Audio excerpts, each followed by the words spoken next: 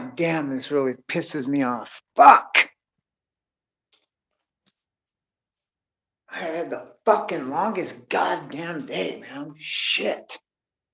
Now I'm cooking fucking cook food, fucking all this bullshit. And I'm like, you know what? Get the fuck out of my way, man. Get the fuck out of my way. Shut the fuck up. That's where I'm at, dude. Fuck. I don't want to hear your bullshit. I don't care about your fucking whatever the fuck you're talking about. Just get the fuck out of the way, dude. And it was the worst traffic. Everybody and their mother is out on the street right now. And I was like, okay, I guess so. Because the fucking Stowe was full. They show ain't buying nothing. So I'm twirling. I'm twirling one right now so I could get all spun out and fucking do all these chores.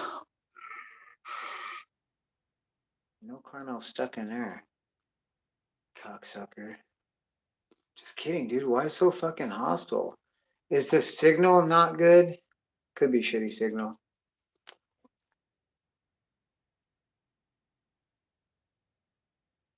I'm twirling one right now, 10 to 2, 10 to 2.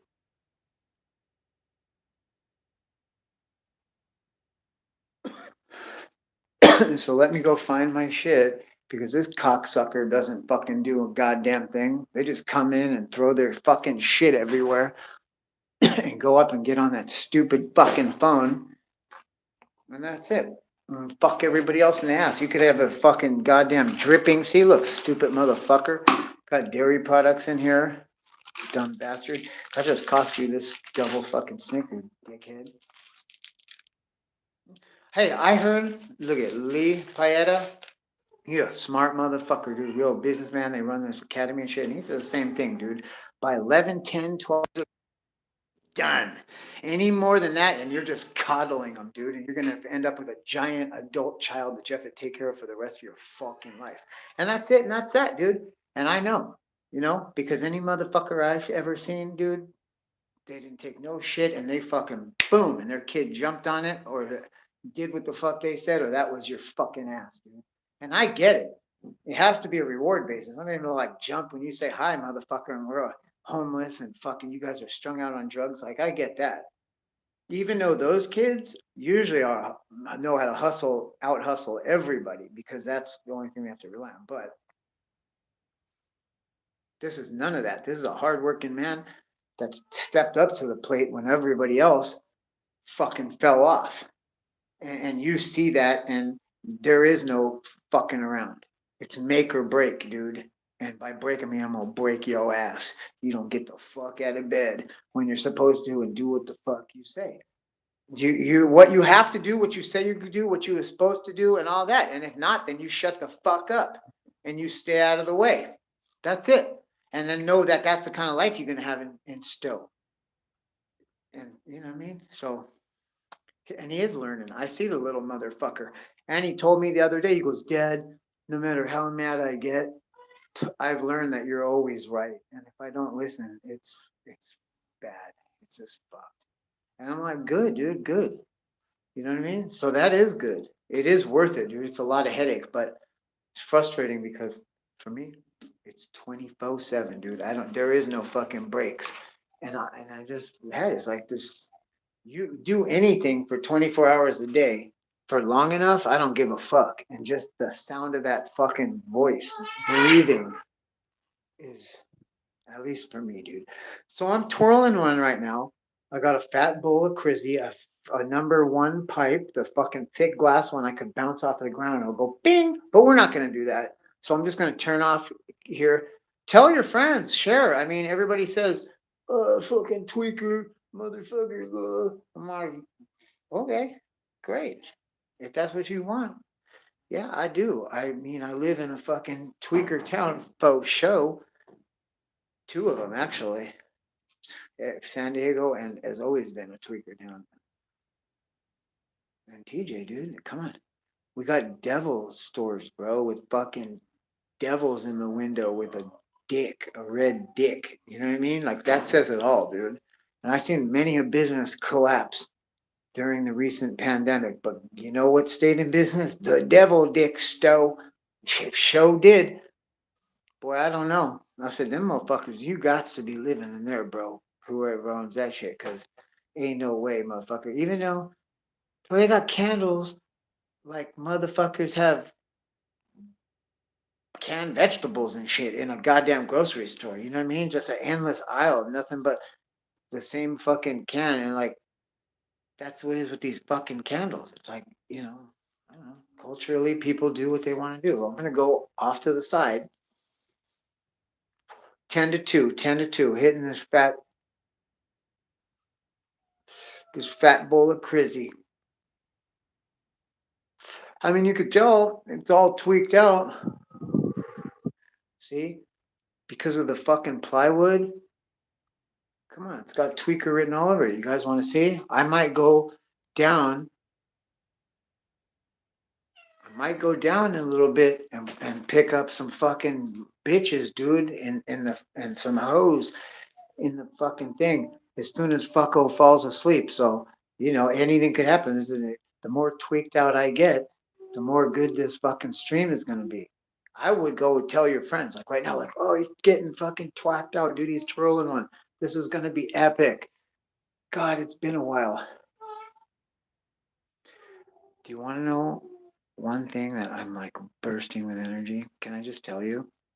The methadone clinic here puts opioid blockers in it. You say, how the fuck does that work? It's like, yeah, it kind of doesn't. It's weird. Because if you ever taken opioid blockers, like it's not like you still have the effects of nodding out and stuff, but the euphoria and the fucking and the way your brain fires, like the endorphins and stuff, and like task accomplishment, and it blocks, dude, and fucks it all up. You know what I mean? It's like so it's like the opposite of like, when like you see when a junkie at any length of time, not some newbie that's like folded up like a taco in the middle of the street for 20 minutes, long enough for you to make a fucking video about it.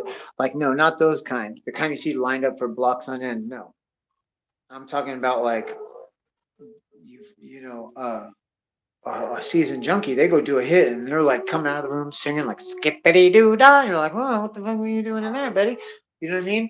So, but there's not only is there none of that, but it kind of takes your skippity doo dah away a little bit, and you're just more of a like and then the legs, right? Like people fuck with methadone, me especially, because it has legs, as they say, meaning you don't go into withdrawal symptoms.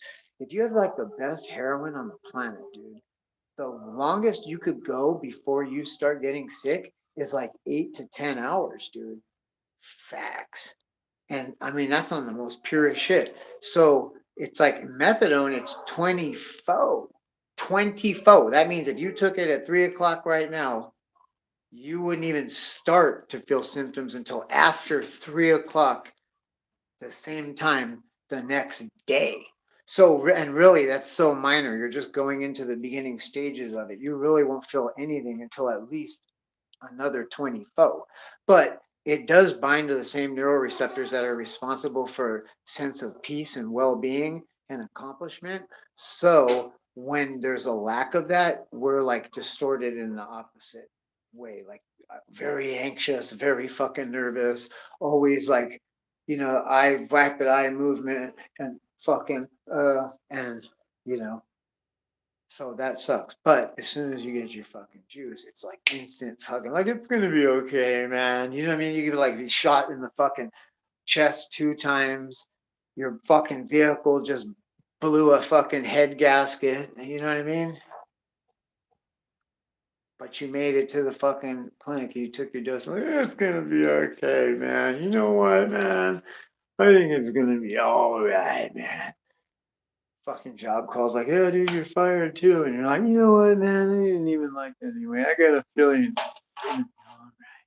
Yeah. See, I'm tweaking hard, dude. I'm gonna twirl one again. I'm just gonna turn off.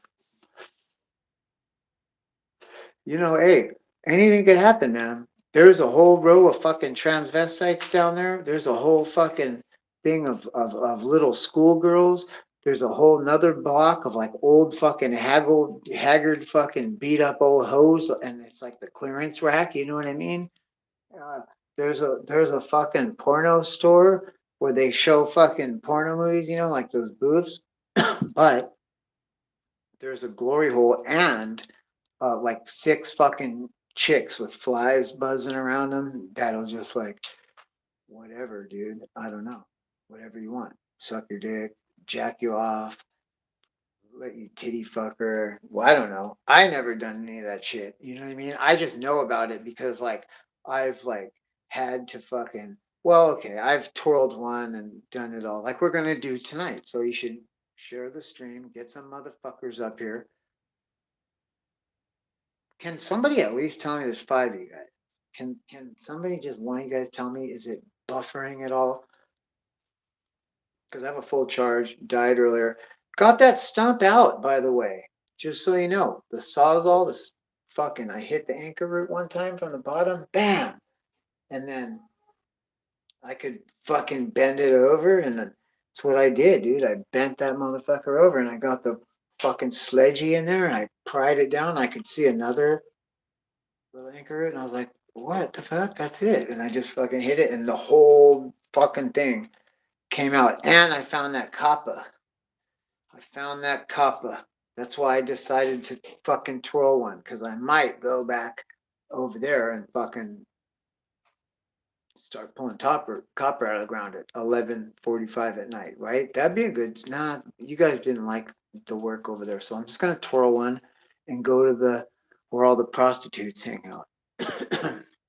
Is that cool? On a fucking hot motorcycle. Hey, thanks, Cuckoo Nest. Yeah, man, I was like, wow, these people were watching this shit. They probably have no idea. Like, that's how it happens. You start cutting chunks out and you can feel where roots are, and that sawzall just goes through it like nothing, dude. And then eventually you can move it, dude. You can kind of see where the fucking one's at, and that sawzall's everything, especially with the long fucking blade on it. And I was just like, it just popped right out, and I was like, "I'm out of here, bye." Because dude, the fucking dude and me, we had spent 2 days in the past on a fucking stump, and I was like thinking, God, I don't want to waste anybody's time and money, but I didn't want to put his business out there, like with him like right there. But dude, he literally just inherited millions of dollars. Like he doesn't give a fuck, dude. And because like we work side by side like that, dude, and he just like he knows I'm honest and that I will fucking get shit done. Like if that stump's coming around, like it's coming out of the ground. You know what I mean? If you tell me go cut that fucking dude's throat, it's like I'm telling you, dude. Whatever you fucking tell me, it will get done. Just the kind of guy I am. So you know what I mean?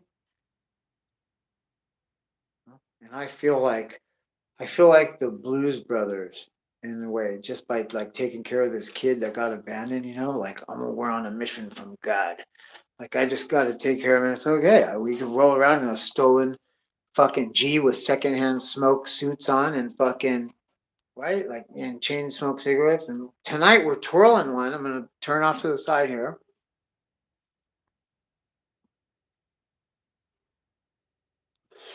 This is what I do. This is my ritualistic twirl. It's a way bigger hit than it looks on the fucking camera, dude. It's bad optics to not fucking blow out a cloud, right? But anyway, you guys don't care about that, dude. You just want to see the disaster, and I'm gonna give it to you. I'm gonna give it to you. I took the tracking device and the sticker. There's this little bead on the corner. It's like a little fucking round device, but it doesn't look like it has any electronics or components to it. I think it's a mark to make sure you can't make like a fake plate, like a counterfeit plate. So it's like the maker's mark, like sort of thing. But it could be the tracking device, so I'm gonna take that off too. Boop. But I think it's the sticker, dude, because the sticker was all metallic, and it was like, yeah, you could get a ping off of that, dude. And if every year they issue a new sticker, then the old ones are gonna stick out like a thumb, especially if you're on a fucking app that has the fucking city streets like a map. And that's what he was on. That's what I thought. So I figure at least now I'm invisible And I've been looking at traffic lately, and there's a lot of people that they don't have their stickers on shit. So there is still freedom in Mexico, dude. That's what I really love about it. A lot of people don't know this, dude. They talk about America being very free, but Mexico is really one of the last free places. That fucking Andrew Tate says that's how Romania is. That's why he lives there, and I get it, dude. I get it. You know what I mean?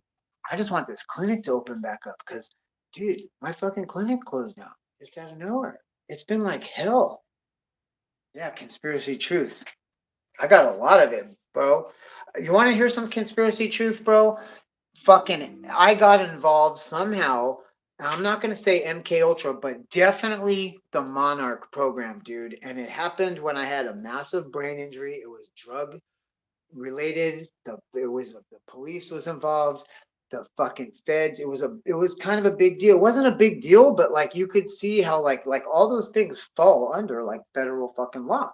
So like people were involved, and even the doctor was saying like I have a they were just astounded on how remarkably low of a heart rate I had. He said that he only sees that in like extreme athletes and fucking like oh god, I forget what the other thing, and I was just like, no, but I guess I am an extreme athlete because like at the time, I was younger. I was like I'm at my peak, like 30 years old, maybe 31, 32, and I was walking like 3 to 5 miles in the morning before I even got to work. And then I was climbing trees like in my prime, dude, topping and bucking wood, felling trees and like doing it, dude, running up and down palm trees. Dude, I remember a couple of contracts, 800 palms, and getting that contract like once a year, once every other year. And we're like, oh, okay, we'll be in Carlsbad for fucking, we'll be in a parking lot in Carlsbad for the next 3 months. Great, you know? But yeah, so I was, dude, and I was doing dope and I was involved with that. And I think they're like, it makes sense, like what a better candidate because they put this, like, I noticed there's like this small size of a grain of rice right under my skin, right here, dude. And it came from after I came out of the hospital, dude, that time. And it was UCSD, which is a state-run fucking medical. That's who the fucking CDC and shit. That's like one of the top medical schools in the country, dude. In the world, kind of. I'm telling you, go look it up. That's right here in San Diego. That's who like patches up all the bums and shit. It's all the fucking trainees and stuff. And so, yeah, I believe you, Cuckoo's Nest. So they fucking put that in there, I think, to see, dude. And oh, and I know it, dude, because check this out, dude. And it all ties together too, especially out there in Slab City, dude. That swear to God, that place is a fucking beacon, dude, a check-in point for Monarch or fucking just all kinds of shit, dude. Crazy weird shit. Hollywood and fucking weirdos that are elite pedophiles, they do fucking use that place amongst many where there's low people that'll be easy to go missing or underreported or and it's not a fucking conspiracy, dude. It's real. And uh and it's like it doesn't surprise me I ended up out there, dude. I can tell you all these landmark places from the Cecil Hotel downtown to fucking Slab City. There's so many, dude, in between. And like you're all there. I mean, it's like we're all here. Party, party time. Right? I guess like Valhalla for fucking psychopaths. Hey, do you know what the truth serum was in World War II? It was crystal meth. You know what I'm saying? All those motherfuckers and people, it's like, I have so many questions. Oh yeah, so check this out. So that tracking device, it's just like how they fucking pinch Chapo, dude. They're using me like Maxwell Smart, not like I'm some kind of fucking ninja or anything. I'm a dipshit. It just like the way like the kind of shit where like I'll drop a cigarette in a trash can, the trash can catches on fire, and the fucking cops and fire department come and exposes this fucking whole like back room, underground basement, fucking slavery ring that they had or whatever, or just people coming into my life and they just listening on the device or watching what the fuck. And it's like, dude, how many people live interesting Like I go places, dude. I get around, dude, and it just fucking makes a lot of fucking sense. And I was told by somebody at the CDC when I was getting treatment, I don't know, like 9 years ago or something, like, thank you so much. This is so advances like the understanding and knowledge of it. I'm like, what are you talking about? I was like, oh, addiction and shit. And I'm like, what are you talking about? And that whole being put out there in Slab City. Um, and since that, let me tell you something. Anybody that's in the Monarch fucking mind control program, okay, and anybody that's chipped and monitored by the fucking government is judged at some point, dude. And I don't know what the fuck happened, but it was something out there that happened in Slab City that put me in like the super good fucking let me tell you what I mean is like all doors are open to me. I don't have any ID or anything, dude. And I'll walk into fucking federal buildings and all my information comes up. Because you know they use facial recognition shit now anyway and scan cards. And so like that all comes up. And it also comes up, do not arrest, do not detain. And I know that because Border Patrol, I saw it. I heard somebody say it. I heard one guy say it to another guy when there was two guys in the kiosk one time, and then another time. Ever since then, I've been like trying to look, and then I did see it.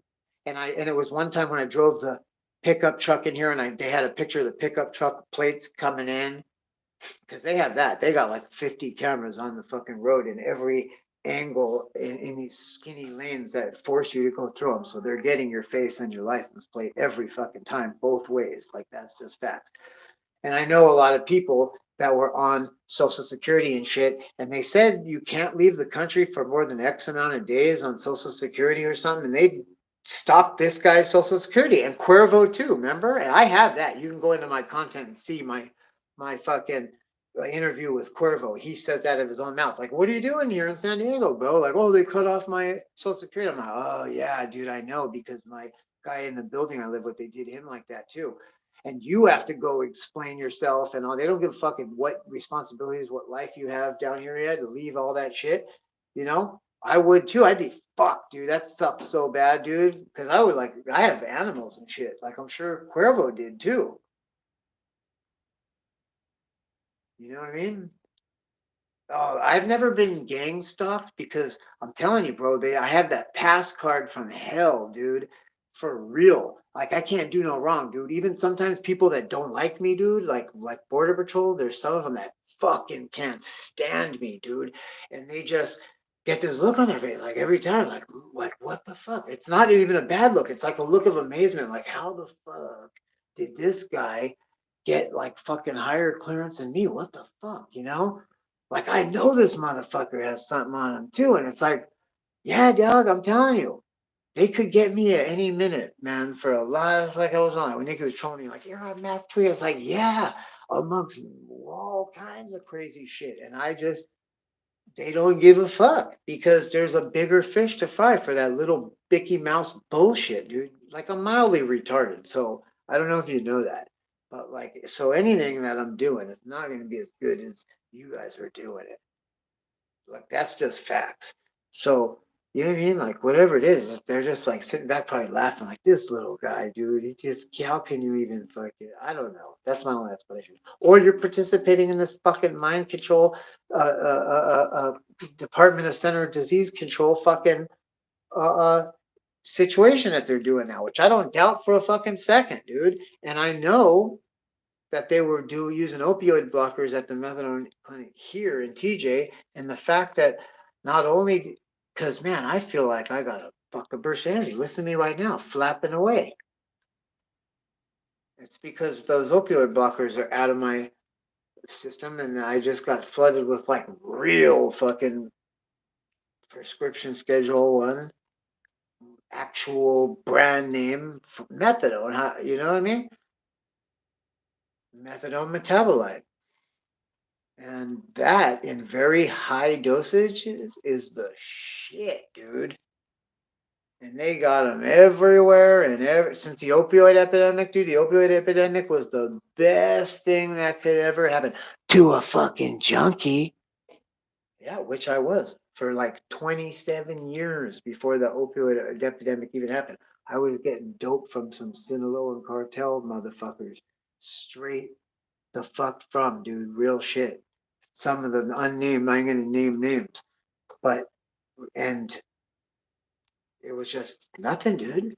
It was just like so fucking, it was the greatest. How can you not? I look back on it, it's like, well, I mean, goddamn, anybody, do you wish you have any regrets? It's like anybody, even now, if you were put in the same position, you'd be like, yeah. Like if I was like, hey, dude, do you want the hookup for Sinaloa Cartel? They just like, just think you're cool, dude. They're just whatever you want. Just call this motherfucker whatever the fuck you need in any fucking quantity. And these are the prices. And it's like abstractly, ridiculously fucking lower than you could ever dream in your wildest fucking dreams. Would you do it? And you don't have to smuggle, you don't have to even touch it.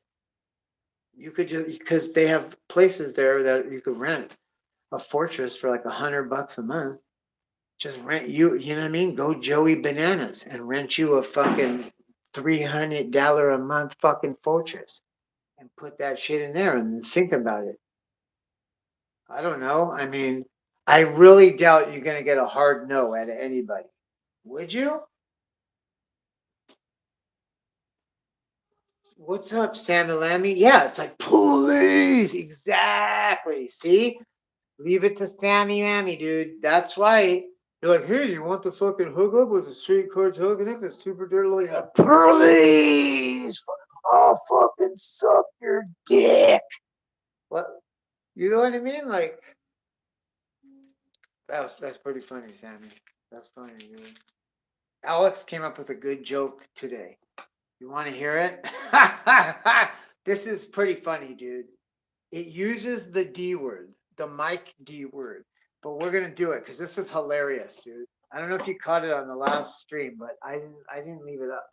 But oh shit, I'm burning my steak and my motherfucking damn, dude. Dang.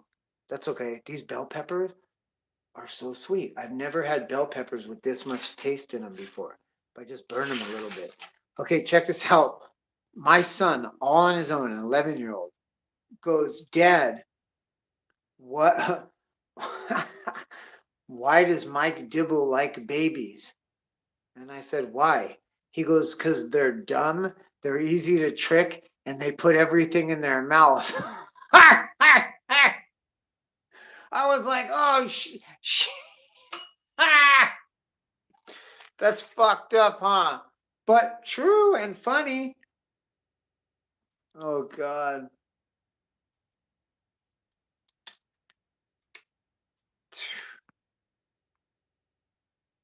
What do you think, Sammy? Hey, Cuckoo's Nest, who the fuck are you, man? How long have you been watching? Have you been watching for 4 years? I think that's what it was. I wasn't, oh, dude, this fucking, so listen, let me tell you about my conspiracy truth, dude, and this, my fucking goddamn enrollment in this awesome Monarch program. I can't thank you enough. I'm telling you, I thank them every day through my phone. Whoever the fuck is doing it is just fucking shit. I'll do a death mission for you one day in the end. Whatever, dude.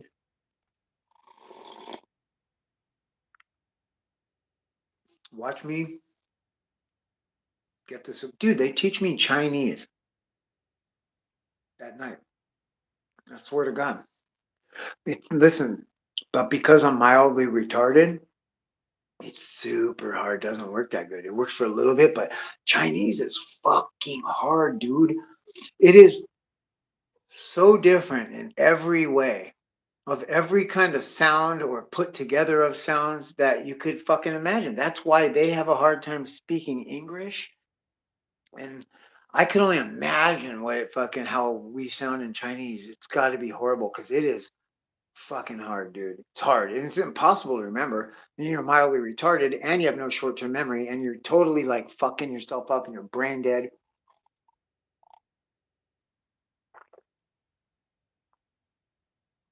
See, I'm drinking yogurt. because I'm too twacked out to eat. And I'm gonna twirl another bowl of crystal right now. And I'm gonna like force myself to drink this so that I have all the strength to go chase these hoes. You know what I mean? And maybe stay out all night. I got a hundo. I could be look at it. If you had $100, would you fuck one high class, like super hot hoe at like one of the high rise um, fancy hoe houses? But it's with a Jimmy, and you know at least two or three dudes hit it. So there's kind of like it's kind of like a jank, like like what? Or yeah, so it's like bro, when you're talking about that, there is no fucking top of nothing, dude. I don't give a fuck. Like it's but anyway, I guess you could go on like looks. Or would you rather fuck 10 hoes? Because then there's a bunch of hoes out on the street and in the alley, and they're like $20 each. So you could get five of them. You could fuck them 5 times. And if you're smoking crystal, you could literally bust 5 nuts back to back, and it's like not even like nothing even happened. Am I right or wrong?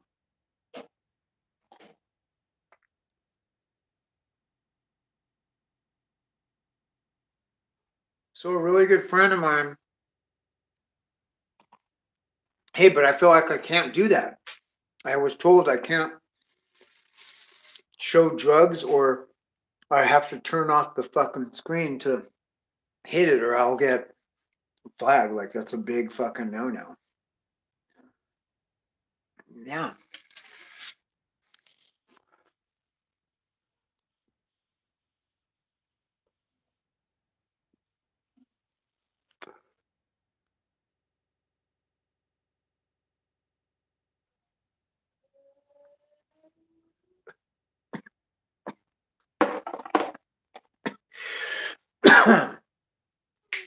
We got the hoes out and there's some hoes in this house. There's some hoes in this house. There's some hoes in this house. There's some hoes in this house. Dude, how fucking rad is Two Live Crew? Am I right? If there's any nice people that are in my life and you know me and you just like happen to like, oh, Joe's on right now. And you're watching this. I'm so sorry. It is what it is. There's some hoes in this house. There's some hoes in this house.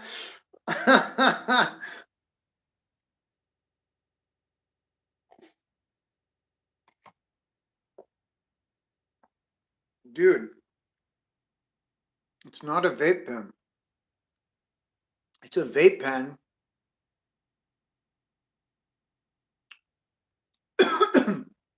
It's not a vape. You can take a vape pen, bro, and put fucking Chrissy in there and it burns it because it's like oil. That's where you go buy a pipe. You can't say like, give me a fucking pizzo. I want a glass pizzo.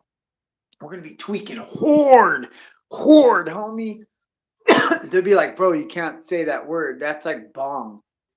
Like you can't say it back there. Like it's a water pipe or what? You remember those days? Like apparently it's still like that. They like freak out if you say a fucking pizzo. So you have to say oil burner, dude. See? Because it's the oil burner. So I'm like, what? Oh, well, dabs. That's how I figured it out. I was like, when we first came to TJ, I was like, nice hotel too. That place is the shit, dude. Hotel San, yeah, I think it's called Hotel San Diego. That place is 10 fucking stars, dude. It's like $25 a night, and there's like free breakfast, dude. That place kicks ass, and it's like right there in the heart. But it's kind of a bust too, but a little bit. But you don't need to even leave that fucking compound. It's great, dude. They got a fucking huge cage with chinchillas in it too. It's cool. It's a great place, dude. It's totally good vibes too. Anyway, I was sitting in there, and it's when like dabs first came out, kind of, and I was like dabbing hard, and I had a whole setup, and I'm looking at it. I had a dab look like a rock, right?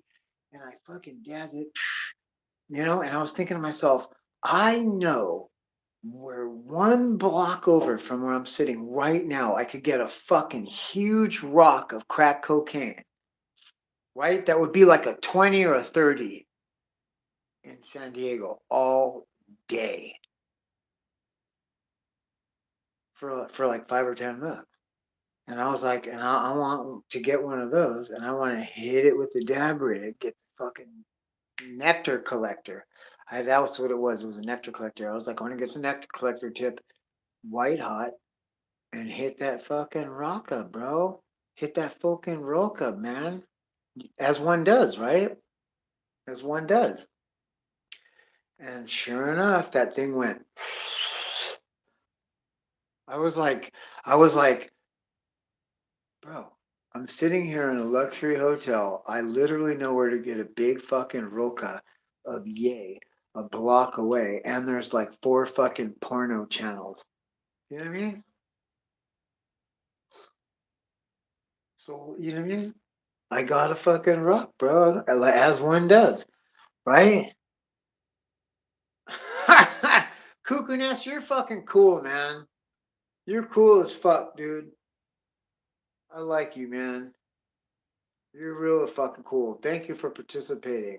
I didn't even know what the fuck. I was like, these dumb motherfuckers talked all this shit, and I had so much about me tweaking, and I was like, I got so much shit to do.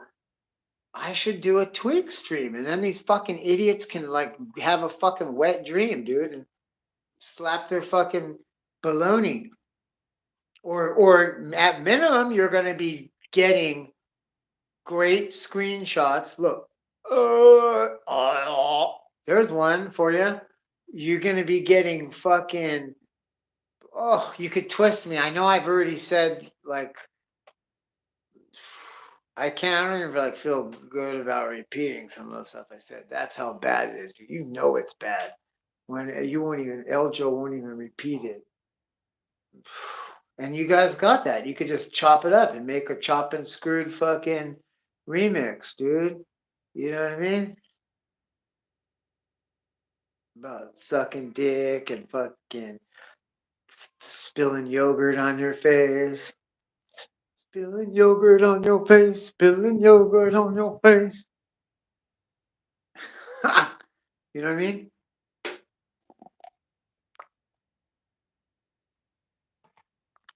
So look, you want to talk conspiracy truth?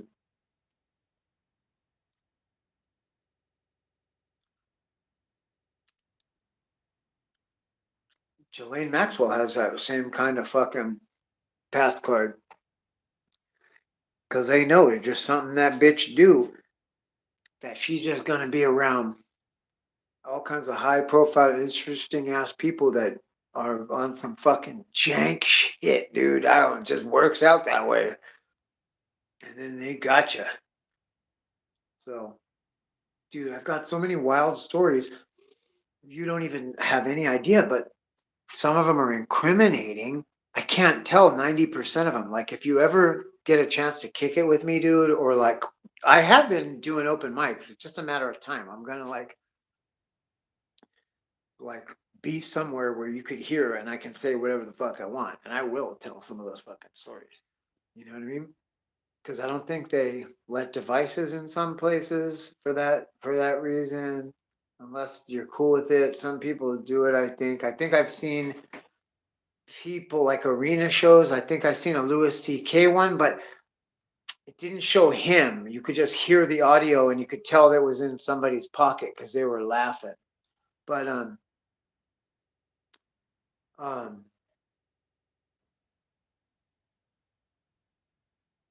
yeah, yeah. I know, man. It's the worst, dude. I can only imagine. That's why a lot of people I'm hearing like high profile comedians saying like it's just not a good time and like they are even like kicking people out of their shows. I didn't even know that was a thing, dude. Like what? And other shit too, like weird. It's weird, dude. I'm like, bro, I get told what to do. There is some mind control shit faux show. And they be telling me, go here, do this, do that. And it fucking, you don't have to convince me or tell me twice, dude, because it works out. big time. And I'm telling you, I appreciate this shit so much, dude. It's just like,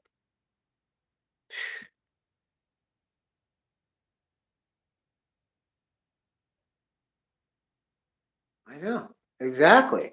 Why would you watch TV or movies? Because you can't interact with them.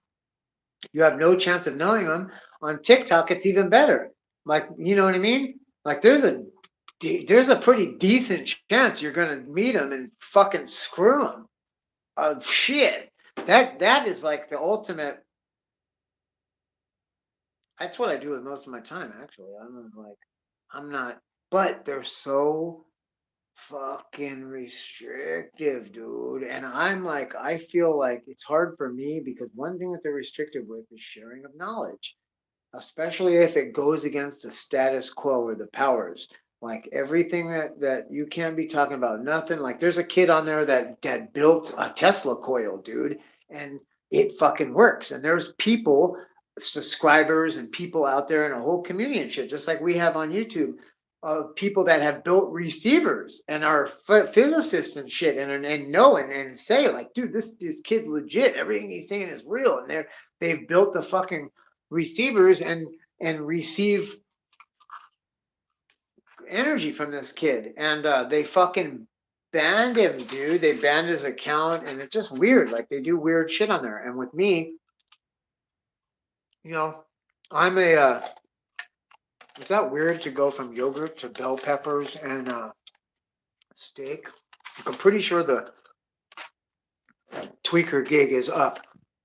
Or is it that I'm such a hardcore tweaker that I can eat? Because I have seen that. I've seen a chick. I feel so bad for them. They're native San Diegans, which is a typical sad San Diego story. You see all too much. Hardcore tweaker parents grow up doing that shit, selling that shit. They did it the whole time while the kid was in the womb. It's like they're bonded to it like glue, and fucking and they spend their whole life since early childhood, since their first teenager, and tweaking with the parents. And anyway, I seen this one girl's mom. She was a hardcore tweaker, stripper, the whole deal, dude. Like already, you know what I mean? Like at 20 years old, she was like way too smart for 20 years old, but she fucking, her parents were tweakers and shit, hardcore and everything. So she was in the life from a young age. But her mom came over one day, and I watched her mother like, oh God, I can't even move, baby. Give me something, please. You got anything? And she's like, here, mom. And she gave her like a fat loaded bowl. And I seen that lady twirl in 10 to 2, 10 to 2, and blow out a huge cloud that sat right in the middle of the room for at least fucking 20 minutes. Like this was a legit meth cloud. And she fucking came in with a bag of food. I don't know if it was a burrito or something or some rolled tacos, but she opened it up, started eating it as soon as she breathed out this cloud. And then as she was eating it, she fell asleep and nodded out and then just fell all the way back, I guess, and was out.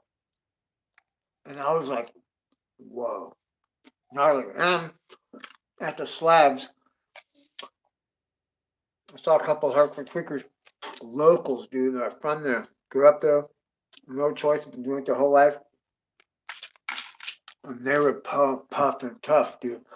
And I'd be like, how the fuck? And they were like, dude, I don't even feel it, nothing. You could drive a fucking stake through my fucking heart right now.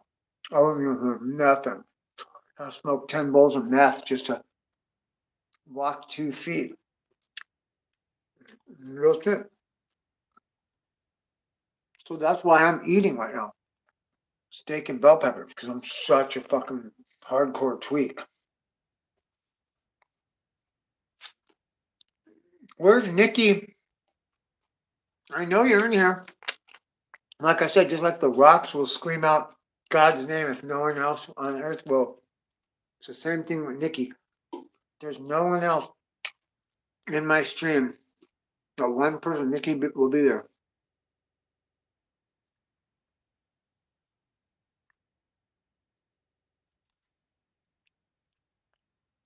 Oh man. Well, yeah. It could have been bunk, huh? Probably was. That broke, bitch. And you know what, man? I will say this though. Kids that are like that, they're so slick. They never get busted. It's always the asshole like me. It's like hanging out there, selling them dope, getting dope, whatever. You know?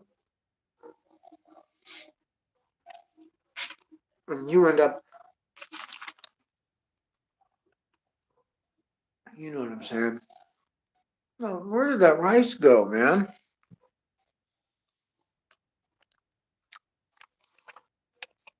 Wait, what?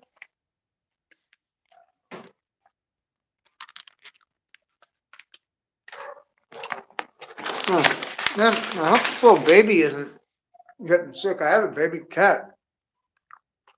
Does anybody want a nice, pure white cat? It's KO Manny, so it'll make white cats with two different color eyes if you breed it with any kind of mostly white cat. I'll tell you the truth. I bred a KO Manny with a tiger cat that had one goddamn white toe. It was a fucking civet cat mix with one white toe in the back. And that motherfucker spit out more. She was the mom of these four KO Manny females I got right now on my roster on the in the stable. Yeah. Huh? I think my bottom bitch is a KO man. No. My bottom bitch is an exact replica of her when she got chopped in half by a pit bull. She was nursing a litter, and I kept the one female that looked the most like her because she was making more KO Mannies than any, even the all white KO Mannies. It's crazy, dude. Cat genetics are a trip, though. If you know anything about animal husbandry, recessive genes, something that pack animals or animals that live in extreme isolation do in order to safeguard against inbreeding, which is very commonplace because they pack up for a long time. It's hard to get, or you don't come and go from a pack. Like you have your members and their offspring, and that's it. And so eventually there is some inbreeding that takes place. If you're breeding animals, there's some inbreeding that takes place at some point at the beginning. Like if you're trying to achieve something with beta fish, too, they get stuck in a pond for a long pockets of water for long periods of time, and that shit happens. So they have recessive genes, which are genes that hide way back in the back of the strain, kind of undetected, but they are hidden for that purpose. And so when any other parent that has that one of those same ones, even if it's just one genome, as long as the other parent has at least one too.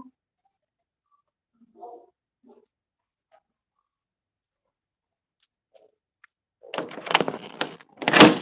the fuck is going on here? Oh, the fucking cats are. Oh shit. What? Whoa. That scared me, dude. A loud bang, like a rattle on my front gate, like like somebody was jumping over it. But I heard a dog collar, so it was probably a dog.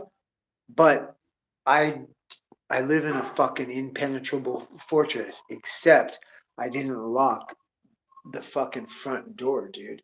With a big fucking deadbolt, it's metal, it's impenetrable. But if it's not locked, you jump over that fence and run right in here. And I'm looking at it, expecting Michael Myers or some motherfucker, dude, that's watching the stream that just got busted by the cops. And they're like, it was that motherfucker and his goddamn Monarch fucking tracking device. And that's it, bro. You know what I mean? I was like, oh, I gotta get to the deadbolt before they do. I was just expecting to be pummeled. I was honestly, dude, I was looking to my left and right for a weapon, dude. And I'm sad to say, oh, I don't have anything good. I have some shitty fucking samurai swords. I'm not gonna fucking. My good shit is upstairs. So what is that? I have that cane shank right by the front door. I guess I could have went like this if I was struggling. Right here, no, Michael Myers, you fucker. I could have reached right here to this, and this is a fucking. I call it the rib tickler. It's a nice rib tickler. It has a rib tickling so that the suction doesn't hold you from pulling it back out and thrusting it in again. That's what she said. Yeah, I'm sure if you fucking hang out long enough, dude, you'll get all. Hey, here, how about this? Where did all those fucking cucks go that were in here talking shit? One motherfucker, Rodney. Well, where's Sammy at? Sammy's not even jumping on my shit. What the fuck? Where's everybody at? This is crazy, dude. God, thank you, Cuckoo Nest. I hope so. That makes me proud. If Michael Myers like, fuck, dude, I didn't dream about you. Like everybody else, I wouldn't be surprised. I'd be like, yeah, I did it, dude. You know what I mean? Like I'm just like flying around out here all night in dreamland and fucking like that's literally what the fuck you do. Like, I've even had a dream about Hitler, dude, a couple of times. And like we talked. Yeah. I fucking beat his ass actually. Like I haven't had anyone come no mind fuck with me in a dream no more. Cause I beat his ass. He said something about Alex and shit, and I was just like, dude, I just know Grace. I just was like, what? Like, no. When it comes to the kids, dude, I will fucking hurt you, dude. You know what I mean? And they know it. Like when we go to laser tag, all the kids are just like come right to like behind me like a fucking what the fuck? And I mean, there's other adults and shit there. I just noticed that a long time ago, and I'm down with it, dude. I'll fucking do a missile kamikaze if I have to. I'll like give my life if I had to. Um, hey, I'm man. So there's 4 people. I know one of them's got to be you, Nikki. You just don't want to admit it now. Just admit it. Like I'm not even like I'm 100% single too now, girl. You know what I mean? Like I don't even know why you don't just say, yeah. That's what I am. Like I don't know why. I just have not been. I'm like on TikTok 24/7. I'm tough. Like, and I'm like, I even set a new goal. Like, I'm trying to like, I can get 2,000 people. I can have 2,000 followers by the first. But then I'm like, you know what? I don't have to, dude. There's enough content up, and I know they're playing it. Like they say, you have to be posting at least 4 organic videos a day, and they'll keep you in the mix. And every one that gets any traction, they'll put it to the fucking bigger mix. But and I was on that for a while, and then it's like, and then like your content like starts to suffer, like you're forcing it, and I don't want to do that. So I pull off, and then I notice, and then I got suspended one time for something, and I noticed like I would get like messages, and I would see like shit that was like somebody just saw that video and posted like, oh my god, fucking whatever, whatever, and I'd be like, what the fuck? They're running my video like that? Like, oh wow, okay, so. And I have a lot of fucking content up. So I'm thinking like I don't really need to do that. And I look at the numbers. And for as few subscribers as I have, 200 and 300 views for me is average in a day, 2 days, 400 to 500 if it's been up there any length of time, to 1,000. I have like at least a quarter of my content has 1,000 views or it's crazy, dude. It's fucking crazy. Their algorithm sends people that are like your flavor. You know what I mean? So there's very little like getting on and off. It's like people like oh, I'm buying the motherfucking ticket. Like that's how I am. The people I fucking subscribe to, like, oh yeah, I'm buying your fucking ticket. So it's great, dude. Everybody's buying my ticket, and hopefully one day take a ride. Like it may, at least in Dreamland, right? Except for fucking no,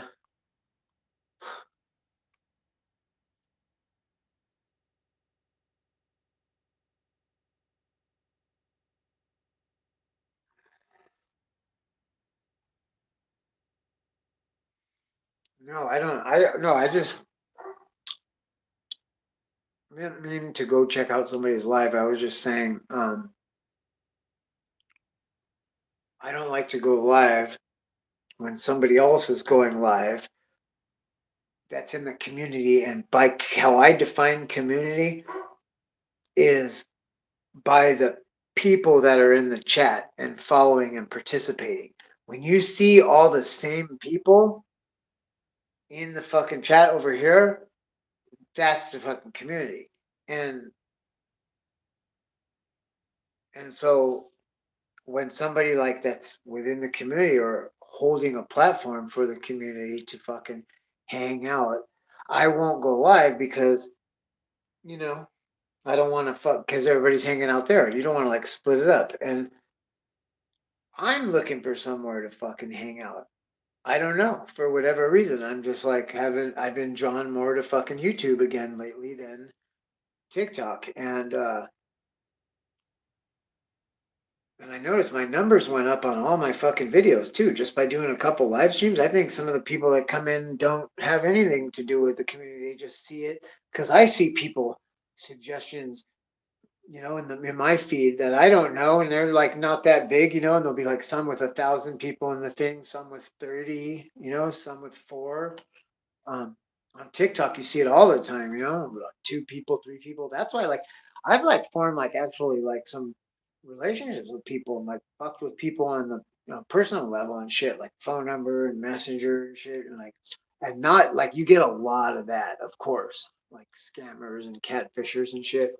But I mean, like, oh, some real people, dude, and people that I know from real life that I've fucking seen on TikTok because it knows. It fucking knows and it's spying on everything. And you're giving it access to everything. So it knows like, oh, these people know each other and you see them, you're like, whoa. And and then you're like, you hit them up, dude, and you start fucking with them. And it's great. And then so it's like that's what's cool. Like you're right. Like it's not just like interact, but trust me, if you're one of my subscribers, you're 100% gonna fucking kick it with me, dude. Cause I just appreciate it. I mean, what the fuck am I doing it for? I mean, I'm doing it for myself, I guess. I'm entertained and I'm like trying to provide a fucking space for people to hang out. And I forgot what I was saying.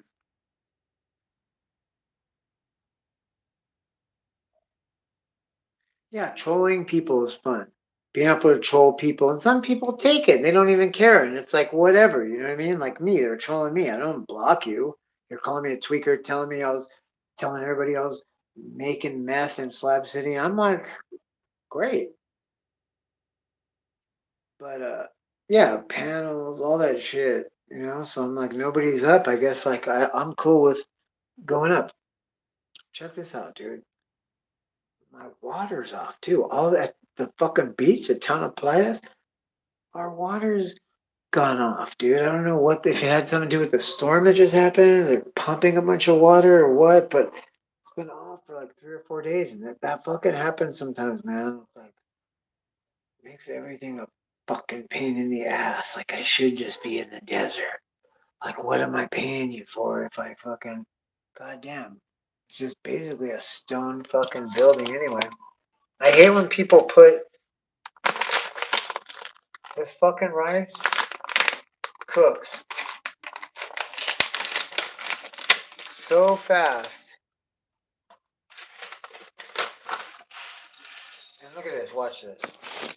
I don't want you to like see my horribly disgusting kitchen, but I got these old-fashioned Mexican glasses, and they fucking work so good. They use them for a reason, man, because they conduct fucking heat real good. See, I guess nobody fucking cares about it except for Cuckoo. I appreciate you. Like, I was like, okay, we stopped with the tweaking. Okay, which I'm still doing. I'm tweaking hard. Oh, come back, you guys. I'm gonna go down to the whorehouse. Oh, just kidding. Like, you start eating and like saying positive things and like, ah, fuck this guy. Fuck this shit. He's just lying. I'm not lying. I'm gonna watch. I'm gonna turn to the side. I'm gonna turn this. See this crystal pipe? I'll show you the tip of it. And I'm gonna turn it 10 to 2, 10 to 2.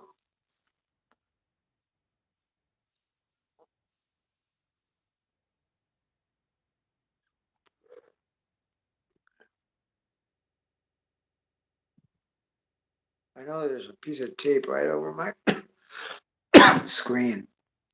Dude, all this stuff happened at Christmas. Like the clinic I've been going to for 4 years with I haven't given him a dirty piss test, dude. And that bitch is dying to fucking catch me. Believe me, dude. And fucking haven't gotten a dirty test. One day I showed up a day early to pick up my stash, and that right there is a red flag. Like you fucked something up, dude. Like how you gonna sleep tonight or whatever that like, sent me out of there empty-handed and tested me the next day like I went and did something. Like come on, dude. You know what I mean? You know what saved my ass? Something's been telling me. Save some juice, dude. Save some juice, and I've been doing it. And lower your dose, lower your dose. And I've been doing it. And fucking, then this shit happened. And it's so fucked. It's so fucked, dude. Because look, I'm looking at the bright side because I'm a positive person. So I'm like, oh, it's okay. I think I have full coverage medical insurance. And I'm like, okay. You know, all right, you can get juice, but it's tough. I remember when I was going through it, I remember hearing horror stories of people that are getting kicked out of there and they're not because they know you want the stuff and they take zero shit and it's real bitchy fucking asshole people running it and they want to run you off out of there. They just it's just fucked, man. Especially if you're paying for it, you got it covered and and just the whole time I was sitting there in an intake and listening to all the fucking people and they're getting fucked with and holding their dose or lowering it or taking away their take homes. And you're just like, oh my God, it's the CDC, the fucking CDC. They are good buddies. But yep, they sent me right over there, their old microchipped buddy with all the fucking doors wide open.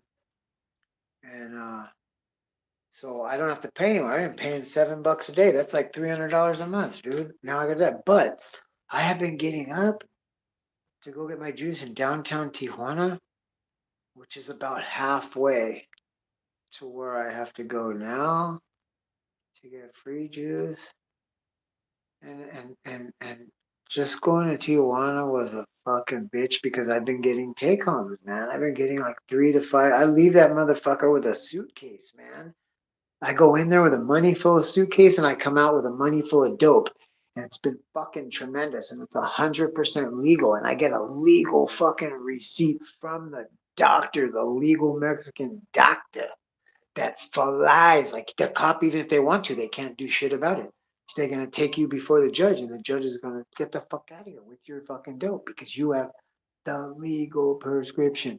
So that's how I'm used to it. Yeah, this last fucking 4 years went by like that. Duh, because I've been cruising, except for the opioid blockers. Like I see why I kind of like, and now I'm all, oh, hey guys, back to like a burst of fucking personality. Could be a combination. It's a combination of there's no opioid blockers and the fucking dosage I've been lowered it. So I'm like coming alive again because I did notice I smelled a lot of shit today that I haven't fucking smelled. Hey, thank you, Tyke. Merry fucking Christmas, dude. I'm really glad to see you, bro. Thank you for stopping in, man. You are a cool motherfucker. Dude, I am so sorry, dude, for what happened with your son, man, or anything the last time I saw in your streams. Like, it just breaks my heart. You know, you want to hear something crazy, you guys? That motherfucker. I never interviewed this dude on fucking YouTube, but I wanted to. And he watches my program. He comes in here. You maybe he's a famous martial arts guy that was he's friends with Tito Ortiz, they're best friends. And when he married Jenna Jameson, this dude married the other her best friend, and they were involved in all that shit. And he was on, they did a fucking intervention. He was on that shit. And it was crazy, dude, because his intervention was smoking meth and having marathon jack off sessions and shit. And like to some of his like his because he starred in like Jenna Jameson pornos, dude. Fuck Janet Jameson on camera and shit was in like 2000 Wicked Entertainment pornos. And fucking yeah, dude. And he's crazy, but he's cool as fuck, dude. And he's super humble. And I mean, he's got blonde hair, blue eyes, has a chiseled fucking chin. He was ripped. He won the California CIF state championship for high school wrestling. I forget what year. That's how he knows Tito. And they're from Huntington Beach. And fucking just the most humble, coolest motherfucker.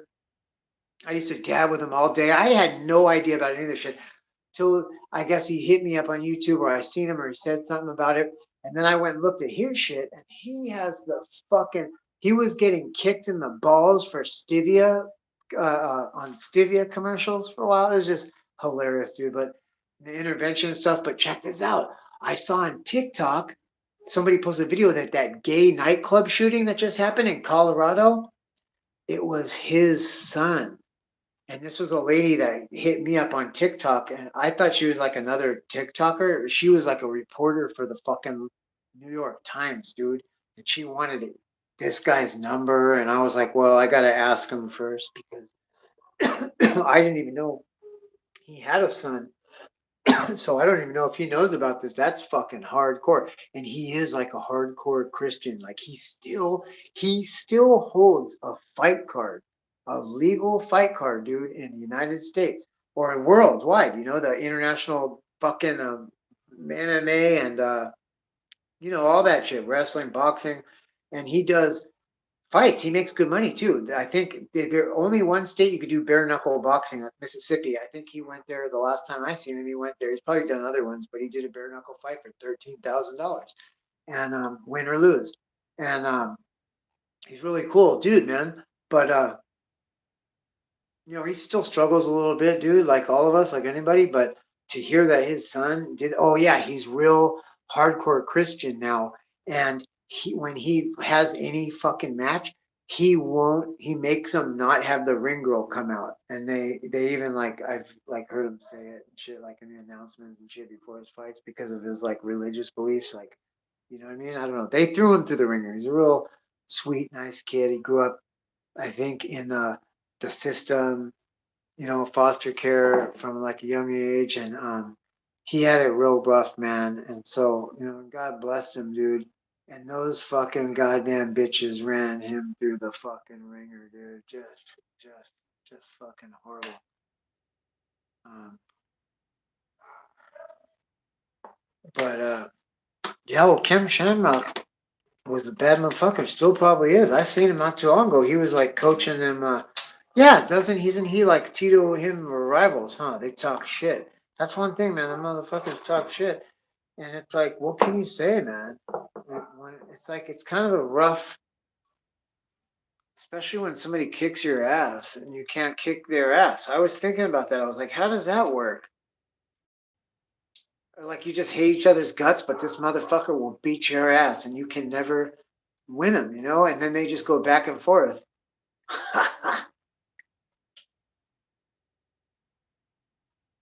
What the fuck? Where's that? Sex Fine Biz. Tell us where that's at. You know what? Actually, I already know. It's one of those fucking sites that you log into and you gotta pay to fucking be on there and get messages, and it's usually just some dude's fucking cuck sponge old wife that hit the 50 mark, so she's invisible to men, and that's after a lifetime being a center of attention. You know what I mean? And then you're like participating in their little fucking swinger hut. I'm good, dude. Yeah, hit him up, El Joe. Yeah, I'm good. I'm pretty sure, like, God already told me, like, if you have sex with anybody from TikTok, you're for sure getting a disease. And I didn't even think about it. I didn't even think about it last time I was on YouTube, but you know what I mean? Because I brought my own pussy. But I still ended up getting involved somehow with some fucking weird fucking chomo motherfucker. So yeah, I fucking hear you loud and clear. Like, yeah, I'm good. No, thank you. Would you like to try it? Our website, we made it special. I'm like, no, thank you. Just download this app. No, thank you. We should celebrate. Give us your social security number. Hey, baby Debs, what should I do? You guys, should I cook this chicken or should I microwave it for another 10 minutes and then cook it? I think that's what I'm going to do. It's awfully late to be eating. I need to find somebody to watch my son. I have a very, very hard time with childcare, dude, and it sucks. I can't fucking work the hours I need to work. I can't do anything I need to do. But it's like, who do you trust, dude? You know what I mean? Especially after we were talking about what we were just talking about. It's like, who the fuck do you fucking trust, dude? You know what I mean?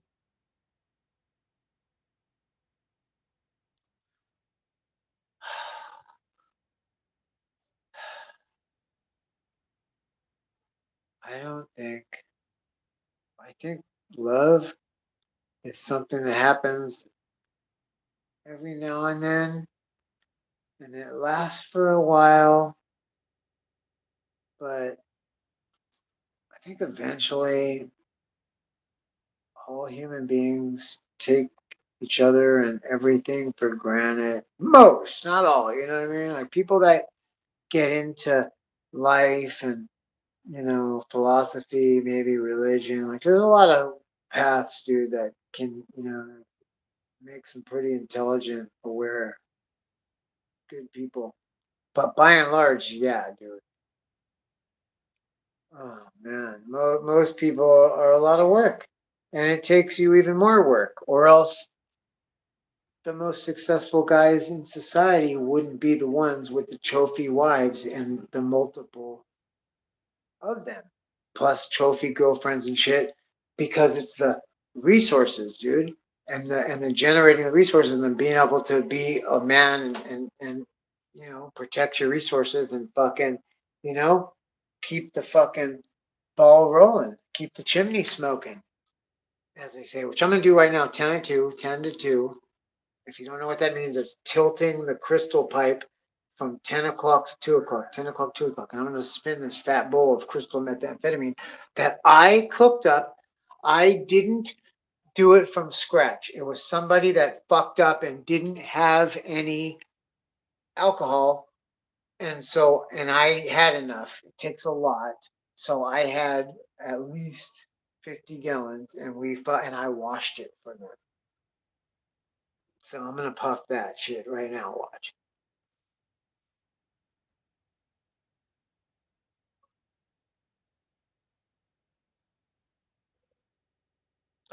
Drop the pipe. Oh, you see, something's wrong. I think my torch is low. Hold on, I'll do it again.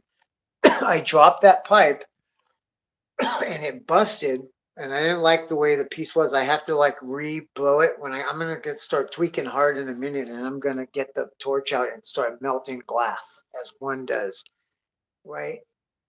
As one does. And I'm gonna fucking fix it. But for now, I'm smoking it in a light bulb. So I busted the bottom out of a light bulb carefully, and then I fucking torched one little tip and put a boop carb hole, which is risky. I don't recommend it. I shouldn't have did that. I almost fucked it up, but it worked out. But usually you can just pour it in through the neck hole that you make where the part that screws in. You gotta bust that out. So that's what I'm using right now. And I'm gonna go peel a bunch of copper wire that I got today. Right? I'm gonna do like 13. I'm gonna do like $137 worth of work in terms of man hours for like $12 worth of copper. So I got that going for me. And I got this fresh bowl of crystal methamphetamine, but I have to smoke it out of a light bulb until I go down to Ho Row. And then they have pipes and shit over there. See? And I'll probably just end up smoking crystal in a room with a hoe until the sun comes up. And then I'll be like, oh, God, fuck. I gotta go, and I fucking feel like goddamn Dracula, and the fucking sun starts melting me, and then I'm just like, God, why'd you do that, dude? And then I go, oh, not gonna do that again. You know what the truth is, though? I'll tell you the truth, because you don't hear the truth a lot until like you're in a fucking intake in a medical situation, and they're like, "When's the last time you used?" And I was like, "Oh, 5 years ago, for sure." And they're like, what? They're like look at you like, what? And they're like, yeah, that's fucking facts, dude. That's when I got that rib crack. And the doctor said, you better start smoking something because if you keep breathing, if you don't relax and breathe deeply, but you instead, because of your cracked rib and being fucking in pain, you're breathing like this. He said, you're going to get fucking deathly pneumonia. And that was another question. Have you ever had pneumonia? I'm like, no. So that's good. And I listened to him. He's like, dude, you better go get fucking dope. Yeah, I know you know where to get it. And I was like, what? Yeah, talking to me like that. He's like, do what the fuck you need to do because if you don't relax and you breathe all night like that, and I had to, man. I had no choice. I had a cracked fucking rib. It was the worst. What's up, Sammy? I'm glad you're here, buddy. I'm gonna figure out how to do guest or you whenever you're on, bro. I will fucking jump on your shit. I know Cuckoo Nest is cool. What the fuck? Carlos is in here too. Hey, what's up, dog? Damn, I'm just twirling a bowl of crystal, as one does. And I had like a really hard day and I got a lot of work to do. Like as you can see, I'm cooking right now for my kid who hasn't eaten and was up since fucking 4 o'clock this morning. Um, no, he wasn't up since 4 o'clock this morning. I woke him up at about 6:30. I said, start getting up. And I think we got dressed and left here by like, it was like 7:30. Cause I remember looking at the time and going, oh wow, that's the time he's on vacation, Christmas vacation. But that is the normal time that we go to school. And so I was like, oh, okay, we're kind of on time. It's cool. Because I had an 8:30 appointment. But I was anticipating, like, just because the way things were going, I was like, this is the day you get a flat tire or the motherfucking nails in there or some bullshit or they pull you over and say, your fucking tags are expired. Look, I thought this was the last free place on earth, bitch.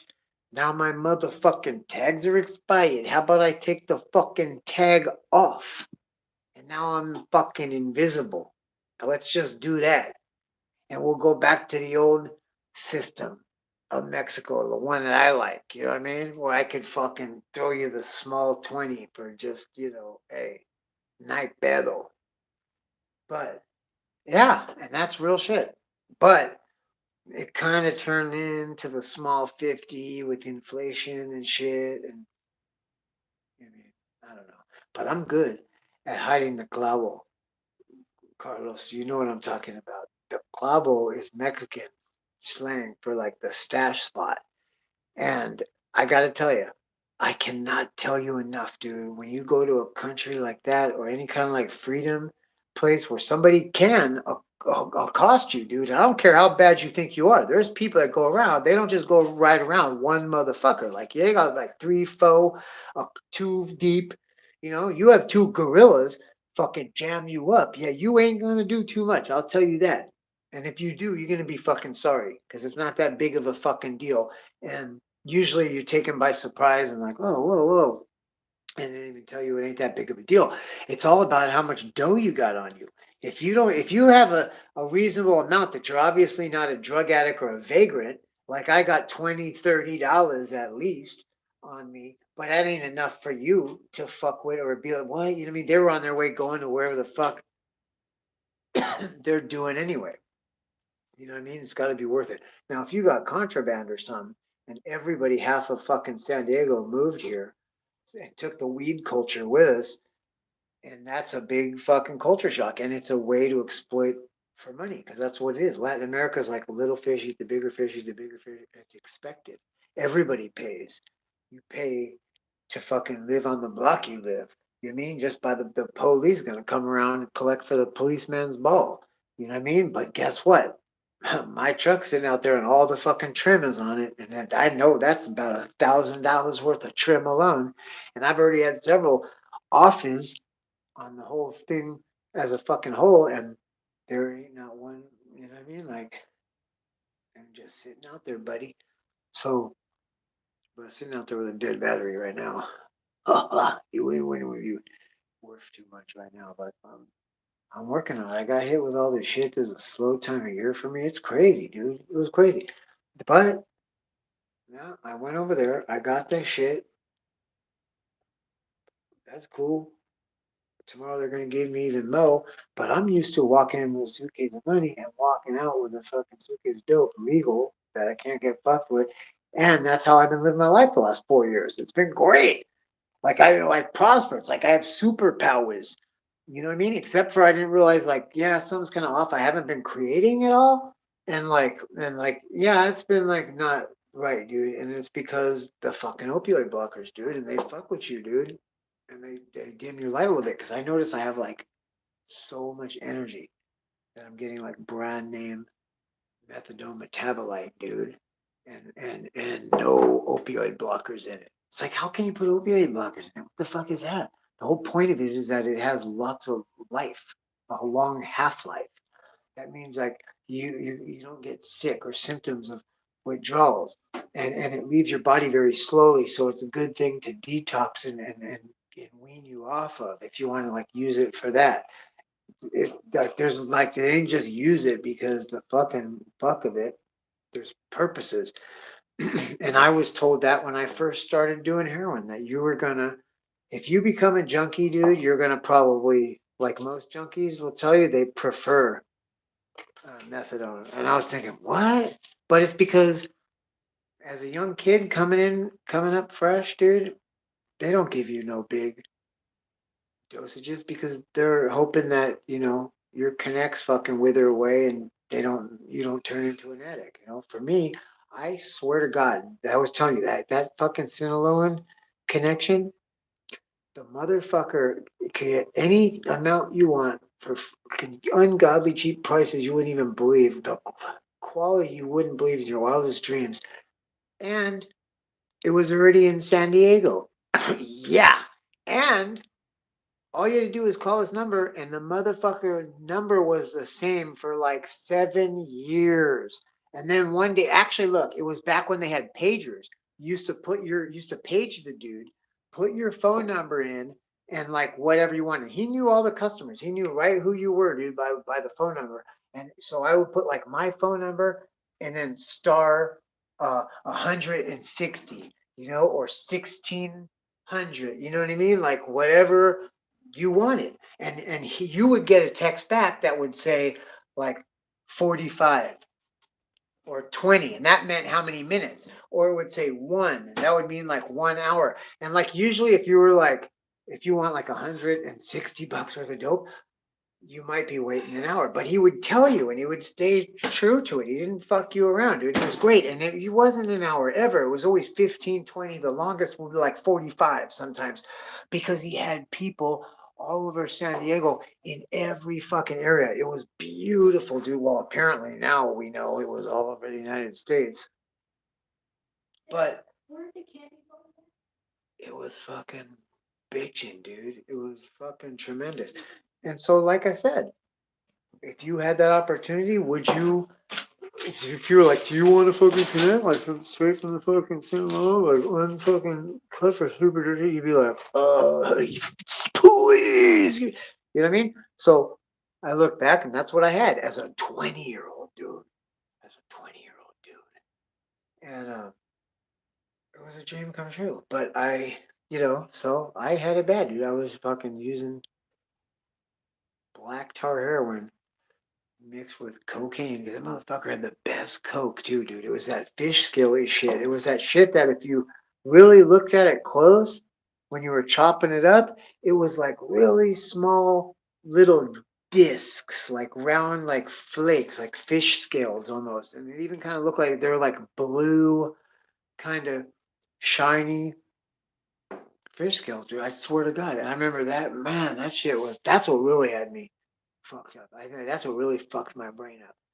And I'm telling you, I that same number for 7 years, and then they changed it because cell phones came out, and they were like one day they were like, hey, he came and oh shit, and we did the deal, and he goes, hey, here, man, from now on, call this number, and I was like, oh okay, and fucking the next time I called a number and fucking he picked it up and that number never changed for like another 7 years. I think it was like 9 years, dude. And I remember multiple times counting it out, going, there's no fucking way. Like somebody would be like, hey, Holmes, how long have you known that guy? And I would be like, damn, bro, like, and I would think about it sometimes and be like, God damn, dude, that's fucking really awesome, dude. And I'm telling you, man, a whole total, that shit went on for like 17 fucking years, dude. I shit you not. Oh, up until fucking recently when they all got busted. That shit, just look it up. I'm just guessing, but that probably happened in what, 2005, 2008, maybe 2012. I don't know. It ain't like,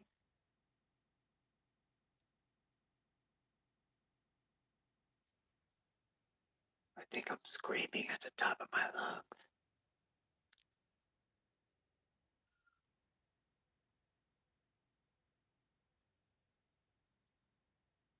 Yeah, dude, you have to shit yourself. I'm glad you said that, Shed Gang for Life. Dude, you're a cool motherfucker, dude. Check it out. Let's not just glorify it, kids. Yeah, let's talk about that. I had it so bad about three-quarters of the way through this shit. Like, because this went on for about more than 2 fucking decades, dog. It doesn't even sound real.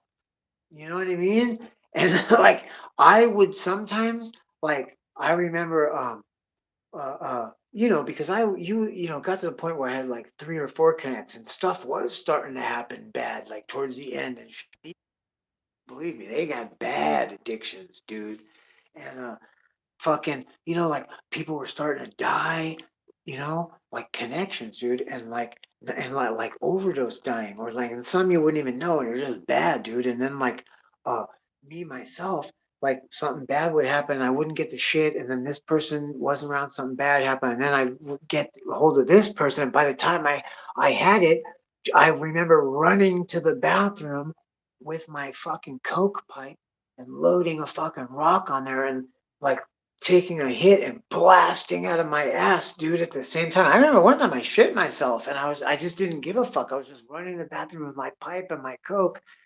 And that was real bad, dude. That's when I gotta say that the coke does do that to you. And I don't give a fuck. Like people say, like, oh, they cut it with baby lax. No, no, no, no.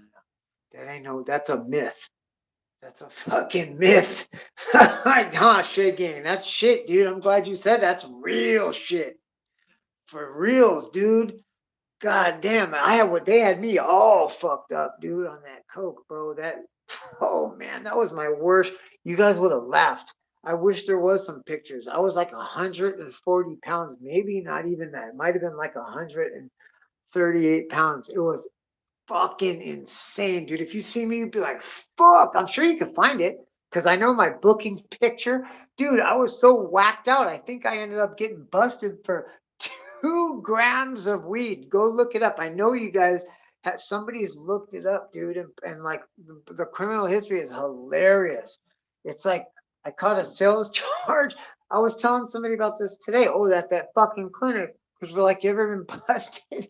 I got busted on the street in a known spot for weed where I was selling weed to support my because at this time by this time I had a bad fucking habit and it was just bad, dude. It was horrible. And I was selling weed because I didn't want to get caught and do the time for the heroin. And you're doing the day a pound shit if you get caught smuggling it, and you're doing like almost nothing if you know get caught on the street and whatever. But I did get sentenced to 180.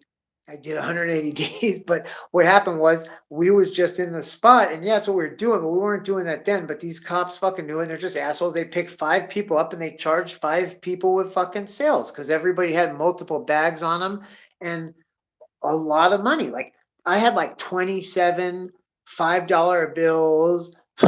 You know what I mean? Like they're like, dude, you had 16 $10 bills. They're like, you had 34 $5 bills. Like you had $112 in fucking ones and quarters. Like how the fuck were you even carrying? And it's real shit, dude. Because I would sell you a fucking nickel of weed. I liked it because I was getting the shit. I loved it better than anything because you weren't doing any time. It's a day a pound if you get caught smuggling it. I bring a pound and sell the whole thing in nickels and dimes. You're making like $5,000, dude, off of $115 investment. It's insane and fast as fuck too. Especially some of the black kids, dude, in the neighborhood, they would, you know what I mean? God damn, like in Southeast and shit, I'd be like, remember selling them fucking $40 ounces all day, and they were happy in a motherfucker, dude. The surfers, all my surfer friends, all the white boys in OB, they were happy as fuck to get $40 zipped. And I had the choice too. I would get to it as they were trash compactoring it. So fucking I could get it like in big buds and you know what I mean? It was all seedless. But the pack compactor is good. That was even a different charge. It was concentrated cannabis. That's what they charged me with. Concentrated cannabis. Just retarded, dude. And I think I walked on that charge, and I was out on fucking probation for that. And then that's when I got busted with like, you know, 6 people. They walked up on us, busted us, charged us all with sales, and fucking, I had like 2 grams in 2 separate little fucking baggies, those little nickel bags, and that's enough to fucking get charged with sales. And I just want to get out and whatever. And I don't know. I think I fucking pleaded guilty or no contest or whatever, and got sentenced to 180. But that's my criminal history. It's fucking pathetic, dude. The whole 2 fucking grams. I don't know why we were talking about that, but it's funny because oh yeah, because I fucking moved all that real dope and was doing it, dude. And I would, dude. I had needles on me. I wouldn't cross the border. I'd have needles on me, dope, like every day just to go to work. And I think like, God damn, how'd you do that? You do it every day? There's like 300 days in a year, you know? That's like 600 times. 3 times is 1,000. And I mean, I did that for years, dude, like 15 fucking years. And then I moved 13 years ago. I got busted for that charge. I did that 180 days and ended up in San Diego in a fucking, that's how I met fucking Alex's mom. And we got married and I fucking, her idea. And had Alex. And then I just stayed clean, dude. And I got Medi-Cal. And, since they were paying for it, I just went to the clinic. And it was great. And then they didn't have one or they were fucking dicking me around out in, I said, I'm going to move out to Slab City, man. They're fucking telling me this shit, these monarch mind control motherfuckers, dude. And you know me, I know I'm gonna benefit from it some kind of way, but this bitch is tripping the fuck out. Like, oh shit, oh fucking here we go. God, it's like, yeah, bitch, I ain't tell fucking Monarch. What the fuck, dude? Tell the man in the motherfucking computer. And you know the rest. I don't know. I'm assuming you know the rest. That's what I started talking about this. It was like, have you been around? You know the story. A lot of people in this community, that's the deal. Uh, yeah, that's cool. Everything in moderation.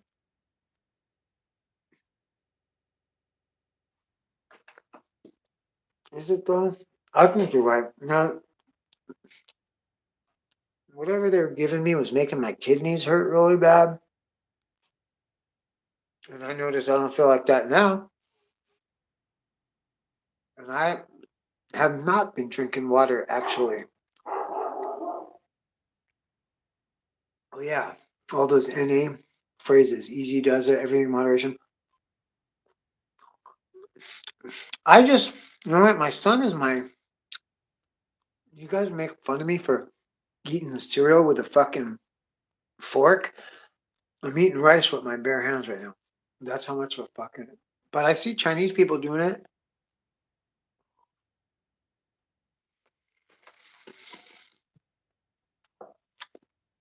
Chinidita. That means fuck you.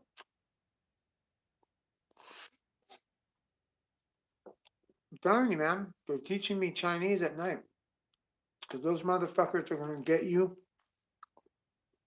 into real slavery and real bondage. And they'll give you a stack of paper money a mile high. Who fucking cares? It's just paper money, but you're stuck in there like being shanghaied. And they're definitely sex trafficking you and fucking, I don't know, dude. Oh, yeah, promoting products. Direct marketing affiliate. That's what it's called. Direct market affiliate. Look it up, dude. I mean, yeah, there's money in that too. So I can see where the money is coming out of both ends. They did tell me I was going to be rich. Go see it, dude. Go look at my fucking TikTok. Yep. And that shit don't lie, dude. I'll tell you straight up. Apparently, I am gay, I guess. Because their fucking thing, it just keeps saying it's a straight up, all those, whatever you call them, I don't know, their filters or whatever. There's an am I gay one. And you fucking click it and it goes do, do, do, do, like back and forth, between like pink and blue. And then it fucking land like a slot machine kind of, and then it lands on, yup. And I'm like, thanks a lot, you fucking asshole. Like, I'm not posting this shit and I do it again.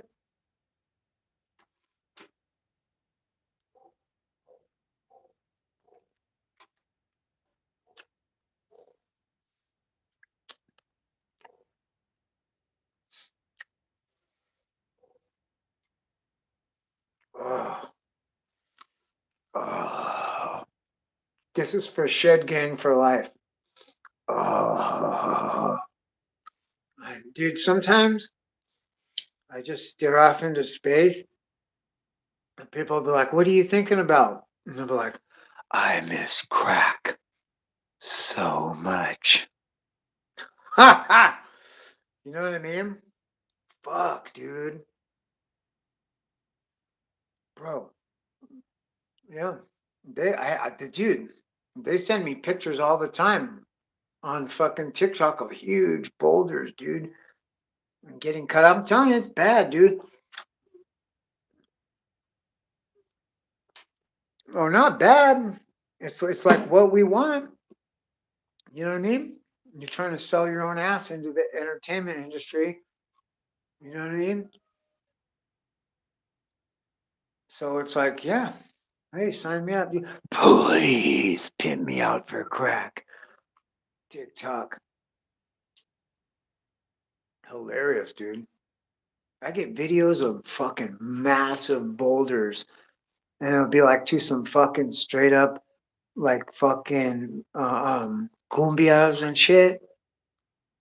And you're like, but I can't say, fuzzy fucking cat dicks or whatever the fuck, dude, or fucking look at my cat butthole, or let my butthole in your face.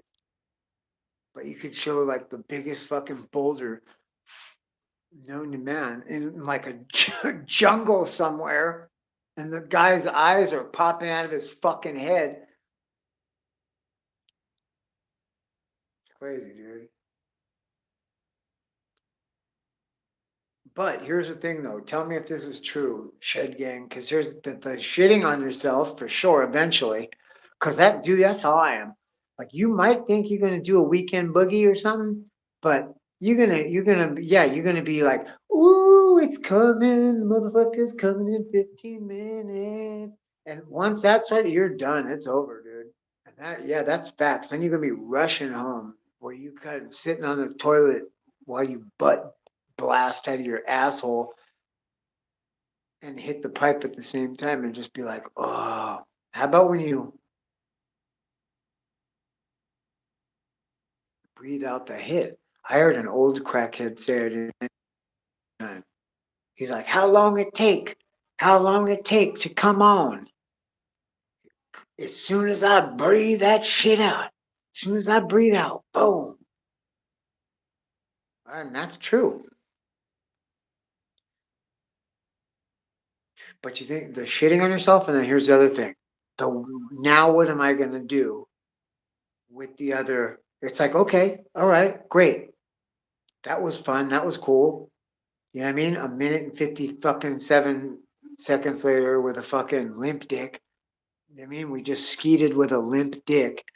And I did that with my mind, bitch. No, but yeah, something. Yeah, yo, fucking cocaine mind. But now what do I do with the rest of my fucking 23 hours and 57 fucking minutes? You know what I mean? And it's all like twacked or uncomfortable or like wanting more or like, you know what I mean? Unable to eat. Just no, I remember when I was doing it every day, the shitting in myself days that and I had a girlfriend. This bitch was bad too, dude. I mean, like in a good way. Like she would hustle, dude, and she would go out and hustle, and she would deliver dope and hustle, and she was actually a compulsive liar, and she was always telling people fucking stories and running game, and like you know what I mean, because she was delivering dope and like had the fuck connection was like like assuming all the she would always throw it out there like, help me out, mijo, I have this problem and this, and you know what I mean? And like collecting fucking side money and shit too on people's sympathy and just fucking lies. But never stop, dude. She would go 24 hours a day. She maybe would stop from like the hours like when the sun would come up till like 9 o'clock. You know what I mean? That you'd be in a deep coma sleep, but then get up. But yeah, man, and what was cool about her is, because I worked regular, tree job and shit and doing what I do, but she would wake me up whenever she come through. Like at 12 midnight, she'd wake up, hey Joe, wake up, wake up. And you'd be like, well, what's up? And you know what's up. And she'd be like, here, you want to hit? And I would take a fucking, I'd be like, hell yeah. And she'd like have a rock. At the time they were called enteras and michas, and you could get a micha for $2.50, and that was half of a rock, or you can get an entera for $5, and that was like a 20, dude. That was like a proper ass 20 that you would get in San Diego. Or sometimes I would get a bunch of see, I already forgot. Oh, a bunch of enteras, and I would fucking sell them in San Diego and bring them with me, on my weed holiday because there was a lot of crackheads and I knew them. You know what I mean? If I knew you and I seen you around for fucking years in San Diego, like, oh, I would sell you rocks and I'd get $20 for them $5 rocks. You know what I mean? So you do actually make more money. It is true what they say. Like if you ain't been selling dope and you haven't graduated to cocaine by now, you a dumb motherfucker. Like that's real because but you get more time for it. Here in San Diego is real bad, dude. And I didn't want to be involved in that. I just want to be in and out and fucking you know what I mean? Because I had a bad fucking problem. And yeah, she had the plug, dude, and she would do that, dude, and I would take a hit. And I remember like I wouldn't have no come down. I'd have it, but I wouldn't need it. I wouldn't do it. I would just be like, it's like, you know who did a lot of cocaine? The guy who wrote Sherlock Holmes, or Arthur Conan Doyle, and he writes about it a lot. You could find this online. He describes it the best. He says, the keen, intense interest that the drug puts you in, it does. It makes you like hyper interested in what the fuck's going on and what's around you and what are you doing, what's going on over there. Is that way? You hear something? You know what I mean? Like keen, intense interest of the drug's high and the drowsy after effects, which like, yeah, dude, in its purest form, you do like kind of get drowsy, by yourself. And I didn't need to waste no heroin. And I was like, just take a hit and then go back to sleep. And I'd be like, dude, this bitch is rad. And then, yeah, like 2 or 3 o'clock in the morning again, like every time, like we lived like real close to the border in downtown, Tijuana. And fucking, you know what I mean? Like, so she would come through again, I don't know, like 2 or 3 o'clock. And that was like her last fucking rounds because like, the last time she would come in is like when the sun was coming up, and that's rightfully so because that's when the traffic police come out and the regular cops. Other than that, that's why it's cool down here because the cops, they go home at night. That's when you can drive around. You see like weird, crazy, like cool fucking rat rod vehicles driving around and fucking, you know what I mean? That's why I'm like driving that bike will be like that from now on probably because they're just like normal people here, dude. It's not a money making industry. In fact, that's not how they punish you here with money. The money's not even it. They punish you and discourage you from getting the wanting to fuck with the tickets by making you fill out paperwork and go here and there and this and that. And because everybody can't afford it, like in the US. And so you wouldn't even have a system. Everybody would just like, nobody would be driving. Nobody, half the people couldn't afford it. So they find that like a smaller fine, but coupled with a lot of running around. Like you have to go here, and then you got to have everything too. You got to go get the insurance, and you got to get this, you got to get that. Let you sweet talk them, which I did do. I got my truck impounded. I actually had my neighbor. I'm like, dude, please go talk to him. And he was a security guard. He was telling him, look, I work over here. I'm sorry. We're at the beach. It was a hot spot Sunday. I just was dropping off some fucking groceries real quick. I don't know what happened. The guy's like, oh, no problem. Like, I've seen other dudes like the dude who fucking helped me get the plates. I've seen them fucking, they've stopped us last time and they're like even going into the DMV and they're like, can we see your fucking insurance and your fucking, let me see your registration. Okay. Do you have your license? Yes. Okay. Oh, okay. Wait, do you have the insurance? And it's like, yeah, here, and like, oh no, this one's expired. Do you have the new insurance? And it's like, oh God. He's like, I just need to go in here. I just want to find out how much it's going to cost. And they're like, well, you have to have everything. We're like, oh God.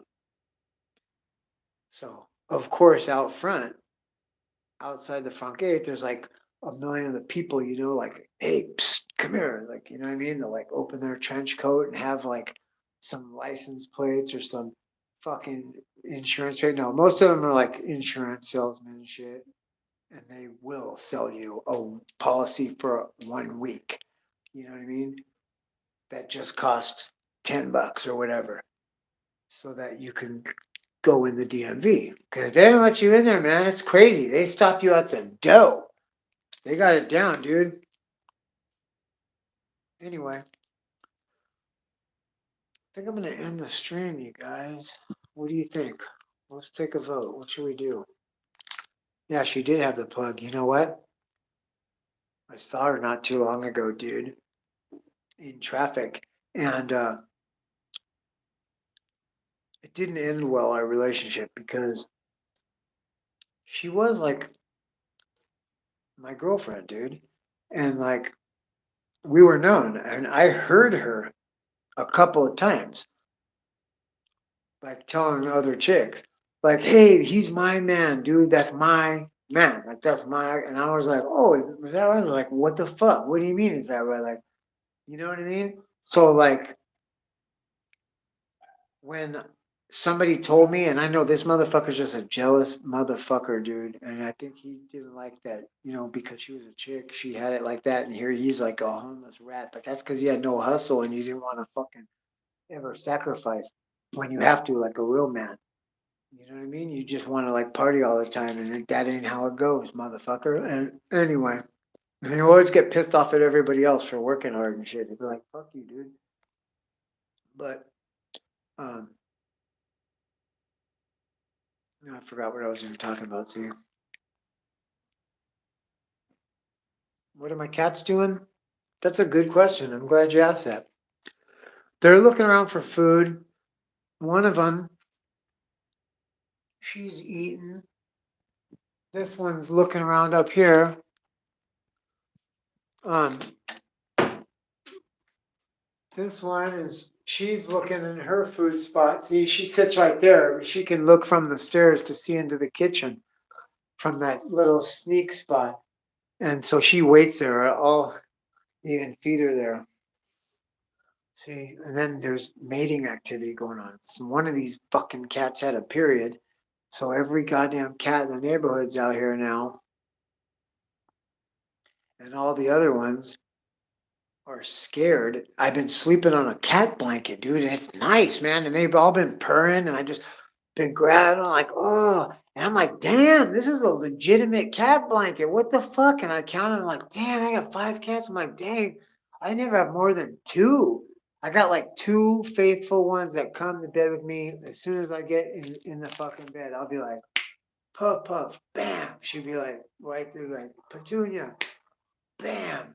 Ha ha. She'd be like, right in there. Last time, I'm like, what the fuck is going on? I'm like, cool. I'm like, are we gonna have an earthquake? What the fuck's going on? Is somebody lurking on me? I was, what the fuck? But there's all these male tomcats. There's all these fucking tomcats in a horny frenzy. And these are like, they're not having their period. They stop. They usually stop until springtime. They don't fucking have any babies. Their natural fucking cycle like they fucking get their energy and fucking molecules and minerals and shit up again. I do have one baby. Look at this.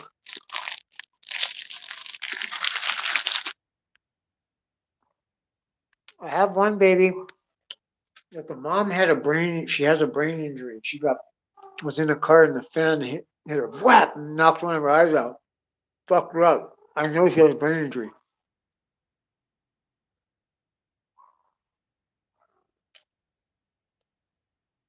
Because she's doing shit that I did. I feel bad for her, but she had one baby. She wouldn't come in off the roof. I felt so bad for her, dude. I don't even know how she survived last winter. But she had this baby. And it was in one day she was pregnant. And then all of a sudden she wasn't pregnant. I'm like, where did you have that fucking baby? The apartment on the roof is empty. I saw her go into there. I'm like, okay, so I followed her one day. And there he was. She just had one baby. So I took him and her and I put him under the bed. And she hasn't left since. And now she's back incorporated in the pack. And all the other cats that she was scared of and had her on the roof, because her brain injury had her thinking when they were just playing, she would freak the fuck out, man. Yeah. Oh, he's rubbing on me. I'm trying to make them loving. If you don't handle them, they're not as loving. If you handle them a lot, they'll be very loving. And that goes for males too. I got a male cat with 2 balls, and he's a breeder. I can hear him right now calling and shit. He's the youngest. He's probably getting in the mix for the first time. He's pretty good size now. He's even kicking his dad's ass every now and then. Like dad just won't fuck with him no more. It's cool to see them together too. You have a peaceful household when you can have 2 male cats in an active mating situation and they don't fight. It's rare. They'll front each other off sometimes and get into growling matches where they cock their head and they go. It's It's fucking hilarious, dude. Because they'll posture their two front legs down and they'll get up real high, but they'll cock their head. It's fucking hilarious. This one does it so funny. And their eyeballs are bugging out of their fucking head. And they cock their head and they're like kung fuers. It's so goddamn hilarious. And you could like put a piece of paper between them and they stop. And then you lift it up and they go back to and then they stop. And then you lift it up and they're like, dude, it's fucking hilarious. But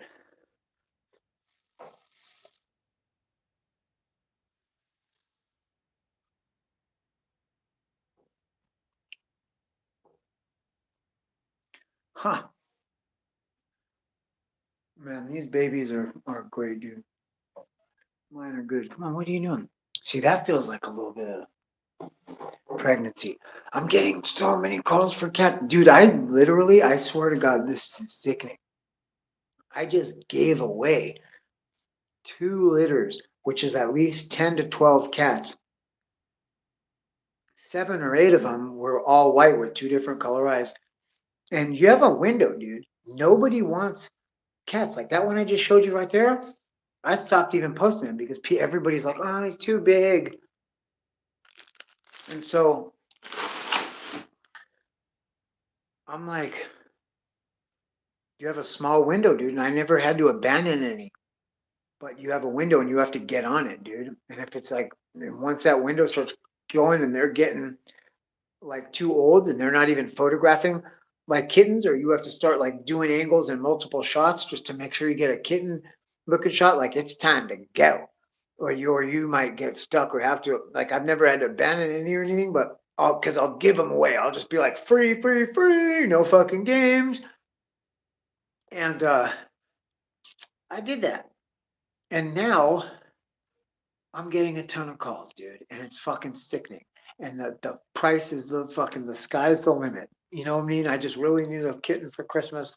I like those white Christmas cats, and it's like, where the fuck were you people 2 or 3 months ago? God damn. And so look, so that white baby I just showed you, I had somebody that was like, yeah, okay, yeah, that's cool. Yeah, he's cute. I'll take him. Fuck it. You know what I mean? And so I go to put him in the pet care, and that's the other thing. Not only did he bring that mama back into the folds, back into the pack, but they have a little spot. I don't know if you know this, but all cats have spots, dude. And like when they're eating, they all eat in different spots, and they will never switch up, dude. And in fact, if they're in it, you try to feed them there, they'll get all nervous because it's not their spot. And if you like put them on the couch or this corner or this fucking part of the, you know, pet house that's not their spot, they'll get all nervous. And it's because it's not their spot, dude. And I've seen them chase each other off of the spot, dude, because it's like their spot. So her and this baby have a spot, and he still nurses on her, dude. That's the other like heartbreak. I'm like, oh God, and I'll snuggle in there with him sometimes, and he's a loud purr. You ever seen these cats that are just loud purrs? He's one of those, man, where he's just ripping. And fucking come here, baby, give me a kiss. See, she's purring right now. She stays purring. She has massive brain injury, dude, from getting hit with a car fan. Oh, what a happy baby, dude, just purring away. All right, let me see. Oh, wait. Oh, here, fuck. Here, babies. Here. Come here, babies. Come here, babies. Here, lady, here. Here, baby. Here. Come here, Ghosty. Come here, Ghosty, here. Man, he's a gorgeous KO Manny. Big boy. Here, little guy. And this little guy, man, was throwing up. turkey meat makes him sick as fuck, dude. It does it to me too. I can't fuck with turkey grease, dude. Late at night, dude, or I'm done. I'll be throwing up, stomach full of bile. It's the worst. And this little guy's throwing up yellow bile all over. So I'm like, wow, that sucks. Seems like he was born with little kitty hep C or something. The fuck is that? But yeah, you know why? I'm gonna tell you why. Here at Baby Dabs, because I have a cat, and God told me to, or maybe it was Monarch, but told me don't keep no more than 7 cats, dude. That's your lucky number. You have 7 breeders. And I fucking kept this other one that she looks, I mean, very bold, attractive, different color eyes. One's like pastel blue, and the other one's like pastel green, like forest green, like very different, very beautiful bitch. And pink nose, just gorgeous. And she fucking sorry, I'm trying to like make sure everybody gets a. I have chicken hearts and lungs. Dude, I get a whole tray of chicken hearts, lungs. Whatever else is in there? Lungs, hearts. Um, I think I find necks, but it's like maybe like 75 cents. It's like a pound or a pound and a half of all these parts. And oh, lungs, yeah, they're real soft and minerally. Like it's probably livers and shit too. But anyway, I just throw them in a bowl in the microwave, and there's always a little bit of chicken grease in there, so they crisp up real good, because it's kind of tough.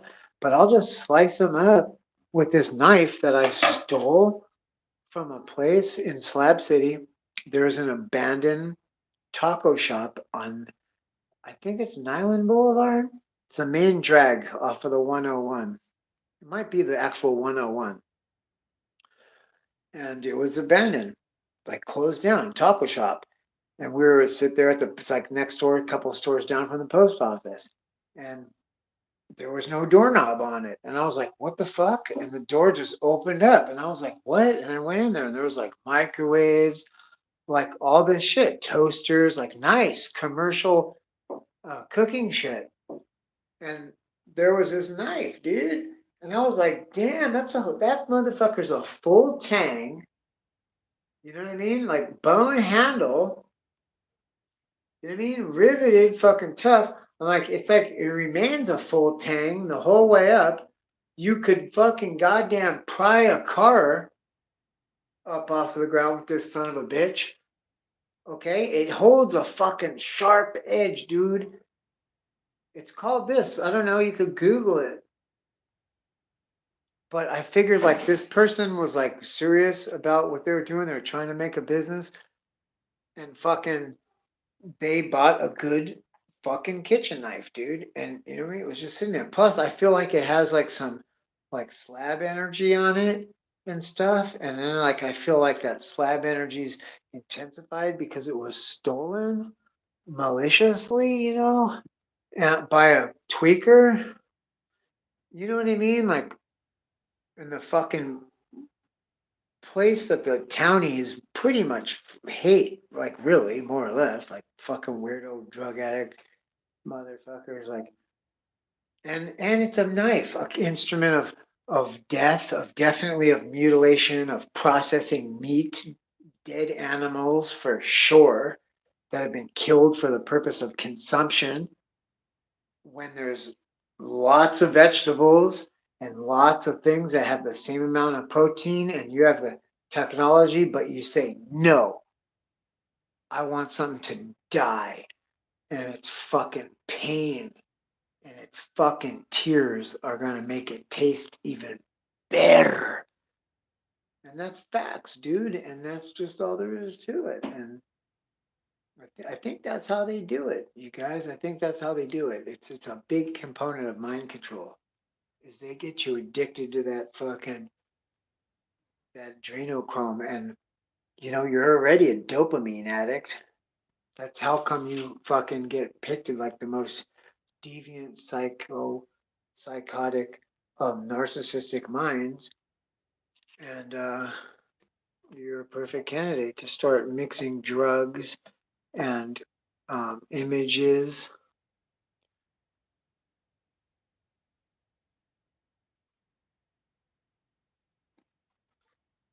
And then you can fly around at night in people's dreams and flick their bean.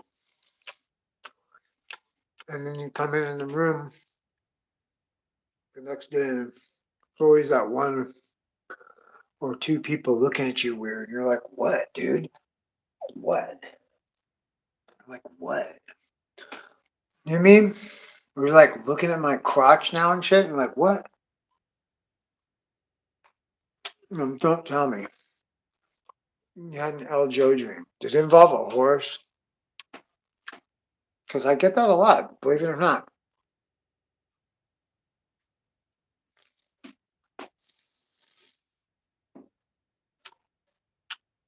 Wait for it. I gotta make some room in my mouth.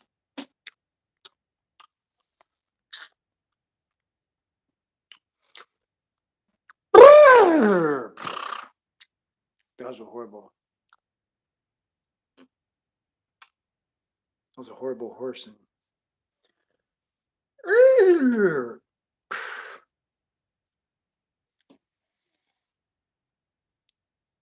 Yeah, I put. Hey, dude, watch. I bet you that knife ends up saving my life. Somebody's gonna get viciously stabbed with that knife, and I'm gonna go. And the knife's gonna look at me and go, slab energy. And I'm gonna go, slab energy. I'm gonna be thinking of Shed Gang. And I'm slab energy. Yeah. All right, dude, that thing's already been through hell, bro. How long ago was that? 4 or 5 years? You still got that goddamn knife? Somebody's gonna say you stole it, and fucking, they're gonna watch. One of these cunts is running already to the thing. Who owned the taco shop? Elcho has your knife. I'm sure Monarch will fucking unleash the hounds immediately. I've seen it, dude. I've seen it, Nikki. It says do not arrest, do not detain. They just want to follow Maxwell Smart around, dude. They don't give a fuck. They want you to be on some jank shit because that's who they're looking for is jank move. Motherfuckers.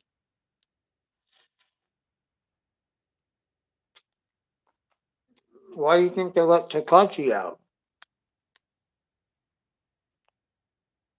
And he's making music with big time people, but all those dummies, you just seen them just getting, some of them just got indicted on RICO cases. A whole bunch of big time names, dude, like Young Thug and shit. And it's like because these dumb motherfuckers don't realize the phone's spying and they're trying to hang out with another one for clout. And you're like, bro, this motherfucker's already documented snitch. Now he's out here. Let's talk about Tupac. You want to talk about real conspiracy truth? That's real shit. I did see that where Tupac's mom was involved with some Black Panthers and some shit that happened with the FBI, and some of them did start working with the FBI. And you mean, and you had nothing, and you're a single black lady, and coming up in the '60s and the civil rights era and shit, and the CIA's telling you like, hey, you come with us, we'll fucking train you, we'll help you, we'll pay you. You don't fucking give a fuck. And she did that. And then Tupac was an actor at fucking Juilliard and shit. There's footage of that. That's not conspiracy. That's fact, dude. And there's footage of him as a backup dancer for Digital Underground. That's fact. And I've seen him the way he talks, like super gay. Like I think that dude was like a gay dude that was more into like culture and ballet and shit.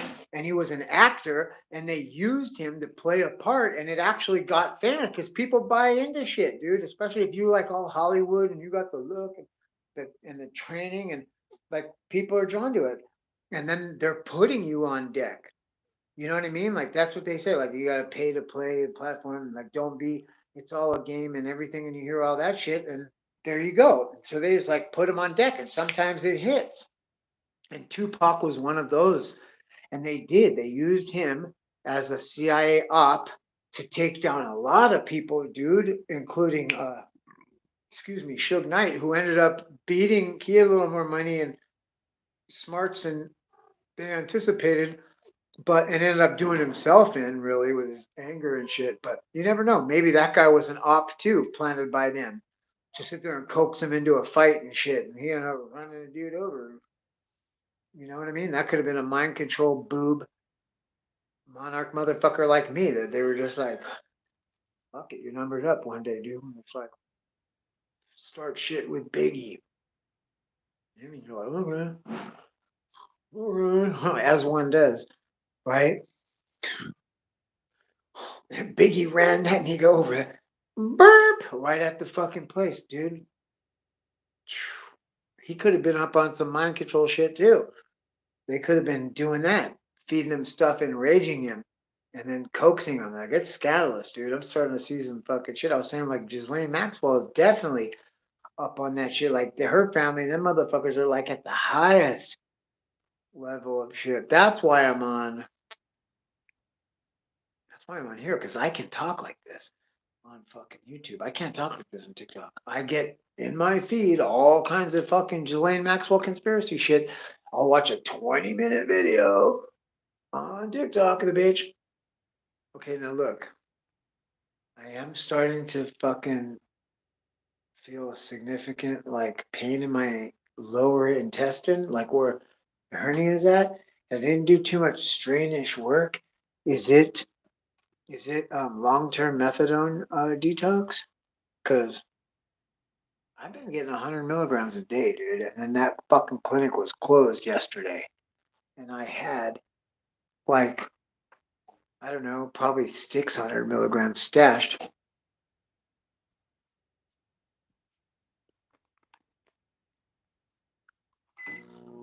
And I said, let me just not panic. Let me take half of it. No, let me take 60 milligrams and just go to work and see how I feel.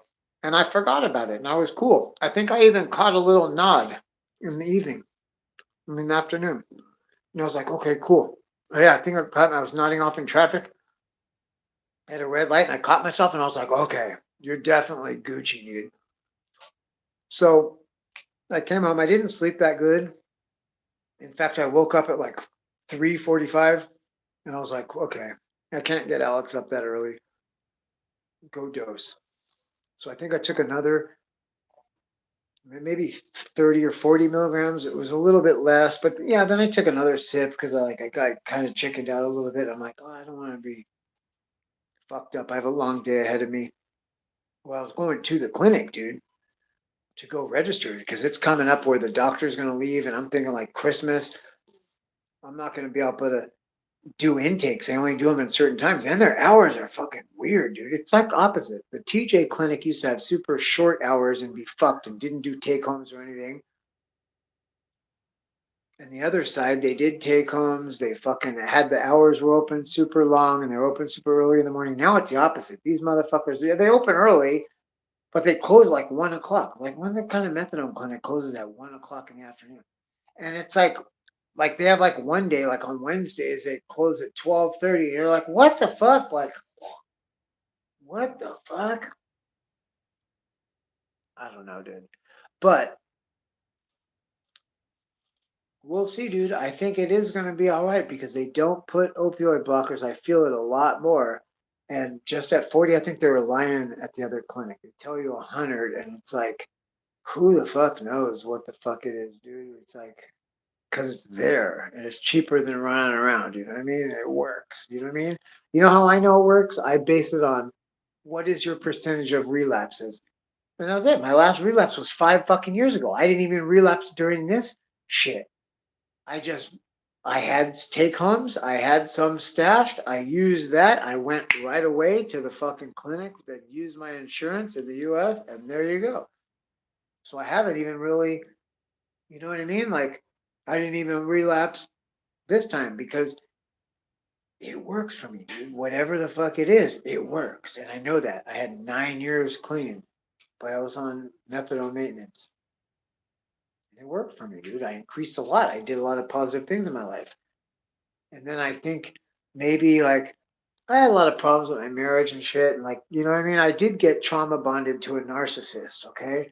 And if you don't know what that is, you go fucking look it up or we'll talk about it some other day. Remind me about it, dude. You guys are fucking smart as fuck, dude. Anyway, so I fucking, man, I'm glad you're still in here, Sammy. Uh, it's time to twirl one, huh? I'm gonna twirl a bowl of crystal methamphetamine that I brewed up. Didn't make, I just washed. It's somebody else that didn't have any ether alcohol. Um, fucking, oh, let me go get it. I think the kids have it upstairs. I better go get it. Back. As one does, right? The monarch mind control. Kids. I think they're luring other children for Ghislaine Maxwell. Hey, honestly, dude, as long as I get let go, dude, so that I could fucking smoke more dope and I don't have to be sick, then I don't care. I'll snitch on my mama. I got the police on speed dial. Hey, you want chicken, right? Yeah, What time is it? 8-2, but It's gonna be. We're going to bed soon, dude. yeah, please go down there. I enjoyed the peace one. Down here, it's fucking freezing. I'm Well, still streaming. I yeah, think there's like 16 people in here. yeah, but I can't listen my content. Oh, well, don't. I don't want you being on here because I'm twirling one. So go away. Go play on the freeway or go down to that pedophile's house, but don't come back without any dope, or I'll beat both your asses. Like that?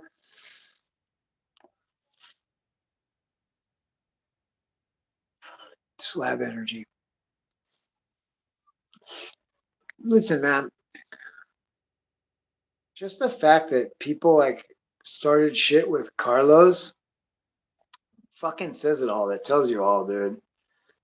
Like that dude is like a good dude. Like, you know, I know he's a good dude because he's had my personal phone number for a long time and he hasn't fucking doxed me or fucked with me or anything. He's a fucking good, trustworthy dude. And he's a fastidious student. And I know that that fucking takes a lot of hard work. It deserves a word like fastidious. That's why I fucking used it. Because I was a student too. And I know. And you know what I mean? That's it. That's where he's doing his sacrifice. And so what? That pisses some people off. What the fuck? You know what I mean? That guy's got like I mean, he's got the same fucking obstacles as everybody else. So it's not like he's like from $1 million fucking you know what I mean? It's like Don Ortega's son from the fucking you know what I mean? Like you get all this school, my son, for free. And we give you everything. You drive a fucking navigator. Like, come on, dude. And your ostrich skin boots with a fucking Santissima Muerte chain on.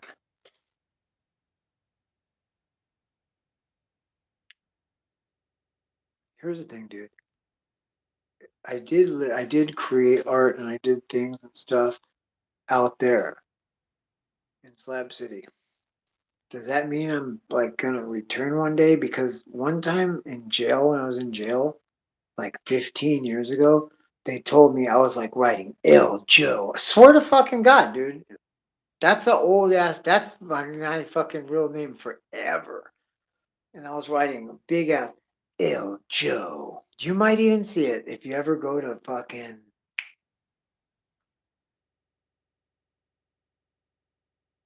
It's not Donovan. It's across the street from that. It's not East Mesa. What the fuck is it called? The Thunderdome. What's the Thunderdome called? Oh, George Bailey Detention Facility in San Diego. You might see it, but I would imagine they've gotten new shit since 15 years ago. But I was writing El Joe, and somebody goes, "Don't do that, dude. Don't you know if you write your name in jail that you're doomed to come back?" And I was like, I hate to break it to you, but all you guys are coming back anyway. And apparently not true because 15 years ago is a long time. I don't even count it. That wouldn't even count anymore. And like, you know what I mean? So I don't know about that, dude. This is a fat bowl of fucking uh, frog jelly. It's crazy how you could cook chicken and you get all that jelly at the end. You know what I mean? Oh my god, listen to this baby. She's just purring away, dude. She's just purring away. Oh, you can't see my Christmas tree? That's fucked. What? Wait, am I doing it right? It has to be over here, Eljo, and we still can't see your fucking Christmas tree. Oh, maybe this way, but then my body's blocking it. I don't know. See, we have some chicken here. I throw it in the microwave for like, I'll throw it like 6 minutes and then it goes off and I'll throw it 6 minutes again. I'll hit that like 3 or 4 times. I don't know. Instead of just programming, like what's 6 times fucking 3? 18? So just program fucking 18 in there. I don't do that. I just keep hitting six. So this goes up 1, 2, 3, 4, 5, 6. The quick one touch settings. If you hit one, it'll just go on in 1 minute. So I don't know. I just do that. But then I throw it in the fucking oven to brown it. But what I'll do so I don't have to make dirty dishes is I'll take some tinfoil, also good for smoking crystal methamphetamine and uh, heroin on. Okay, I might have to go to this in a minute because my light bulb is breaking. I already dropped the pipe, broke the pipe when we started the stream. Because I'm gonna go down to Ho Row in a minute when I really start tweaking. But I'm gonna smoke the rest of what I got right now on a light bulb. So hold on, let me. You want to tilt it 10 to 2, 10 to 2. You know what I mean? 10 o'clock, 2 o'clock, 2 o'clock, 10, like spin it back and forth. See, hear that cat going, wow, wow. They're like somebody's in a rut.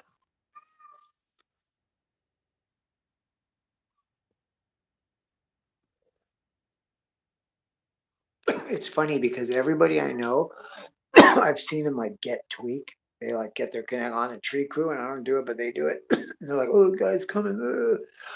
And they get the little shit, and I'll see them sitting there and do it.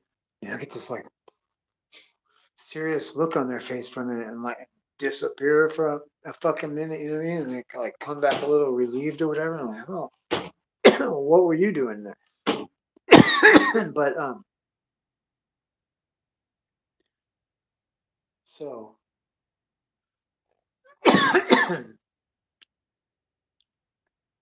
they fucking get wild, like sexually. I'm gonna read your Goonies comment. Hold on. And I was just like, that's like almost where I'm at right now. I'm like just about almost there. So I'm gonna hit this pipe real quick, 10 to 2, 10 to 2, blow out a cloud hit.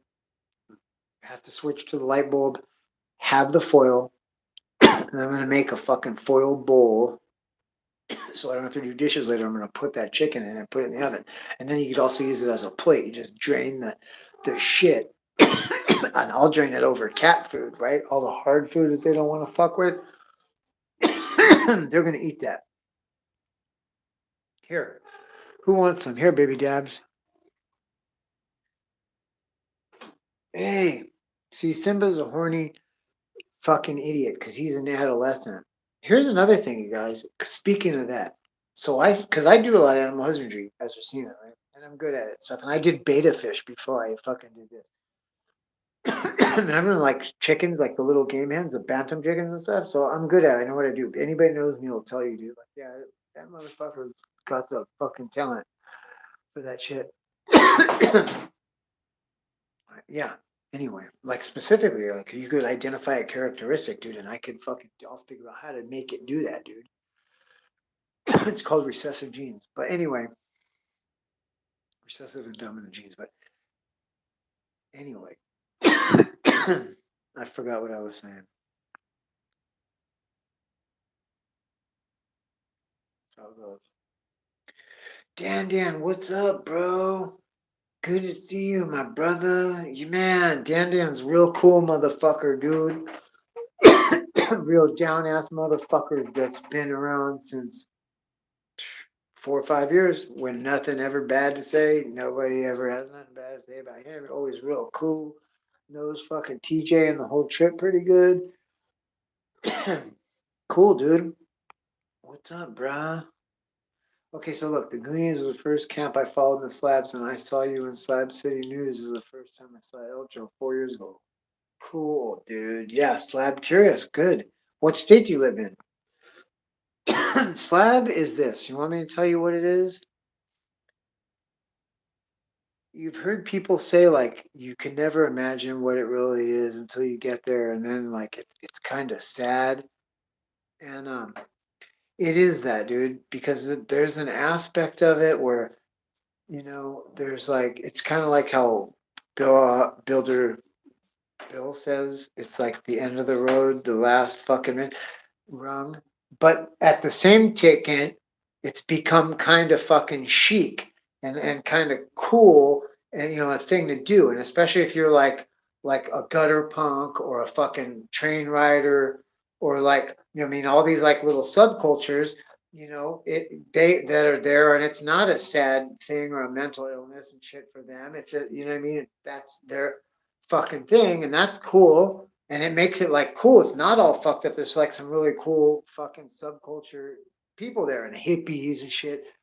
But there's also a lot of outcasts and weirdos and bullshit. And there's definitely some kind of negative energy vortex coupled with a higher power that's some sort of principality or power. It's definitely a spiritual wickedness of some kind that dwells in a very high place and uses that place and has different techniques, but uses that place like a spider web to lure prey to feed this fucking beast, which is a satanic beast. And also, now that the digital age has come, I've been reading a lot about satanic ritual and sacrifice, and mainly just ritual. And for it to count, it has to be public. And the main thing is like it's like the ingestion of filth, everything that's anti God. Okay, so like any kind of body fluid or fecal matter, urine or anything like that, but it has to be in public, dude.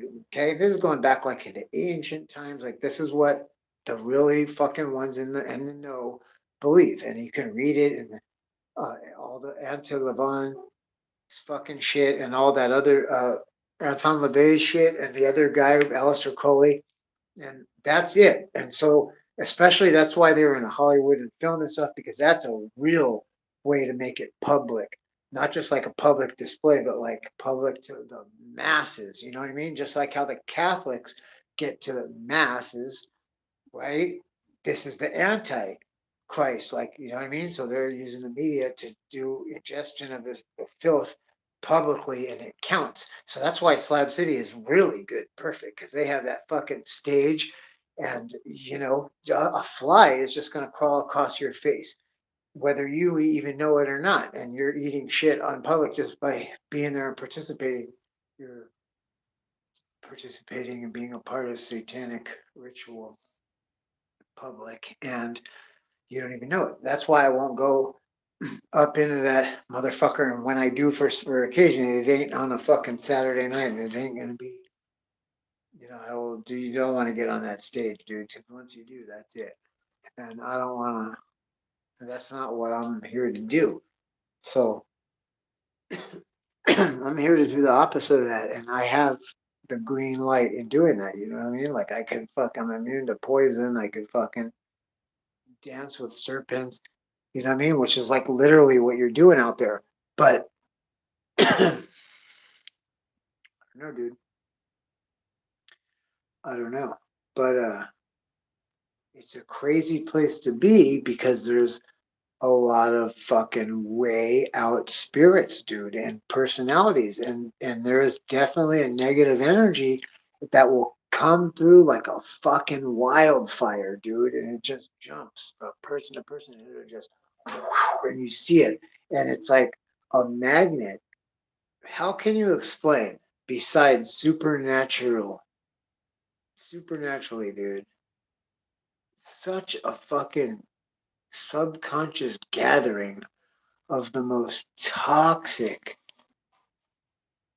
and dangerous people. And it's like and dangerous in every way that is like the worst, most childish, backwards way, defensive, despise correction, like every single fucking bad rebellion, everything, bro, that you could think of is so bad. It's like when you go to make a fire, dude. It's exactly like literally what it is. Do you put fucking mix like non-flammable shit with flammable shit when you're making a fire, or do you just use all the most fucked up flammable shit you could find? The driest fucking tinder, the driest pieces of wood, the driest fucking, sap or fucking, you know what I mean? Like anything is wet or fucking, you know, you're not. It's weird, and that's like literally what happens out there, and it's the weirdest thing. And I mean, on such a scale that the Red Cross, stands by and pays people for burning their shit. It's so weird, and everybody has a hustle. And dude, I remember this one time the kid who the mother of the kids that who suppose that got convicted of molesting. I mean, there's no supposedly, but you know, um, that dude. I mean, that I don't know. I forgot what I was. Oh yeah, yeah. So that fucking chick. I don't know. Like they were helping build this fucking house. I don't know. Dude was building him a house so that he could molest their kids. I guess Like in his mind, it was an even fucking exchange.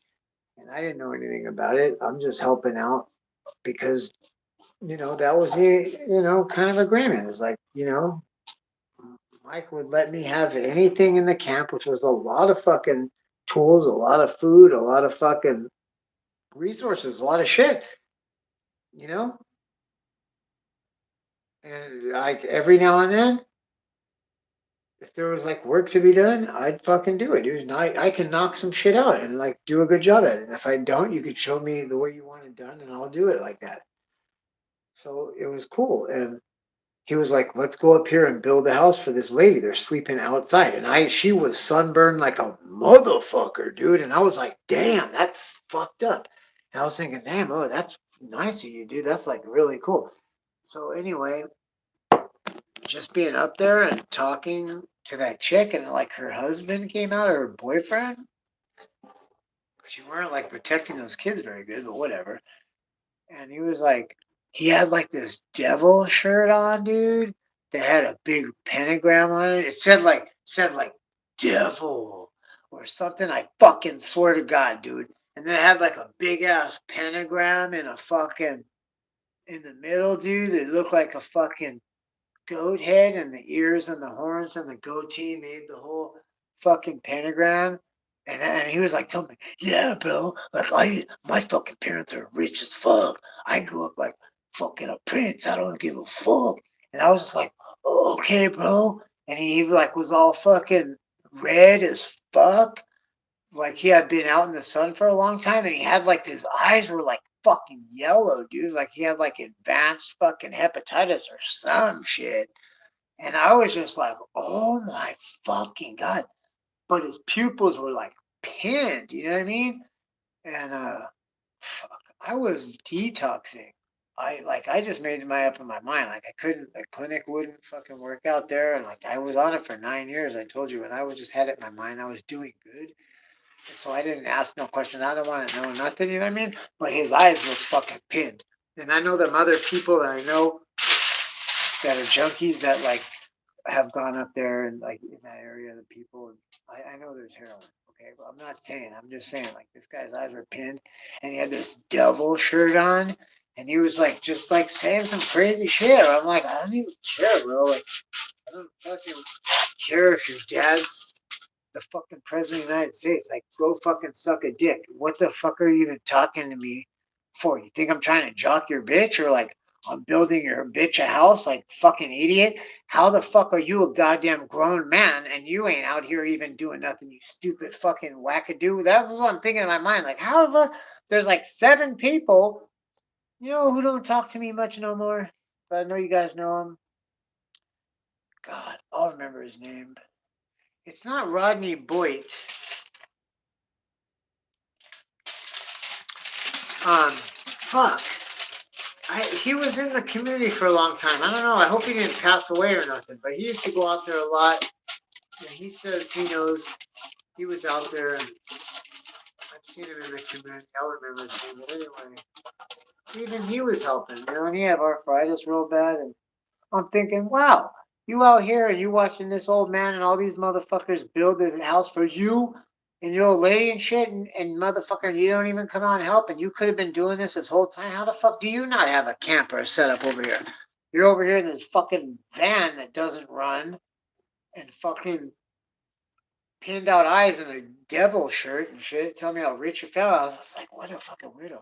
But I think because he was thinking about leaving, he was thinking about his family or something. That's why he said that. Because the next day he was gone. I don't know what the fuck. He just disappeared. And then that's when they were like, I remember that chick came one day and Mike went up there, like I think to get the fucking kids, and which is what, wow, isn't that scary, dude?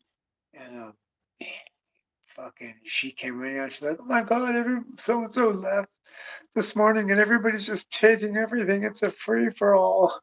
You better go up there and get something before, or rather, you have it than. And he's like, I don't want anything. I don't need anything. So what about all that wood and all that shit? Whatever happened to that? Do you think it's probably still there? They probably made a fucking because she had all these trinkets set up. So like people come through there and like, oh, I want a fucking 9 pound piece of geode that I can hang from my ear because having a 9 pound rock hanging from your ear is comfortable and cool, right? And groovy, right? The fuck, dude? I remember seeing some of those and going, what the fuck? That's like an instant regurt, dude. You would put that rock on and be like, immediately. Yeah, I know. Coffee talk with Adobe. And you know what? The sack of shit that motherfucker, he would hide that camera and avoid like the plague. But I would catch him filming me all the time, dude, when I would like go on a rant.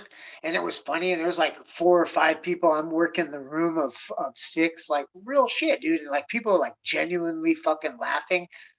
And even he's laughing. He's like, yeah, dude, keep going. This is golden.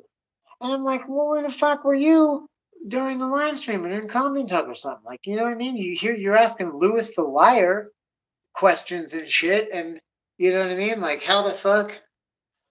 Well, I guess we know why, because he'll talk like he's been there for years the day he fucking arrives and shit. Hilarious. Yeah, but he would avoid. That motherfucker was a real attention whore, dude. Like, whoa. That's a fucking weird motherfucker. I believe what that chick said. how that chick was like, he confessed to her that he liked little fucking hands because I like chicks with really big asses.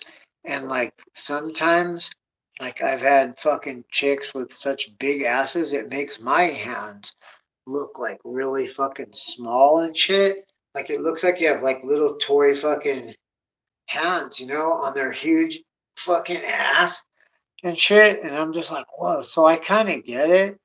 But, like, just oh, that's what I was going to say, dude. That's what I was going to say is I was talking about animal husbandry, and for a second, I thought that fucking adolescent cat, that Simba, he was a fucking chomo, and he was getting the babies, dude, when they were just old enough to start crawling around. He'd sniff and find which ones were the females, and he'd be too horny to get any pussy when all the tomcats were like batting him the fuck out of there. He'd come in for his little slice, and they'd be like, and he was too weak. He'd get his ass kicked, but he'd like sniff a little baby out and try to hump him, and I'd fucking smack him. I'm like, get out of here, you fucking chomo. And I thought, wow, okay, maybe it is nature. Like every once in a while, there's some freak motherfucker. Because Ghosty don't do that, and there's a couple other like male tomcats, and they don't. I've never seen them doing that like ever, dude. Okay, so there's always kittens around here, so there's just that one fucking freak. But guess what? It was he was an adolescent. And I think even in real life, you see like little young adolescents, you know what I mean? Maybe 12, 13, 14 years old, little boys doing things they shouldn't do. But then you mature and you know what I mean? Because that's what happened with the cats.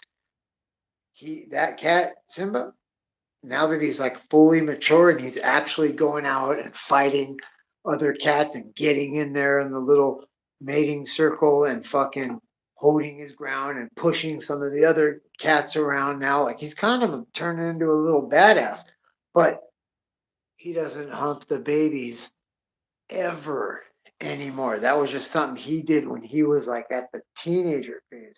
So even in nature, dude, it's not fucking normal, dude, at all. I don't see any of the males, definitely not the alpha males, doing it ever, dude, under any circumstances, even when there's no other females, cats around at all. They still don't ever molest the pre-mature, the pre-menstruating babies, ever. I've seen one cat do it. I'm telling you, every now and then, one male cat in his late adolescence, the late teens, might start sniffing a baby out when he's getting not strong enough to get in the circle. But yeah, it just made me start thinking about that shit since we were talking about it. I was like, I seen even in the natural animal husbandry world that's some fucking weird shit. It doesn't happen. That's some perverted shit. Like you have a fucking big time mental disorder, like a serious mental fucking disorder, dude. So check this out. You guys know about these? Walmart sells these in the juice pack section, dude. They're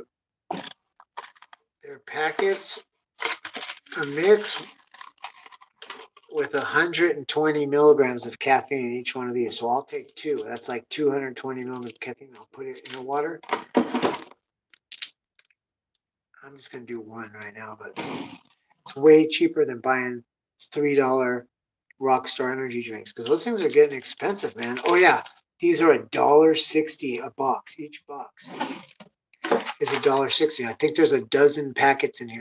120 milligrams of caffeine and also vitamin C, and they're damn good. They're just a damn good fucking juice.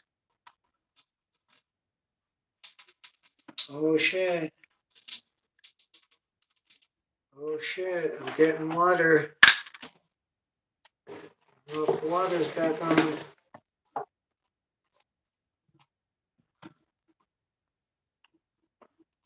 Fill that jug up.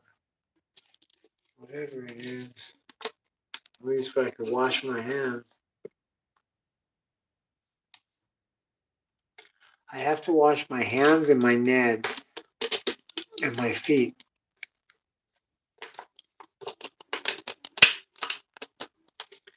It's weird. I was like, I did that before I left this morning.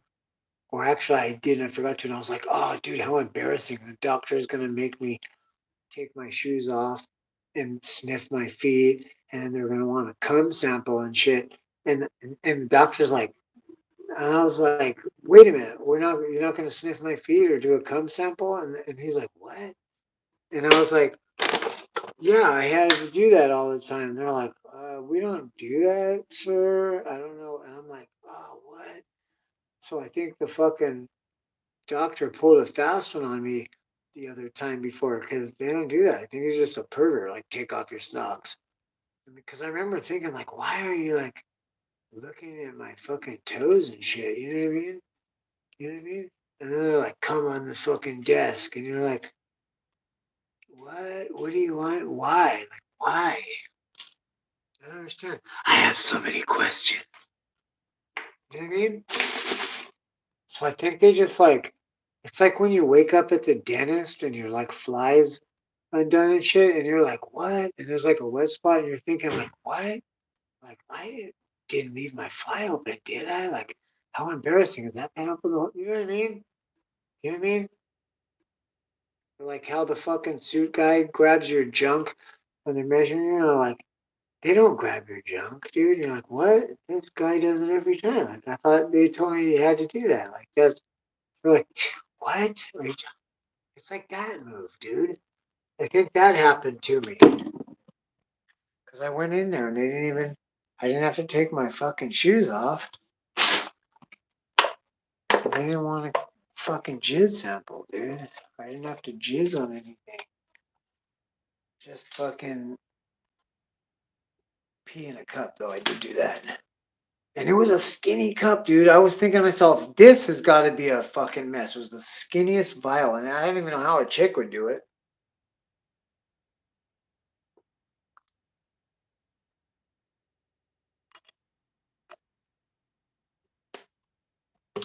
The CDC's a trip. Yeah. I'll take 200 or 300 milligrams of caffeine, like you seen right there, in a little bit of fucking liquid, and I'll shotgun it. That way, by the time I'm getting to the border, as I'm pulling up, it's slamming my fucking system. I'm having a fucking massive anxiety attack, and the fucking cars are doing weird shit, and people are starting to fucking fight, and there's goddamn motherfuckers and shit out there with canes and wheelchairs and shit. And nuns, and you fucking Christ, man, it's crazy. And you know what I mean? It's nothing like having 300 milligrams of caffeine coursing through your veins when you run into that shit storm. God damn! I said, why the fuck you do this to yourself? Even my son, man, because he started, Dad, I want an energy drink, get me out.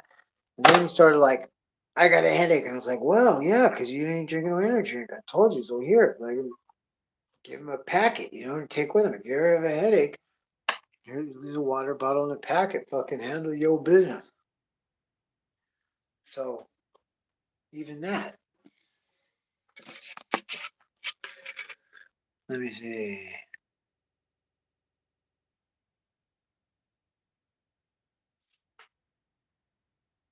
Yeah, the fucking.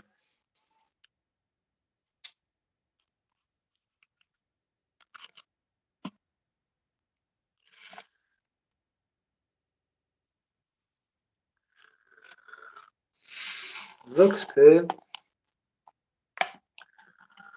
Oh man, don't get chicken juice.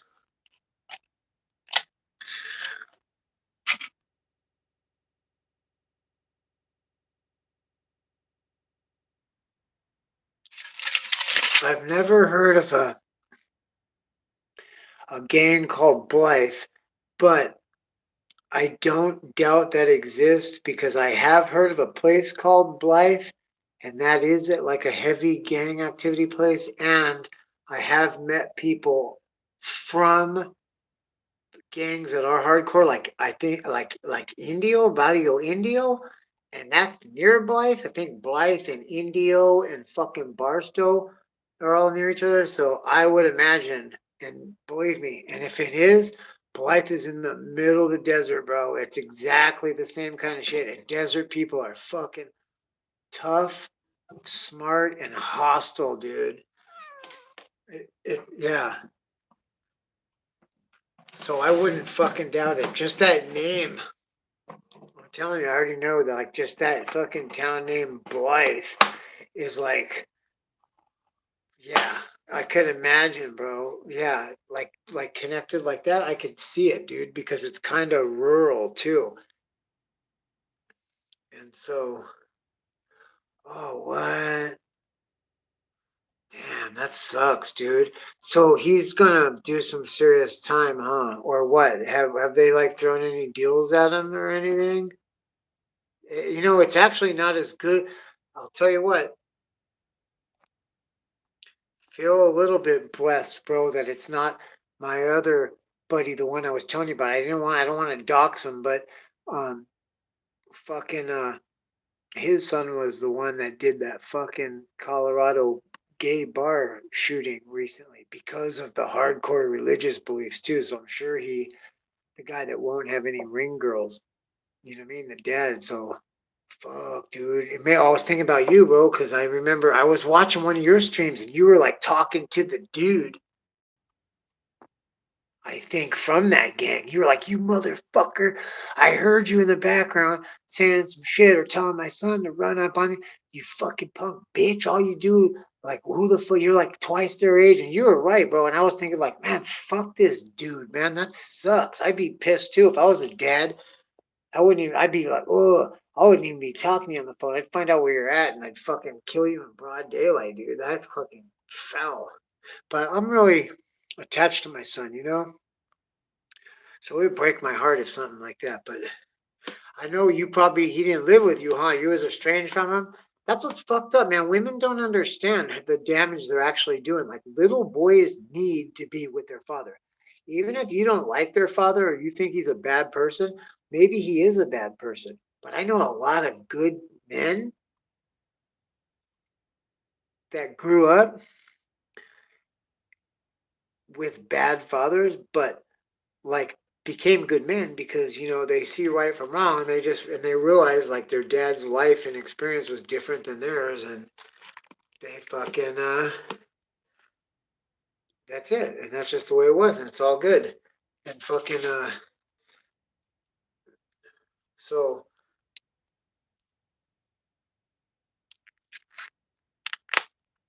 um oh, your son was involved with that.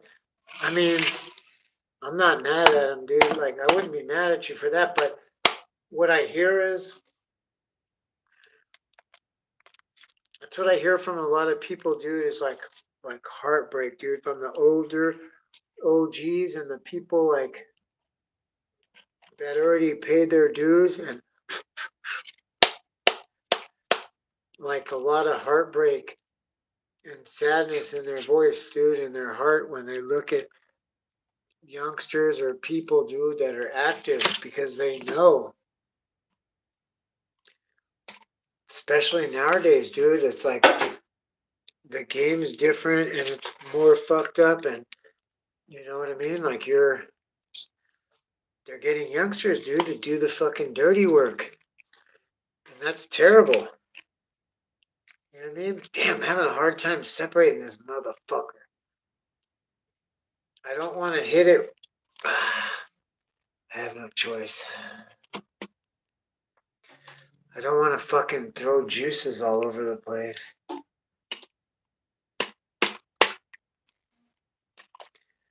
Slab knife, dude. Swear to God. It's the best knife I got, dude.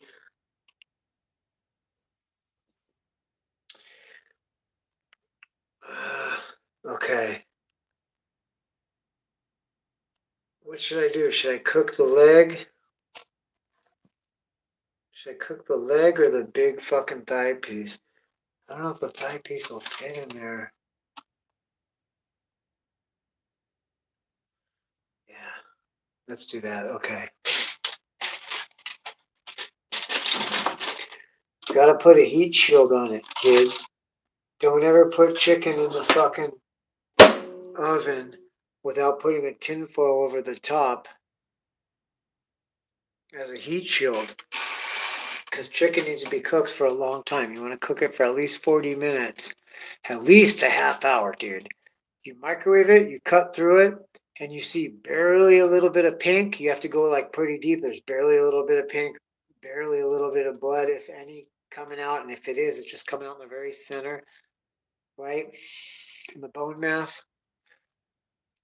You could take that out of the microwave and then start cooking it with a heat shield for 30 minutes. So instead of cooking it for 2 hours, what do you got to put a raw chicken in the oven? How long you got to cook it for? On broil, like at least a fucking hour, right? Right? And since my water's off, I have to dump this jug onto my fucking hands.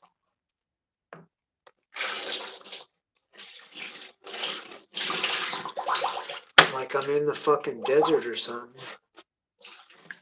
The fuck is that shit, dude? You know what? It's called conservation. I don't know, dude. All I know is that water is next to nothing here.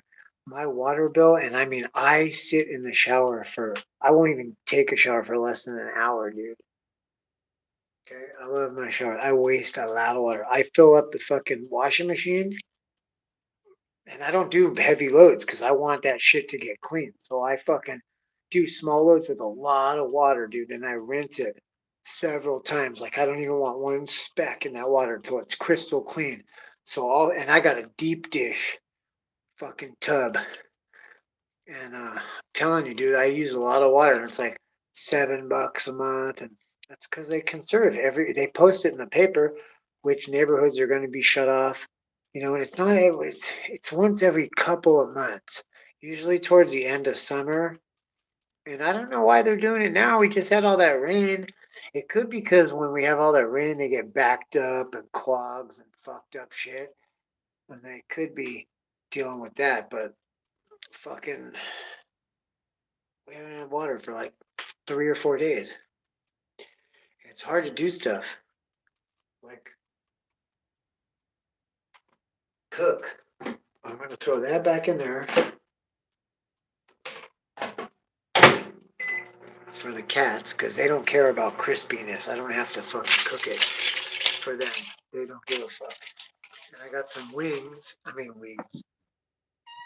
Some hearts and fucking lungs. Chicken hearts and lungs. And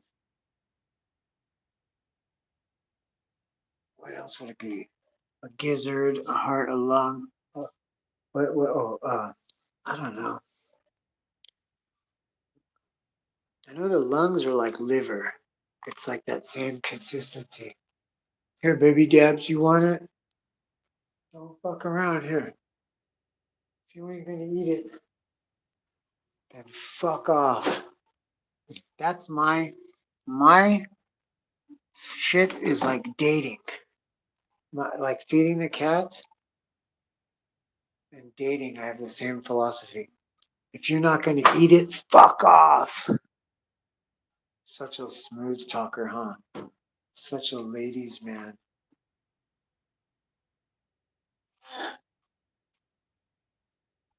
Slab knife. No real code or rank, Tyke. You remember when I was a kid, we had a saying, bro. And this is the whole reason that I'm even a Southsider, dude. Is because in my day, when you fought one bean, you fought the whole burrito, bro. And those days are over now. Don't even fuck. You think you expect that fucking burrito, you motherfucker, you're gonna be waiting a long time. You're fucked. You better don't be waiting for ammo or you're fucked. Don't be waiting for nothing. There ain't gonna be no burrito, bro. I learned that shit. Like, oh yeah, we're ready to ride. Am I right, Rasa? And you hear the cricket chirp and shit. I'm like, telling you, bro. I've seen OGs. Like I said, that's where that sad look is from the OG because they know there's no leadership, there's no rhyme or reason. You're just fucked. You're just at the mercy of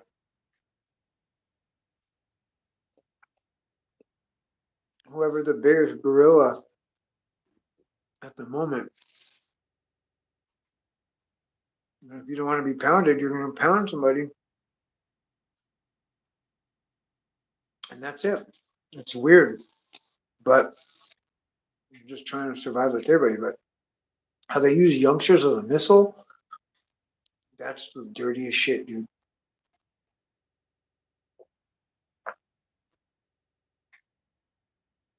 Like I know old families, fathers and sons, and they're all dope fiends, and that's not good and stuff. And but they all then time and passed the gang legacy onto their kids, but they're all pretty much legitimate tradesmen, and they grow up, and they all still meet and fucking get together and hang out and shit. But there's no like gang shit no more and stuff. But and, like a lot of people know each other from the penitentiary system and shit, even like rival.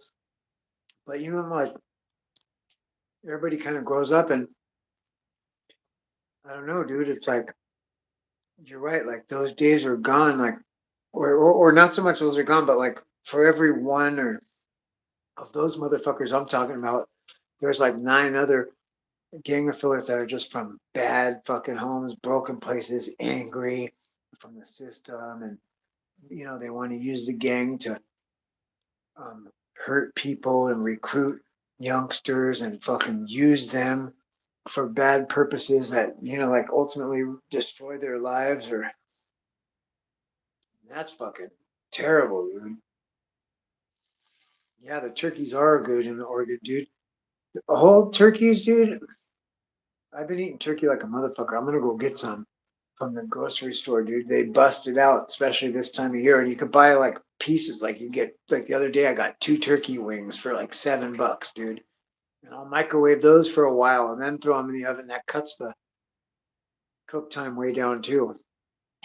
But yeah, love me some turkey though.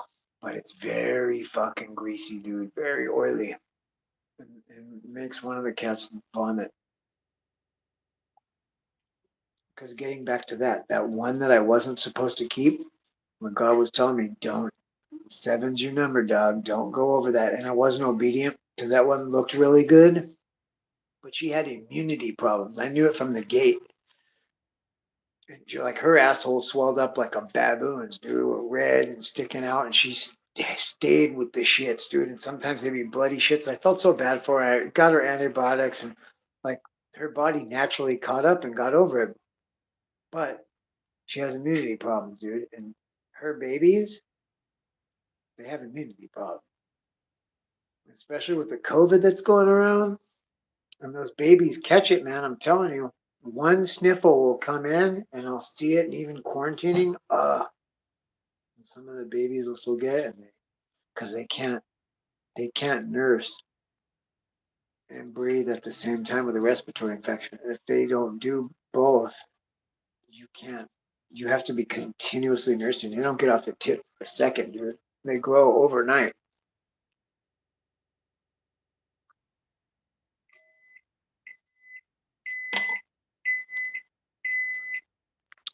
But the adults have natural immunity. They won't even get the sniffles hardly. So when they say that shit came from a cat in a wet market, I believe it. Or a bat, which is pretty much the same thing. A type of soft fur mammal like that. I guarantee you bats purr, dude. When they're all fucking together in their little thing.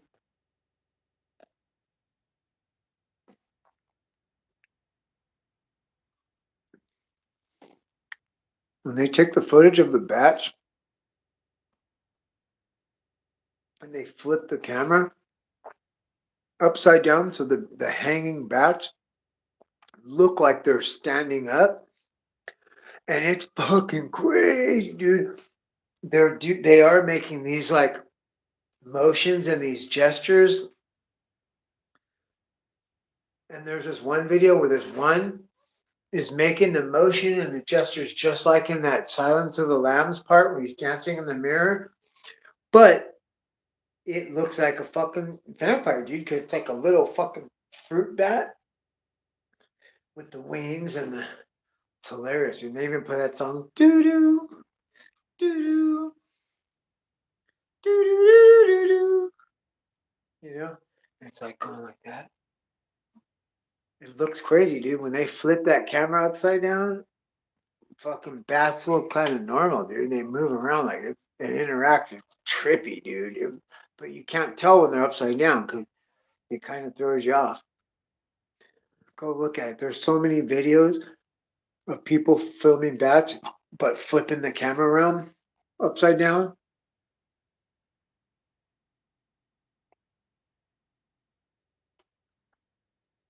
There's your screenshot right there. Take that and make a video. Hey, you guys, got a fresh cup of jizz here. Had 5 guys over last night. Anybody remember that classic?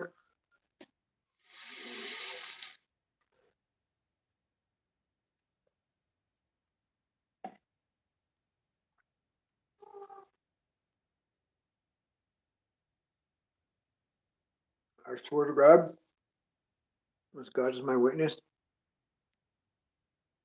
there's a filter going around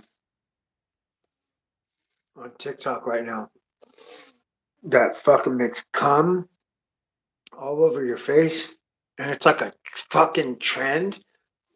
And chicks are doing it. And it's like, I'm just like, why, dude? Like, and then you get all like super defensive when like guys start like coming at you all fucking nasty and weird, like, oh my God. That's like, well, dude, I mean, what do you expect? I have these fucking momos on here, but it's pretty funny, dude. It's weird though. You're thinking like, wow, would you ever think in your wildest dreams that there would be a fucking app that people are on that had a filter that looks like you have a massive fucking cum load on your fucking face? And it's weird. It's like a good filter. Like when you move around, like the same exact splatter pattern stays all over your face. It looks fucking real, and you're like moving around. I'm like, wow. I'm like goofy ass TikTok has this, and like how you're telling me these momos out here trolling my shit fucking don't have that? They were making videos about the fucking Camp Goonies. Those were hilarious. What happened to that guy? Remember that shit? That's where that fucking voice really came from. Hey, you guys, man, I just don't get it. What was the one, dude? I can't even find any of those anymore. What was the one where he was saying, oh God, I don't even remember right now, but it was like he was responding to a community cause video, but the guy changed it to where he was like, oh God, what was it, dude? Help me remember. It'll be so funny. They made 2 really funny Goonies ones where they dubbed over Mike's voice, but he started off with like, "Hey, you guys, I'm just gonna say it. What? But like that's all I can remember. But what was it? What was the rest? Give me the next line. So I'm just gonna come out and say it. There's some people that have been. There's this guy, right? And he's like talking shit. Okay, what's the next line? What was the next line? Remember that video?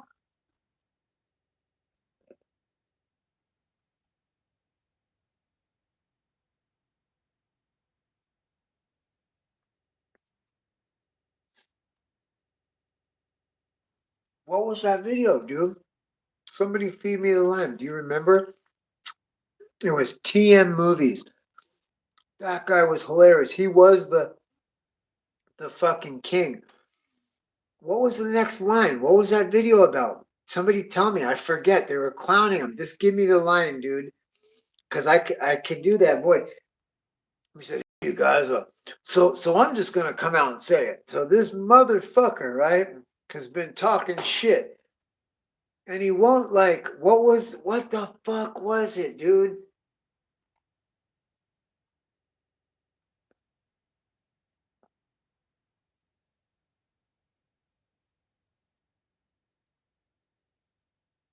That guy really was the baddest motherfucker on YouTube.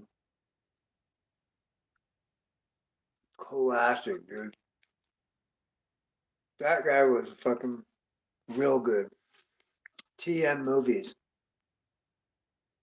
God, I wish I could remember the next part because I was crying. I will start crying right now. It was so fucking goddamn hilarious, dude. Because it was something that was so real. God, what was it? He said, "Hey, you guys. So I'm just gonna come out and say it. There's this motherfucker, right? And he won't stop talking shit or something. What the fuck? God, it was so funny.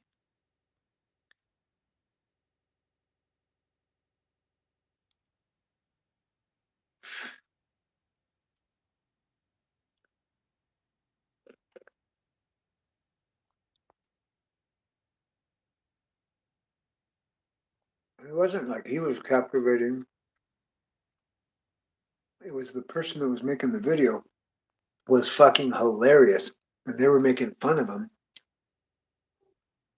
and it was true what they were saying, and it was funny as fuck. And then they even had like the dog like dun dun dun because he said something like he was snitching on himself, dude. It was crazy. It was weird. Like he was saying things that.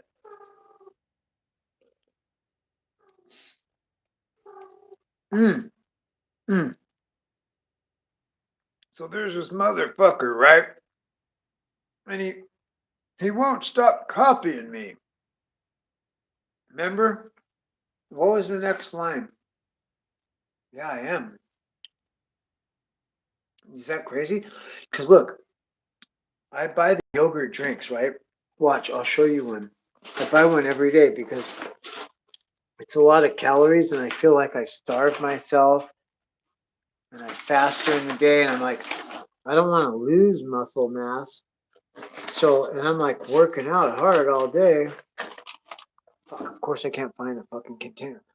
So I want to like take it, dude. And it says like excessive calories. Oh yeah, see?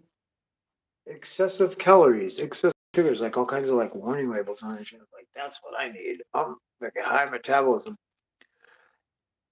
And it's like $1 for this little thing. I drink it one shot and I feel guilty like it's a waste of plastic. Like you use all that fucking plastic just to make that one little bitch ass drink. You know what I mean? Fuck that. Make one 10 times bigger. I don't give a fuck. I'll pay $3 for it. Fuck it. You know what I mean? Whatever. And I have this one. I think it's like $3, $2 or $3. And I'm like, yeah, I could polish that off. And my son's like, you're not gonna eat the whole thing. I'm like, bet, dude. I guarantee I will. I need those fucking calories, dude, because I'm building muscle mass. I did all this digging and fucking lifting. That bar is 45 pounds, that fucking digging bar.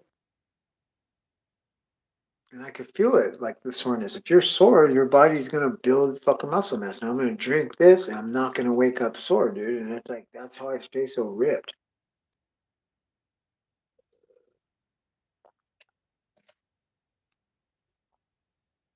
Dude, I look at other 45-year-olds, and I don't even know why I say other 45, because I'm fucking 48. But like, I'm fucking ripped, dude. I'm like massively fucking ripped with 0% body fat, like kind of like Bruce Lee, but a little bit more ripped than Bruce Lee because I don't think he lifted fucking lumber and heavy fucking metal tools all day.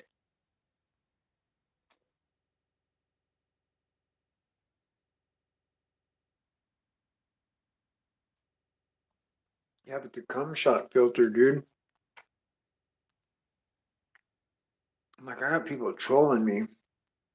And then this other guy, he's like a Satan worshiper, and he makes the craziest fucking videos. They use a lot of those mood enhanced megahertz and frequencies that do fuck with you a little bit that are like known. And like the CIA has been using like the emergency broadcast frequency, that that shit That's real shit, dude. And that's broadcast at a frequency to tune into your safety and security. And next time that comes on, tell me you don't feel a feeling of safety and security come over you, like really, and it gets your attention and you listen to every fucking word. And they're trying to do the opposite of panic too when you think about it. So it makes sense that they would broadcast on a megahertz frequency that's directly responsible for like a sense of security and well-being and community. You know what I mean? Like everybody here gather in family. There's a fucking emergency incoming missile, or there's been an earthquake in the area, or there's an incoming tsunami, or the emergency broadcast system. The flash flood warning, East Phoenix. Like we all know them because our government has used that megahertz frequency to get our attention. This is emergency and then that other like sounds like the same megahertz that they used on dial-up phones, remember? For the dial tone? Crazy, huh?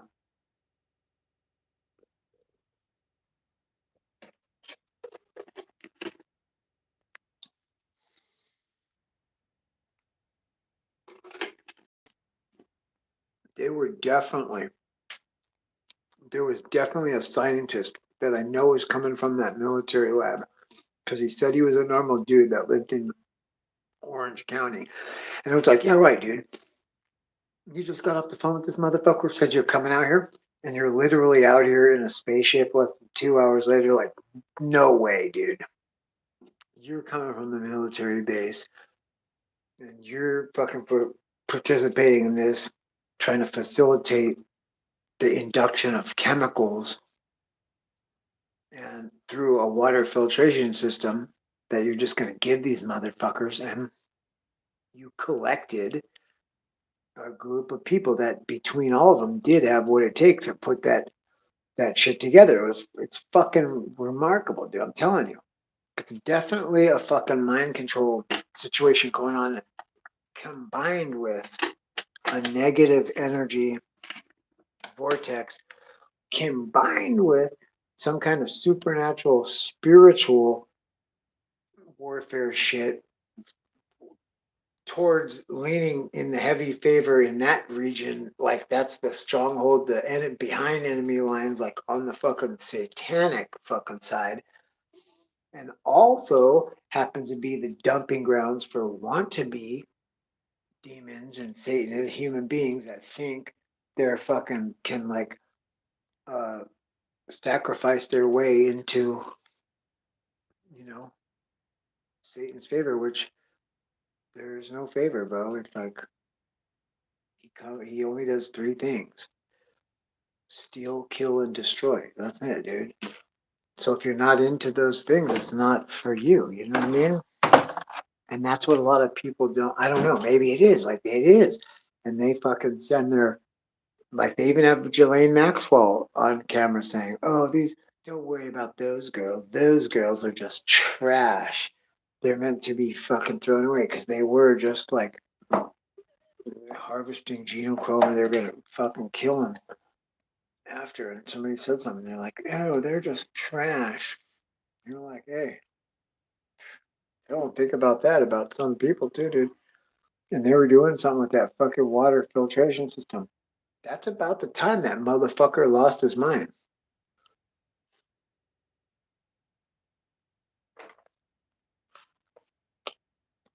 I'm just saying, dude.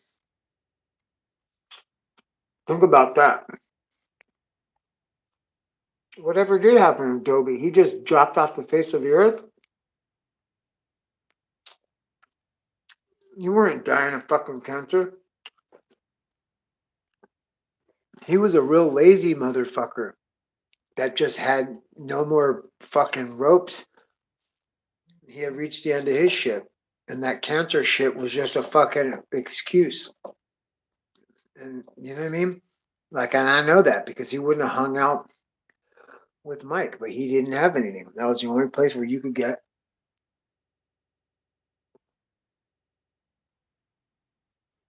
cigarettes and chip. Or you know what? You guys saw two people sitting there on camera. But in real life, and you know why he did that? Because that is the only time Mike wasn't mean to him. They're at peace. Every time other than that, Mike bullied the fuck out of that dude. And he wouldn't stand up for himself. You know what I mean? And it was funny because anybody that Mike like was afraid to go tell something to, me being one of them, he would always have like Adobe come and tell me. You know what I mean? Which I thought was kind of weird, but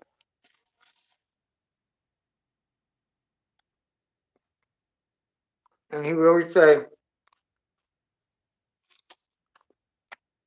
"No, I knew he was a scary ass motherfucker," because he would always come to me, and the first thing he would say is, "Mike told me to tell you," and I'd always say, "Tell Mike to come fucking tell me. What do you tell me for?"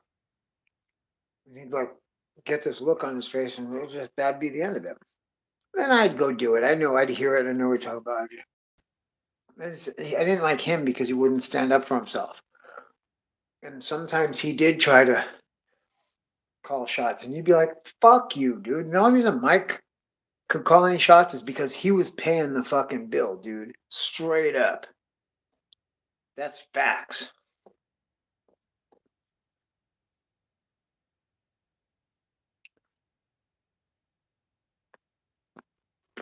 And he was so abusive to that dude. It was sad. That's the real reason that dude left. Because I could tell he was trying to distance himself, and he had even confided in a few people. People who saw it, you know, they knew the abuse, and but and he had gained some followers and friends online from being the Goonies co-host, and he was like conversing with them on the side. And so he had made plans, but I think it's weird that like you had to just disappear and then you're like kind of a chicken shit weirdo anyway. So I bet you he's in here. He goes on. He's probably in here and looking because he's been watching just the same, just to hear and see. And you'll find out one day that like so and so is really him or whatever. But see, if I don't know if he was a truthful or if he was a liar, but he told me he got adopted by a rich family.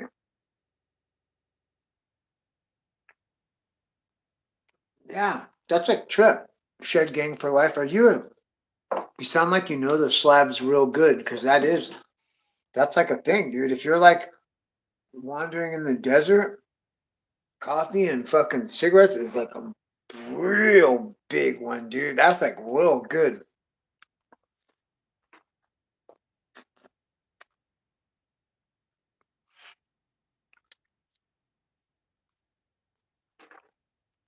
That's how I would catch those big white desert iguanas.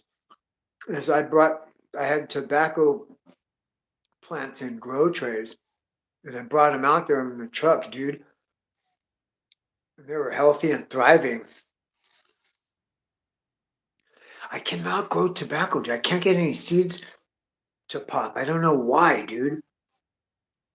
And I really fucking want some. I had a lot of them back then. I transported them to the desert, and they did fucking good there, dude.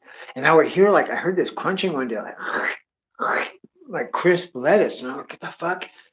And I looked over the thing, and the iguana was eating the tobacco, dude, like right into the leaf. And I was like, oh shit. I'm like, oh man, you're gonna go on a little trip, dude.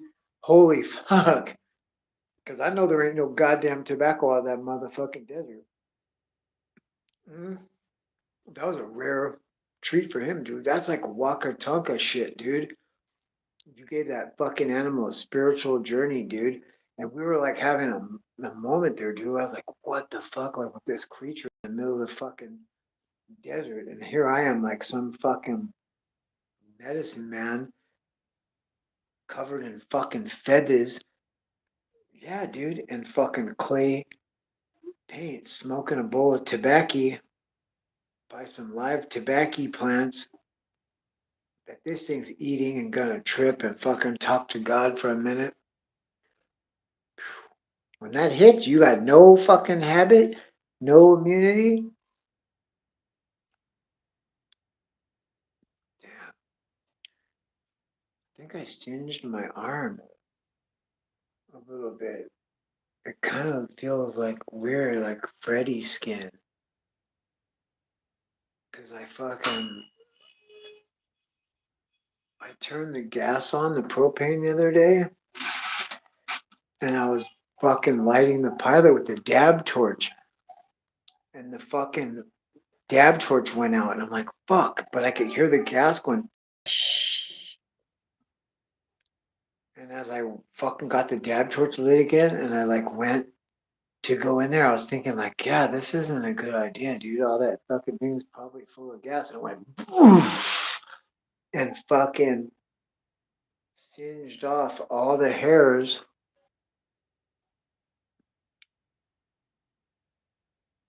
hairs on my arm. Getting white hairs too. But I think it burned me a little bit, dude. Cause like,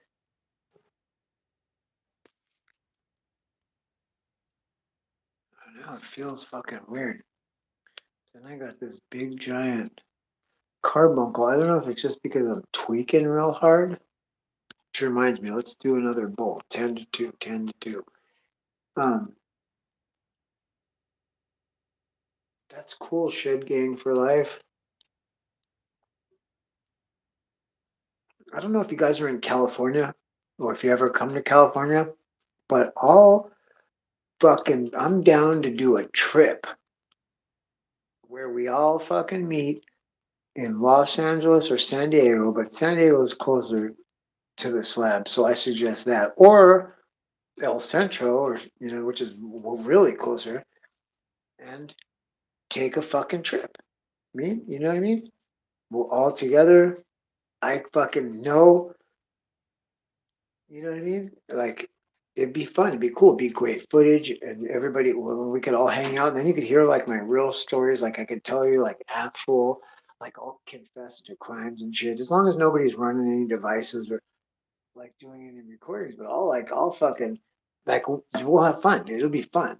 You know what I mean? And then there are times when like we could just like be doing footage like this that you can like fucking film a fucking shitload of it, and everybody will like leave with a ton of content, right? Plus the slab content and all the spots, the Cobbett ship, um the fucking hangman's tree, the fucking all the shit, dude. Like the fucking devil worshippers circle, the fucking water tanks, the Goonies farm, fucking you know what I mean? We can go fucking troll Lewis's camp and fucking uh, kick dirt in his face like on the scrawny fucking George Atlas advertisements, you know what I mean? Except he's not gonna go work out and get the George Atlas book and come back and beat your ass. He's just gonna take it like a bitch and die like a bitch one day. I mean, just speaking the truth, dude. If you weren't a liar and a fucking scheming, snitching son of a bitch, I wouldn't feel that way. But I literally walked around the corner and we watched you listen to you beg Mike Dibble for a cell phone, which it's like, how the fuck are you a professor of anything and you don't have a cell phone? How the fuck are you even a man when you're literally begging a pedophile to use his phone because you don't have a phone of your own? But supposedly you're a fucking computer programming professor. Okay. No, no. You stepped in and did your professor's job for free as a teaching assistant and then fucking called yourself a professor and told everybody that's what you did. You wrote an app like once and you didn't even follow through on that, but you tell everybody you're a fucking scripter. You know what I mean? Because you can write fucking, bro. I was making prompts for the computer to retort back to me on my my it wasn't, it was before Mac 28. It was a fucking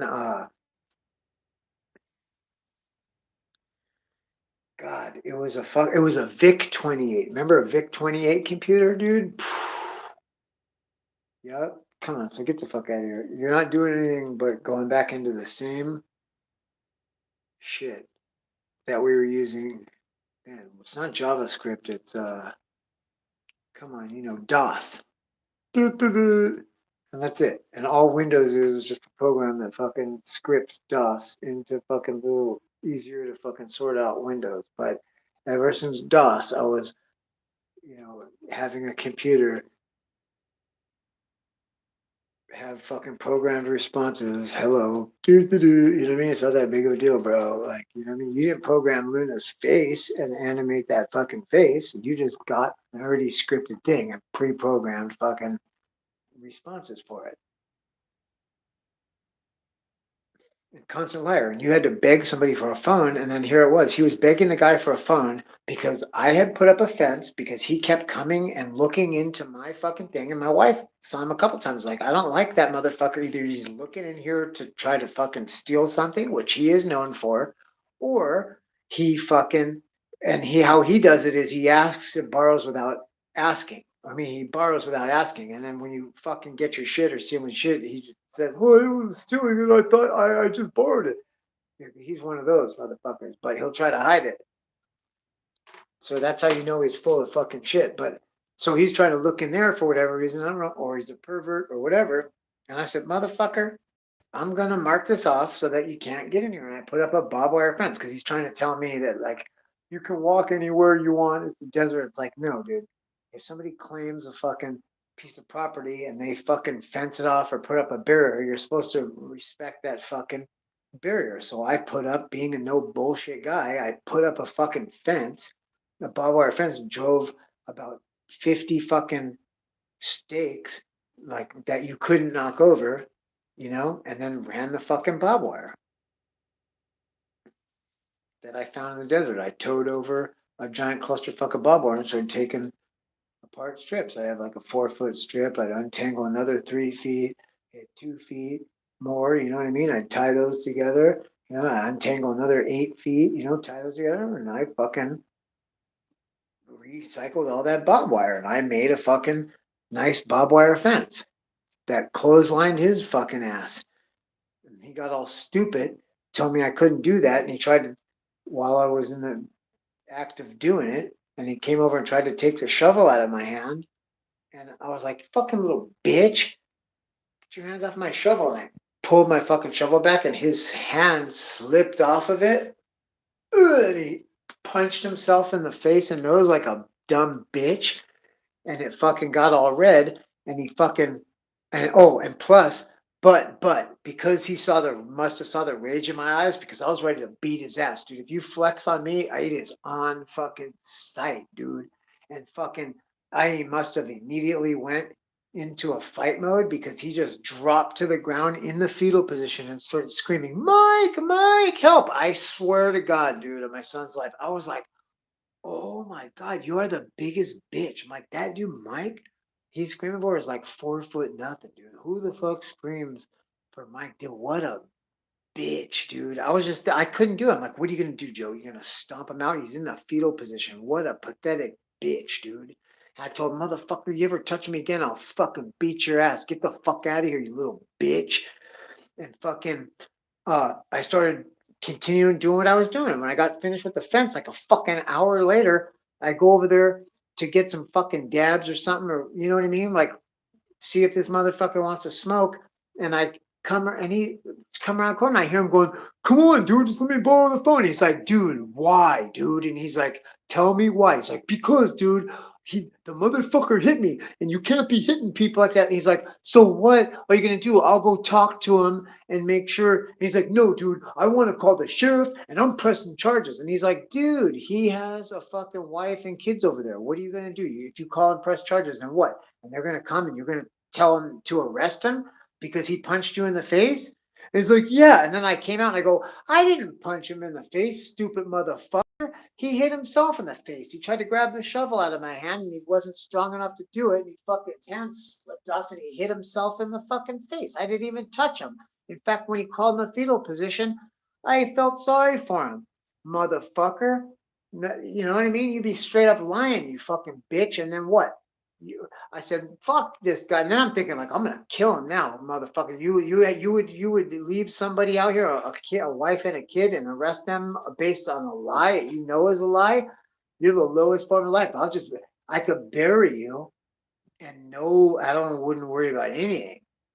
You know what I mean? This is where my mind is, dude.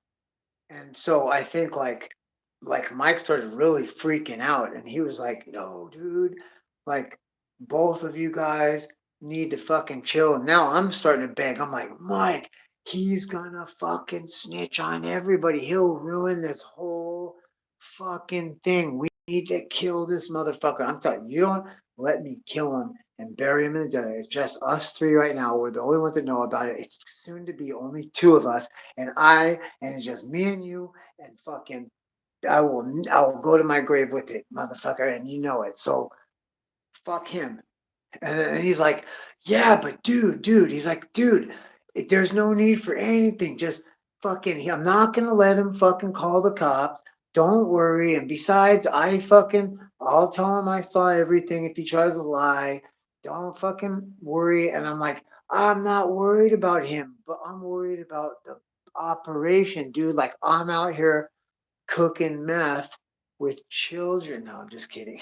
But somebody's gonna take that sound bite, so you're welcome for that. But like, we're literally trying to do shit and fucking not trying, like we're doing it and fucking everybody, dude. There was like 7 people that have like 7 different hustles going. And like it's all different shit, but like yet everybody's tied together. It was cool. I was like, "Damn, this is beautiful. I'm lucky to fucking be here, dude." And ah, yeah, there's probably some fucking diamonds in here. So I don't know, the Peter Puffers missing it, dude. They're just hating.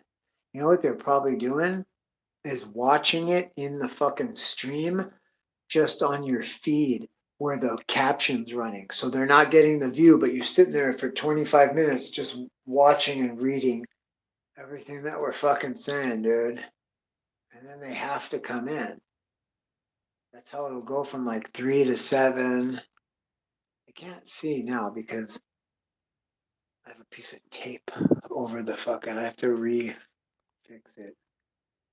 Anyway, I'm gonna shut it off, dude, because there's only 2 people in here. Yeah, I got a lot of good behind the scenes for you. You know, if you want a really good last one before bedtime, I'll tell you, it was like a Twilight Zone episode coupled with like a really weird Western, like a dark Western, dude. And it was the night of that 4th of July party.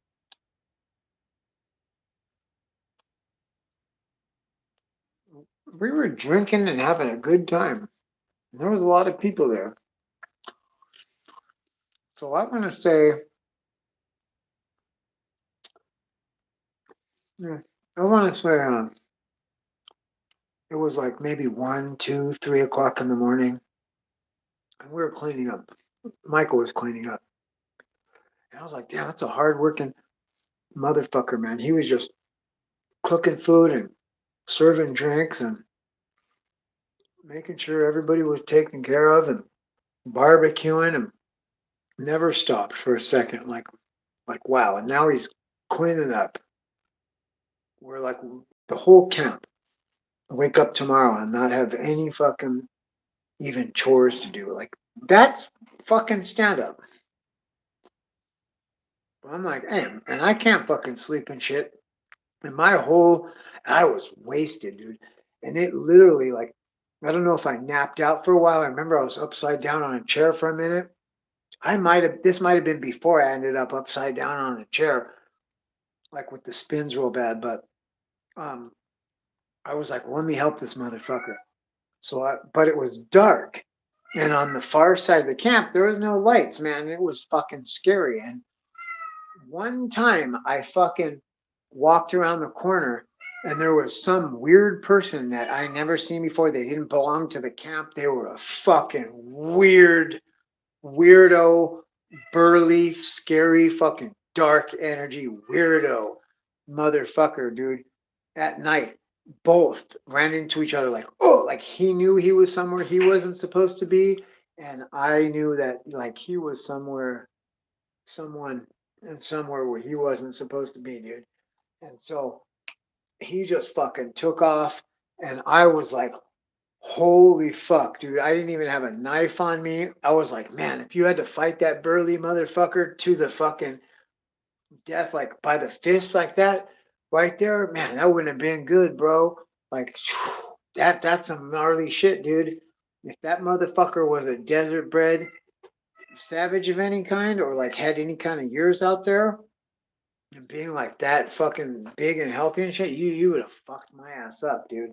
So ever since then, I like always had a loaded gun on me, dude. You know what I mean? And I had a nice leather holster that hung like low on the hip because I was doing a lot of black powder shooting and shit at the time.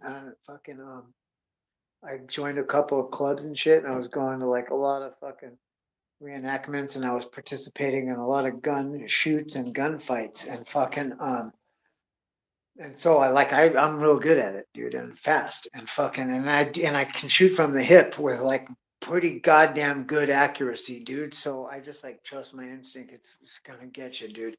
And single action. And so fucking I had that motherfucker and I didn't give a fuck. I'm like, hey, I'm gonna fucking shoot your motherfucking ass. And then I'm thinking to myself, as I'm walking around like in the dark and in the sky, I was thinking like, are you, Joe? Are you really? Like you come up on somebody like that and you're just gonna blow him the fuck away, huh? And that's it, right? And then deal with that. And for fucking what? What do you know if it's some motherfucker? And guess what? Or not. Or you don't blow him away and they just fucking grab your ass and pummel you. And how dumb are you? You had a gun and got your fucking ass kicked because you're a hesitating fucking bitch. So it's like you're fucked either way. That's why they say you better not load it and pull it and point it unless you're prepared to fucking shoot it. And guess what? Whether you're prepared to or not, eventually it's gonna fucking be shot. And you're gonna have to deal with the consequences of that's fucking facts, dude. That's gun safety and ownership facts. And that's how Korn got her leg blown off. It was two pussy fucking retards that were playing fucking tough guy and chick, and fucking that guy didn't want to kill her, so he blew her fucking leg off, and she didn't want to fucking kill him, so she shoots in the air. You know what I mean? Because she got charged. She didn't just got her leg blown off, and they charged her with dislawful discharge of a firearm. The other guy probably got charged too, or nobody knew who he was and he got away. But she got her leg fucking blown off, and because that's how it happens. And so I'm thinking, and right then as I'm thinking that, a balloon pops up because a big wind came up, dude. So imagine the desert, really hot. It was probably 102 degrees, maybe like 99. But a kind of a cool, feels cool after it's 129, hours earlier. But a wind came and it was blowing around, gusting, where it's like kind of calm and then it gusts violently. And fucking numbnuts had hung all these fucking party balloons up. And so when I'm walking back, it was just like a Western. You hear, you know what I mean? Of like something fucking wooden thing squeaking in the wind. You know what I mean? And you're like, hoo, hoo, hoo, hoo. And you're like, and the camera's like doing this shit on you. You know what I mean? You're like, it's like fucking spinning and shit. And then a fucking balloon comes up. Whoa! And you pull out your thing, bam! And fucking shoot it fucking dead ass. Pop! And it pops. And you're like, oh shit. You know what I mean? And like everyone's like, what the fuck? And it's like, oh shit, never mind, you know what I mean? But there was no what the fuck. It was just like nobody fucking noticed except Michael. What the fuck, dude? I'm like, hey, fucking goddamn fucking balloons, you know? I said, holy fuck. He goes, fuck, don't do that anymore, man. And somebody's like, what the fuck is wrong with you? And I was like, fuck, dude, a fucking goddamn balloon came up. It looked like a guy's head. It was fucked up. And so I'm like doing this shit again. And I fucking swear to God, dude, this guy's my way. This dumb cocksucker had fucking goddamn balloons every goddamn fucking where. And this fucking wind's coming up. And I'm scared. I'm thinking this shit. I'm like trapped in a fucked up Twilight Zone Western. And now my heart's pumping. I'm like, holy fucking Christ. And then I'm like, God damn, I don't even know. There's still somebody out here. There's no fucking lights. This is fucked up. This is terrifying. What am I doing? And then another fucking balloon comes up. Shh. I said, bah! And fuck, what the fuck are you fucking doing? I said, hey, the goddamn fucking balloons, man. They keep popping up. It looks like somebody's fucking head. I'm having a nightmare. And now, just so you know, I think it was Sammy. But I don't want to incriminate anybody. But somebody made a batch of OG rye seed acid, dude, and put it in Kool-Aid. And fucking that was out there at the party. And like I drank a lot of it, dude. It fucking so much Kool-Aid, dude. And like I was tripping hard, dude. And like I thought I was fucking tripping hard, but the party and all that shit was nothing, dude. Like this shit was like peaking on me, right? Like at 12, 2, 3 o'clock in the morning. It was fucking weird, dude.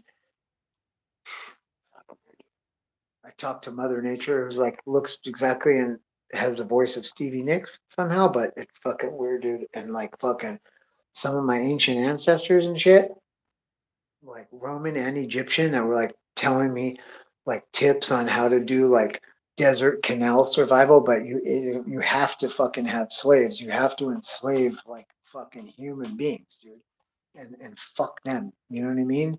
And that's like how you fucking thrive and shit. And I was like having all this crazy comment. It was a trip, but like it started with those goddamn fucking balloons, and I was like trapped in this fucked up western, and I was getting them too, man. If it was a person, you'd have been fucked.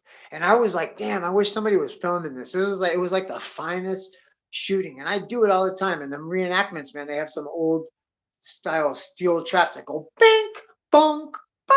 You know what I mean? Like you're shooting real fucking lead into these steel fucking little buffaloes and ducks that spin around and shit. And and this was that, except it was me and Numbnuts who was probably tweaking fucking balls. Now that I like look back and I'm like, wait, what? You never? No, come on, dude. He was tweaking fucking balls. I think that's the first night. That's the night. I think the next day when Sandra was in the chicken coop and he had like stayed in the fucking trailer with those two fucking kids. I was like, what? But like he was fucking tweaking, dude. I also read an article that named him the same guy in a town in Northern California that he did admit to being into in his fucking weed growing days. That he got pulled over with a baby in the car seat. And it was that chick that told the story about tripping on acid, and he said he liked the little hands. He had a baby and two loaded syringes of meth. And somebody else, and I know it's true because somebody else had posted that, and I was like, oh shit, I found that same fucking article. What a fucking D bag, dude. He came that close too. But he got caught and he went to jail, I think, for the meth. He had meth in the syringes. So he's just a fucking closet liar.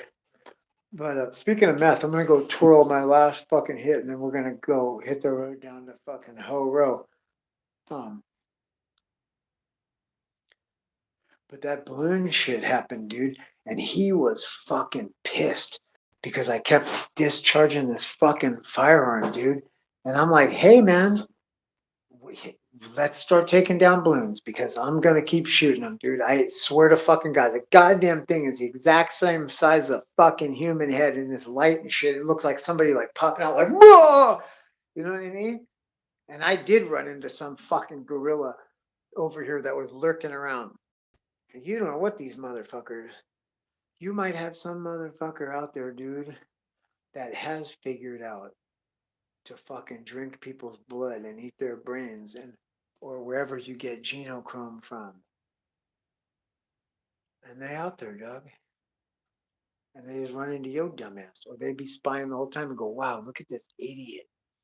Like the hills have eyes. And they're just like, look how dumb they are, dude. With their stupid fucking camping shit. And all their fucking Babylon garb. You know what I mean? Like, dude, I seen a dude that had nothing but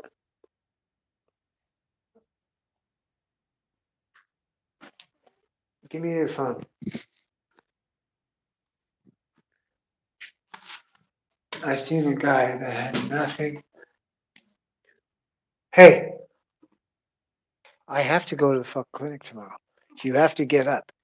You're already up late like this past your bedtime?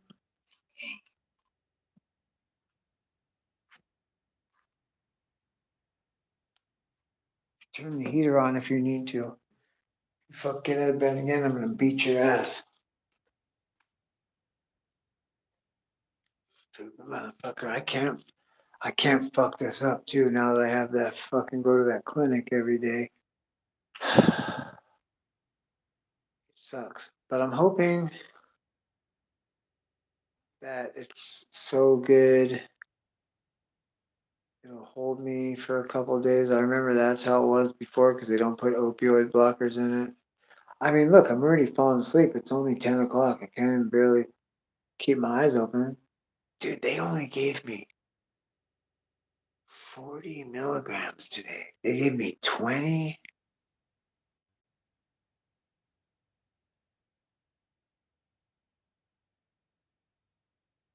I have to get these two metal too, dude.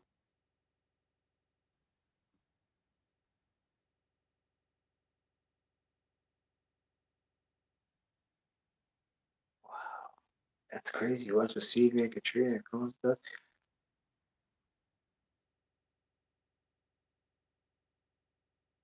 It's 1 a.m., dude. Yeah, it's 10 o'clock here. So where are you at? Michigan or Tennessee?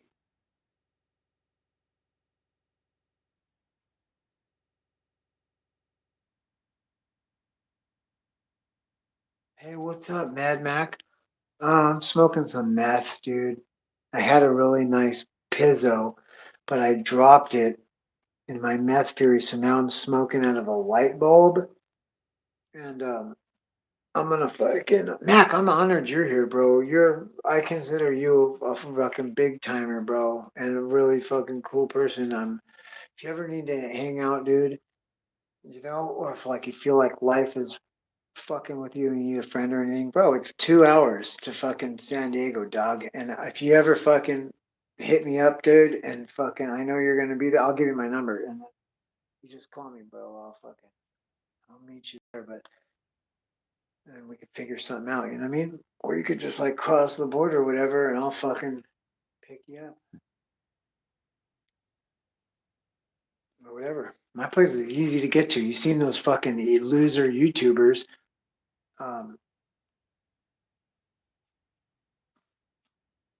Not like Ice Poseidon, he's cool, but like, and some of those other are cool too, but some of them, after looking back at where they came from, their content shit, they're fucking lamos and they're weird. And they weren't that cool to me. Like, even people were dude, they like, you know what I mean? Like, at least Ice Poseidon tells you, like, fucking sub this guy up, like, fucking, you know what I mean? Like, these guys were fucking shisty and weird. And here I was like, dude, you're in my fucking town, weirdos. Cause I ran into him like twice, dude. You know what I mean? And they're not no fucking ballers. They were losers, dude. I did have 3 vehicles then also, but I was scared. Oh no, I didn't have the motorcycle yet. I just had 2 trucks, one here and one there. And I'd walk across and fucking they're you know what I mean? They didn't have fucking shit, not even one fucking vehicle. And they were like looking at me and like I'm some fucking loser and shit. And I'm just like, wait a minute, skirt. Like, dude, if anything, you guys are walking around here, you have no clue where you're at. You're doing everything fucking wrong. You know what I mean? and you're fucking lame. And like I think they were getting like this guy figured out he might get more viewers by giving me a massive wedgie. Like he had like that look in his eyes, like they got scared. And I was just like, fucking weird fucking weenies. But Mac, I consider you like a big time YouTuber, and you're not a fucking weenie dude or a weirdo. And if you're going through what you're going through, and like I know this, bro. Like if you're just if you some of the places you're hanging out, bro. I know like people can be weirdos, and like if you ever want just like normal fucking friend, or you feel like you don't like I don't know, bro. You know what I'm trying to say. Like I'm always here, and it's good times. There's a lot of shit to do here. It doesn't involve like drugs, but if you want to involve drugs and alcohol, it's not like a fucking end of the world or super expensive or really gonna be too many fucking consequences. So there's that. And I mean, I don't know what the fuck, but I would sure be interested in your journey because I've seen people go through it. I'm interested and I want to know about it, dude. I want to. Oh shit. Oh fuck. I want to see you fucking beat it, bro. Oh no. All right, there's a lot of juice. I gotta get this juice out somehow. All right, let's. Oh. Turn the temperature down a little bit. Let's try to brown it. Dude, I think my battery's gonna die. So I'm gonna jump off it. I'll just take this last hit of meth real quick and then I'll go plug it in and hopefully get some charge, dude. We're gonna go to Ho Row and get turned up. But there's gotta be more than 4 people in here to go out. Cause then I will put the fucking pipe in the shot and fucking not the head of my fucking shaft. I mean not the head of my ding dong because I don't want to get banned or busted, but I'll show the shaft a little bit. So like you can't really tell what it is, but you know, but you don't know, you know what I mean? And then and of course hoes, like show butt cheeks and titties on YouTube.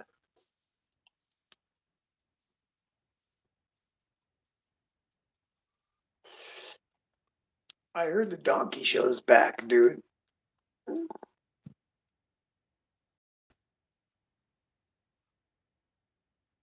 See, the light bulb doesn't work as good as the fucking pizzle. I'm just starting to feel it enough to get out the torch and start melting glass. And I can fix that pipe, that pizzo. For now, I just got to use this light bulb. But it's good math. I didn't cook it, I just washed it. Somebody else brought it to me because they didn't have any ether alcohol.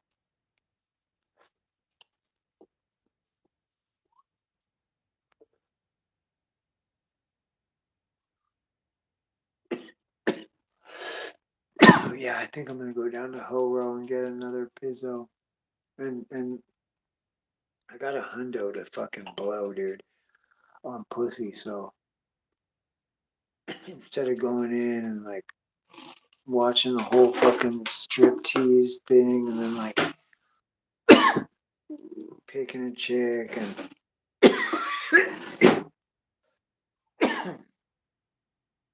you mean that's $100? Like I could fucking screw 5 of them for that much, you know what I mean? Maybe have enough left over for a hand job from one of the dirty chicks with the flies around them in the porno booth. But I'm gonna save that for like 4 a.m. when the sun's coming up and I'm really like feeling fucking regret and the ramifications of my bad decision making. And so right at that exact moment of regret and getting a nut, I have to look at like some fucking fly-ridden like 60-year-old just trampled to death hoe giving knob jobs in the fucking peep show fucking thing. No, that's pathetic, dude. Were there kids outside begging her to come home? Mom, please. Yeah, my son, he's something else. He's crazy. Kids are crazy, I tell you. He said the strangest thing. He says, "What do you want for Christmas?" He says, "A mom." I tell you, say the damnedest things. I said, "Well, you might see your mother again on soft white underbelly." I tell you, these kids are crazy. Huh?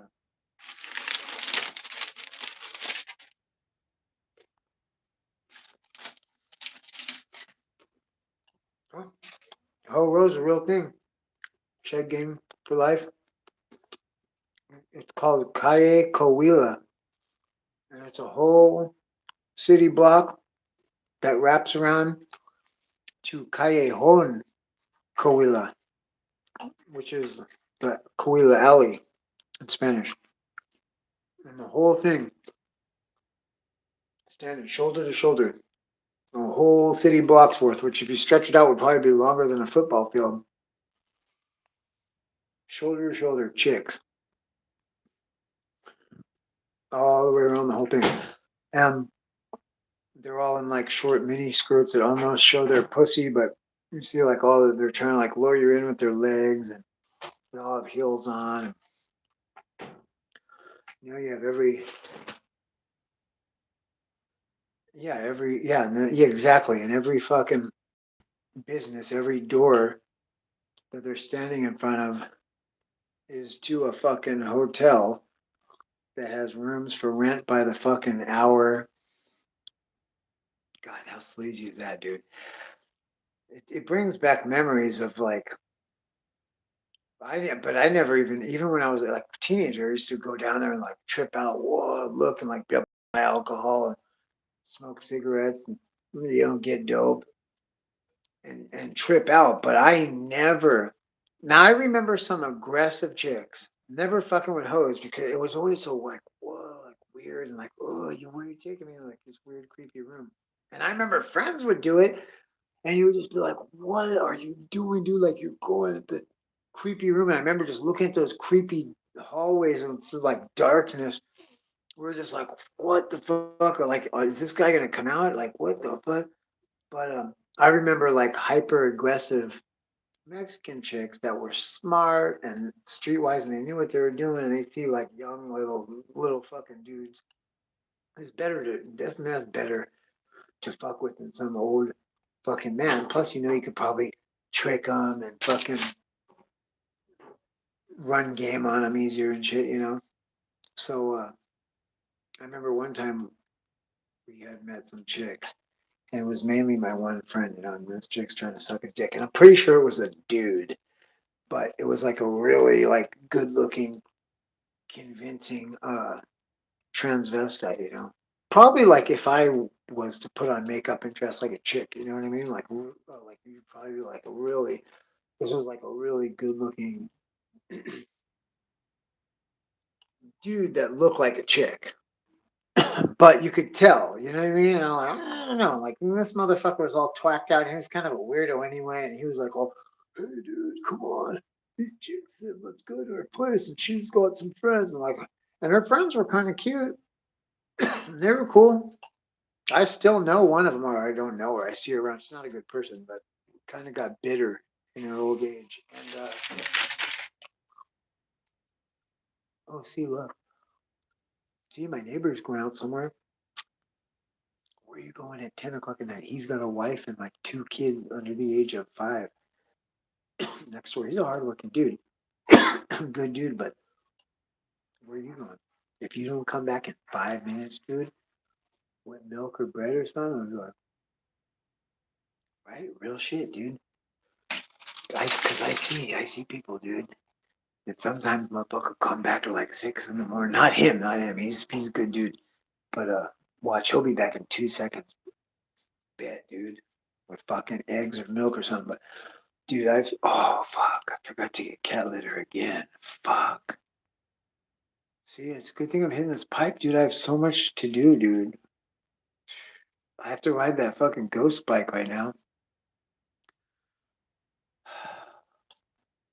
I took the tag off. I'm gonna go pop that little fucking circular device just to be sure. And then it's like, fuck it, dude. I'd rather be invisible. And then I've never seen anybody look at my fucking tags and be like, you know what I mean? And if you're in between a whole bunch of cars, how can they tell? Because I know, like, okay, motorcycle cops, they do have that app out and on their fucking handlebars. I've seen it, dude. So if they're like right behind, they can see if you ain't got no tags or nothing. You're like, what the fuck? But like, I've never had a cop behind me, dude. They always push their way to the fucking front, dude. They don't sit in traffic like no fucking Momo. And when I have encountered them in traffic, I'm in all bunch of between a bunch of cars, and then I'm really gonna use my skinny bike as advantage to get the fuck away from you. So probably Gucci, dude. But I just like I'm not going downtown anymore, like in broad daylight. And pretty much that's where they are. That's the only place that there's really traffic enforcement. You know what I mean? The regular cops ain't out fucking doing that shit. They got other jobs. There's so many. They all go home at night, dude. Yep. So, hi, baby. She's purring away. Oh, she's purring away like a sweetie, man. She's always purring, dude. She's with the baby right now. Well, anyway, hey, my battery's gonna die. I'm gonna go plug this in. You guys stay fucking cool. Well, if you get SSI and you're interested in warmer weather, then TJ is probably a great place for you. But there's many other places. There's a Mexican side of the border in El Centro in Imperial County, by where Slab City is, called Mexicali, and that's real cool. There's one halfway in between here and there, in the middle of the desert, called Campo, and on the other side, I think it's called uh, Calexico, or uh,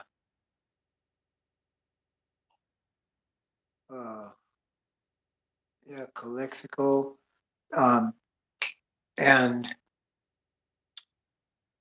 there's oh yeah, and then there's a lot of places here too. There's Otay and Rosarito, and but dude, they track you at the border and they just cut somebody's SSI off because supposedly you're not allowed to leave the country. And there's a specific rule. You have to like tell them if you are, and you're not allowed to leave the country for more than 30 days. And that fuck, when they swipe your shit when you're coming or going from the border, they fucking well, maybe it was more than 30 days and they cut it off. But to Cuervo and to a friend of mine, and I guess if you just make sure you cross the border once every 30 days, I don't know. Crazy, right? But it is a good place because, to answer your question, I have a 2-story, 2-bedroom house with, like, okay, here's my kitchen. It's messy right now. Don't judge me, dude. But I have a kitchen. I have a back area back here with just a washing machine and my kayak right now. But like, I have this whole kitchen here, okay, and then I have, you come into this living room. Okay, all my windows are barred, and this is like a fucking fortress. So there's a private driveway in front that's gated and locks. Like a 1-car driveway. I got my motorcycle in there. My truck's on the street and it's unmolested. Anyway, I got this fucking living room here. I'll tell you the price. I'm showing you the thing. Okay. So you go upstairs.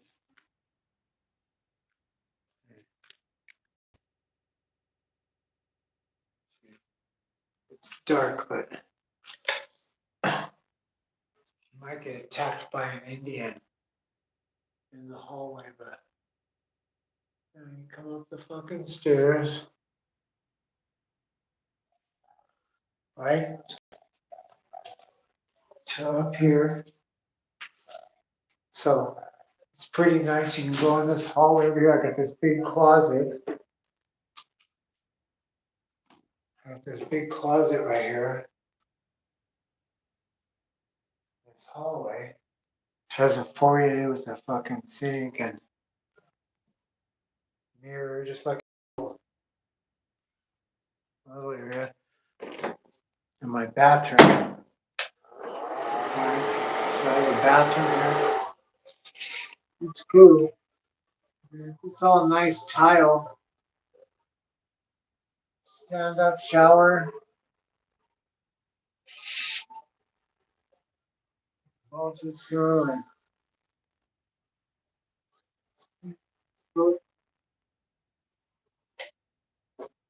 Doesn't smell that good in there because I think we took 2 or 3 pisses and the fucking water's been off. So I gotta put some well water in there and flush it. But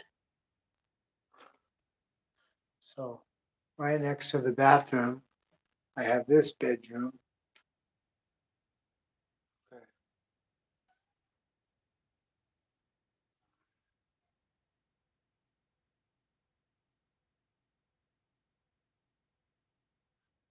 Nice fucking.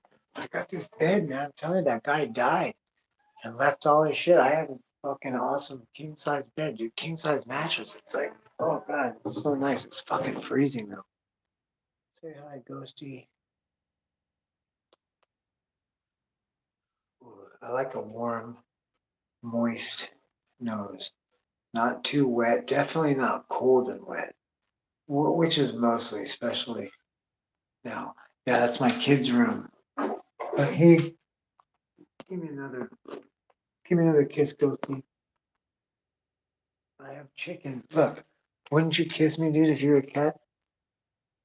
Motherfucker, man. Son of a bitch. Yeah, that's my son's room. And then so come over here and this is my room.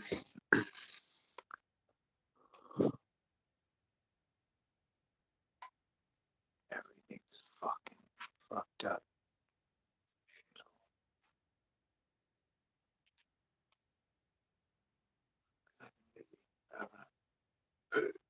Stupid bastards.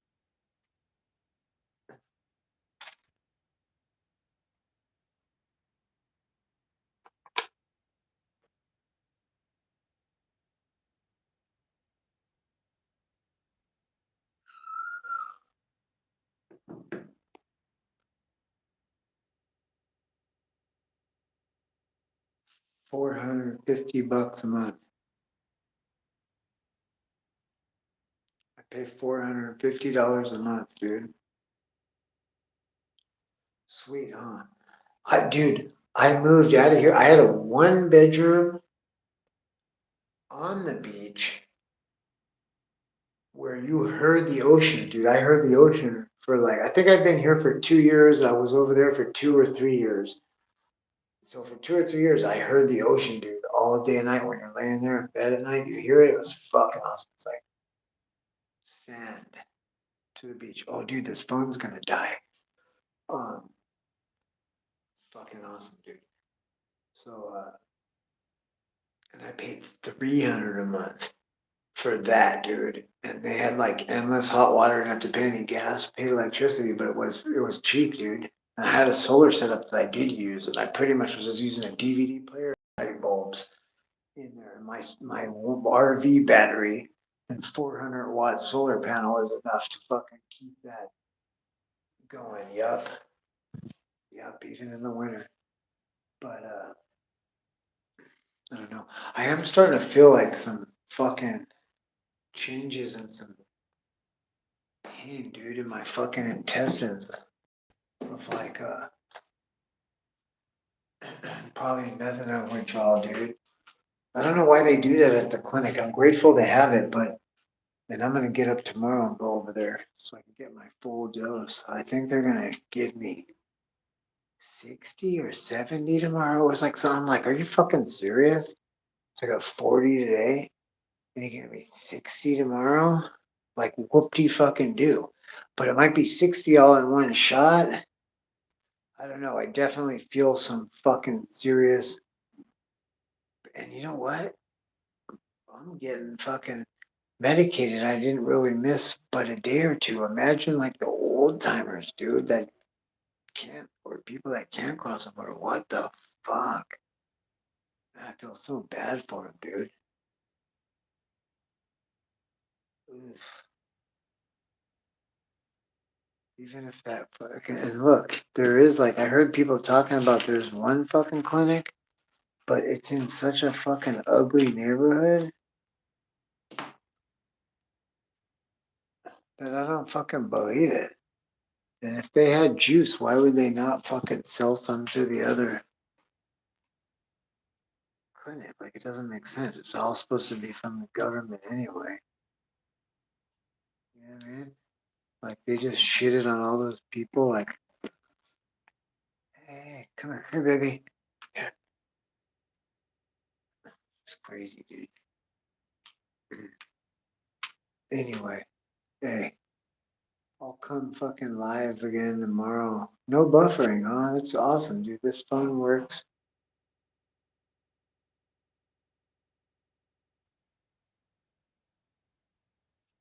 You go to Mexico for that? What do you mean? For my place? For a 2-bedroom, 2-story place for $450 a month? Yeah, I go to Mexico for that, bro. I in San Diego, you can't even get a fucking studio apartment for like I think studio apartments are like 1,200 to $1,400. Studio, bro, not a 1-bedroom studio, which means the kitchen, the living room, the bedroom are all in one same room. And I have a child, so I'm not gonna cohabitate with strangers or people, or I'm not like running a flop house or gonna stop. Like, to have your own house where your child has an own room, like, yeah, it's a 2-bedroom, bro. That means I have my own room and my son, my 11-year-old son that I have to take care of, has his own room, like as he should. And yeah, I go to Mexico for that. Besides, when you say go to Mexico, you could tell that it's somebody that has no fucking clue, because it's just like saying going to Ocean Beach or going to Santee, or like, you know what I mean? You wouldn't hesitate to say going to Los Angeles. And that's a fucking mission. This is like less than fucking it's like you're right there. You just cross the border, bro. Like, you figure out pretty quickly I could sit in a car for 2 hours, or I could fucking drive a motorcycle in fucking 10 minutes. You know what I mean? And that's what I do. We drive, yeah, fuck yeah, I'd come here for that, because your options are fucking shit. You don't know fucking dick about what you're talking about. California is super expensive, and most of California is an uninhabitable shithole, or you have a severe travel time to your job to live anywhere fucking decent, and you're gonna pay out the ass for that. And if anywhere like inner city, especially since like fucking bougie people think it's like cool or chic to live in the hood, and they'll like fucking repurpose the shit and make a fucking, a flower stand and crepe shop.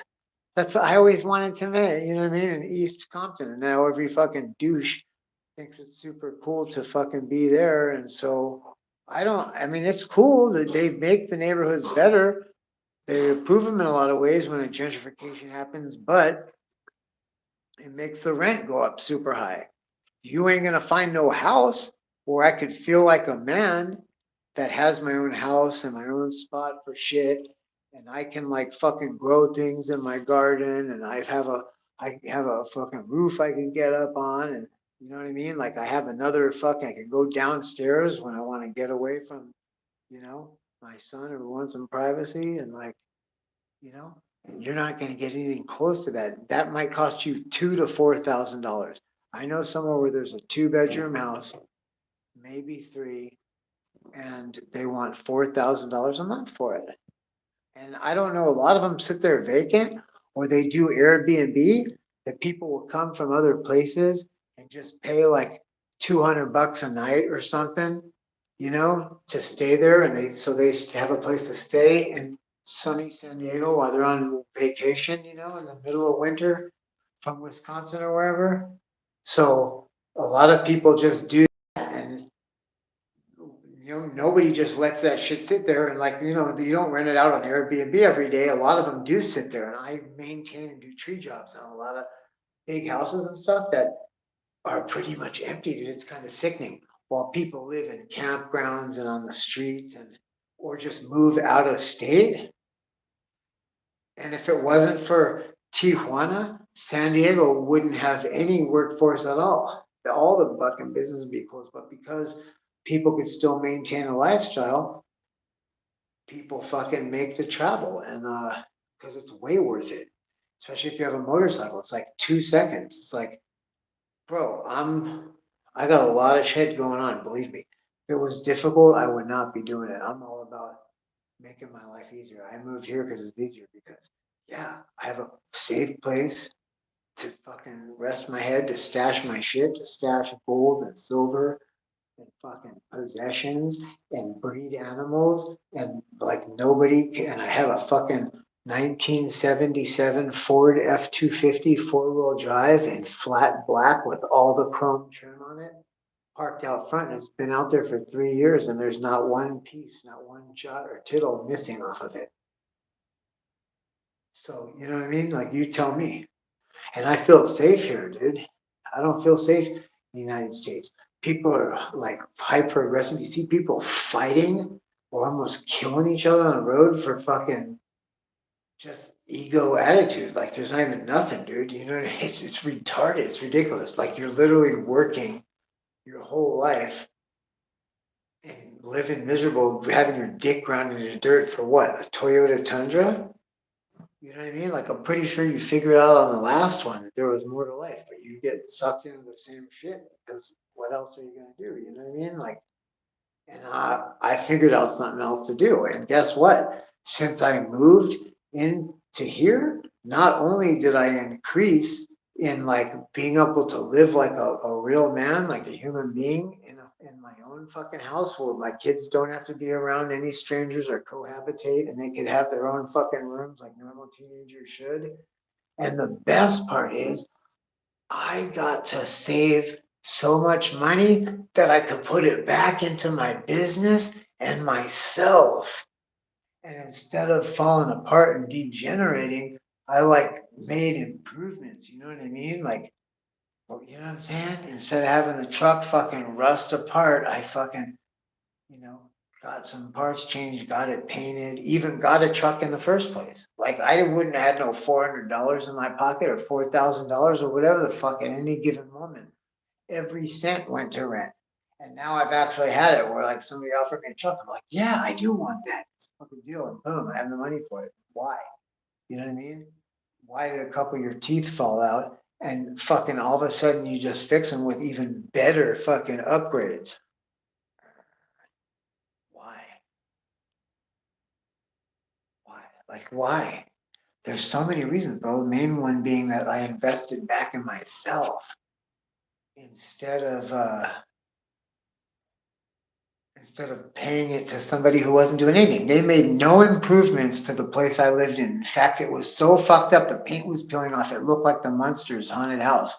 And I'm like, and you're raising the rent from $675 to $1,200, and like, and nothing's changed. And I'm like, literally the same person. You're not even have the audacity to fucking kick me out and like rent it to somebody else. You just like, you're like literally telling me after years of paying with no problem or anything, I like, you're going from $675 to $1,200. And it's like, you're not improving it, because we're gonna fucking redo your bathroom and all that cracked shit and this fucking font, termite eating poor.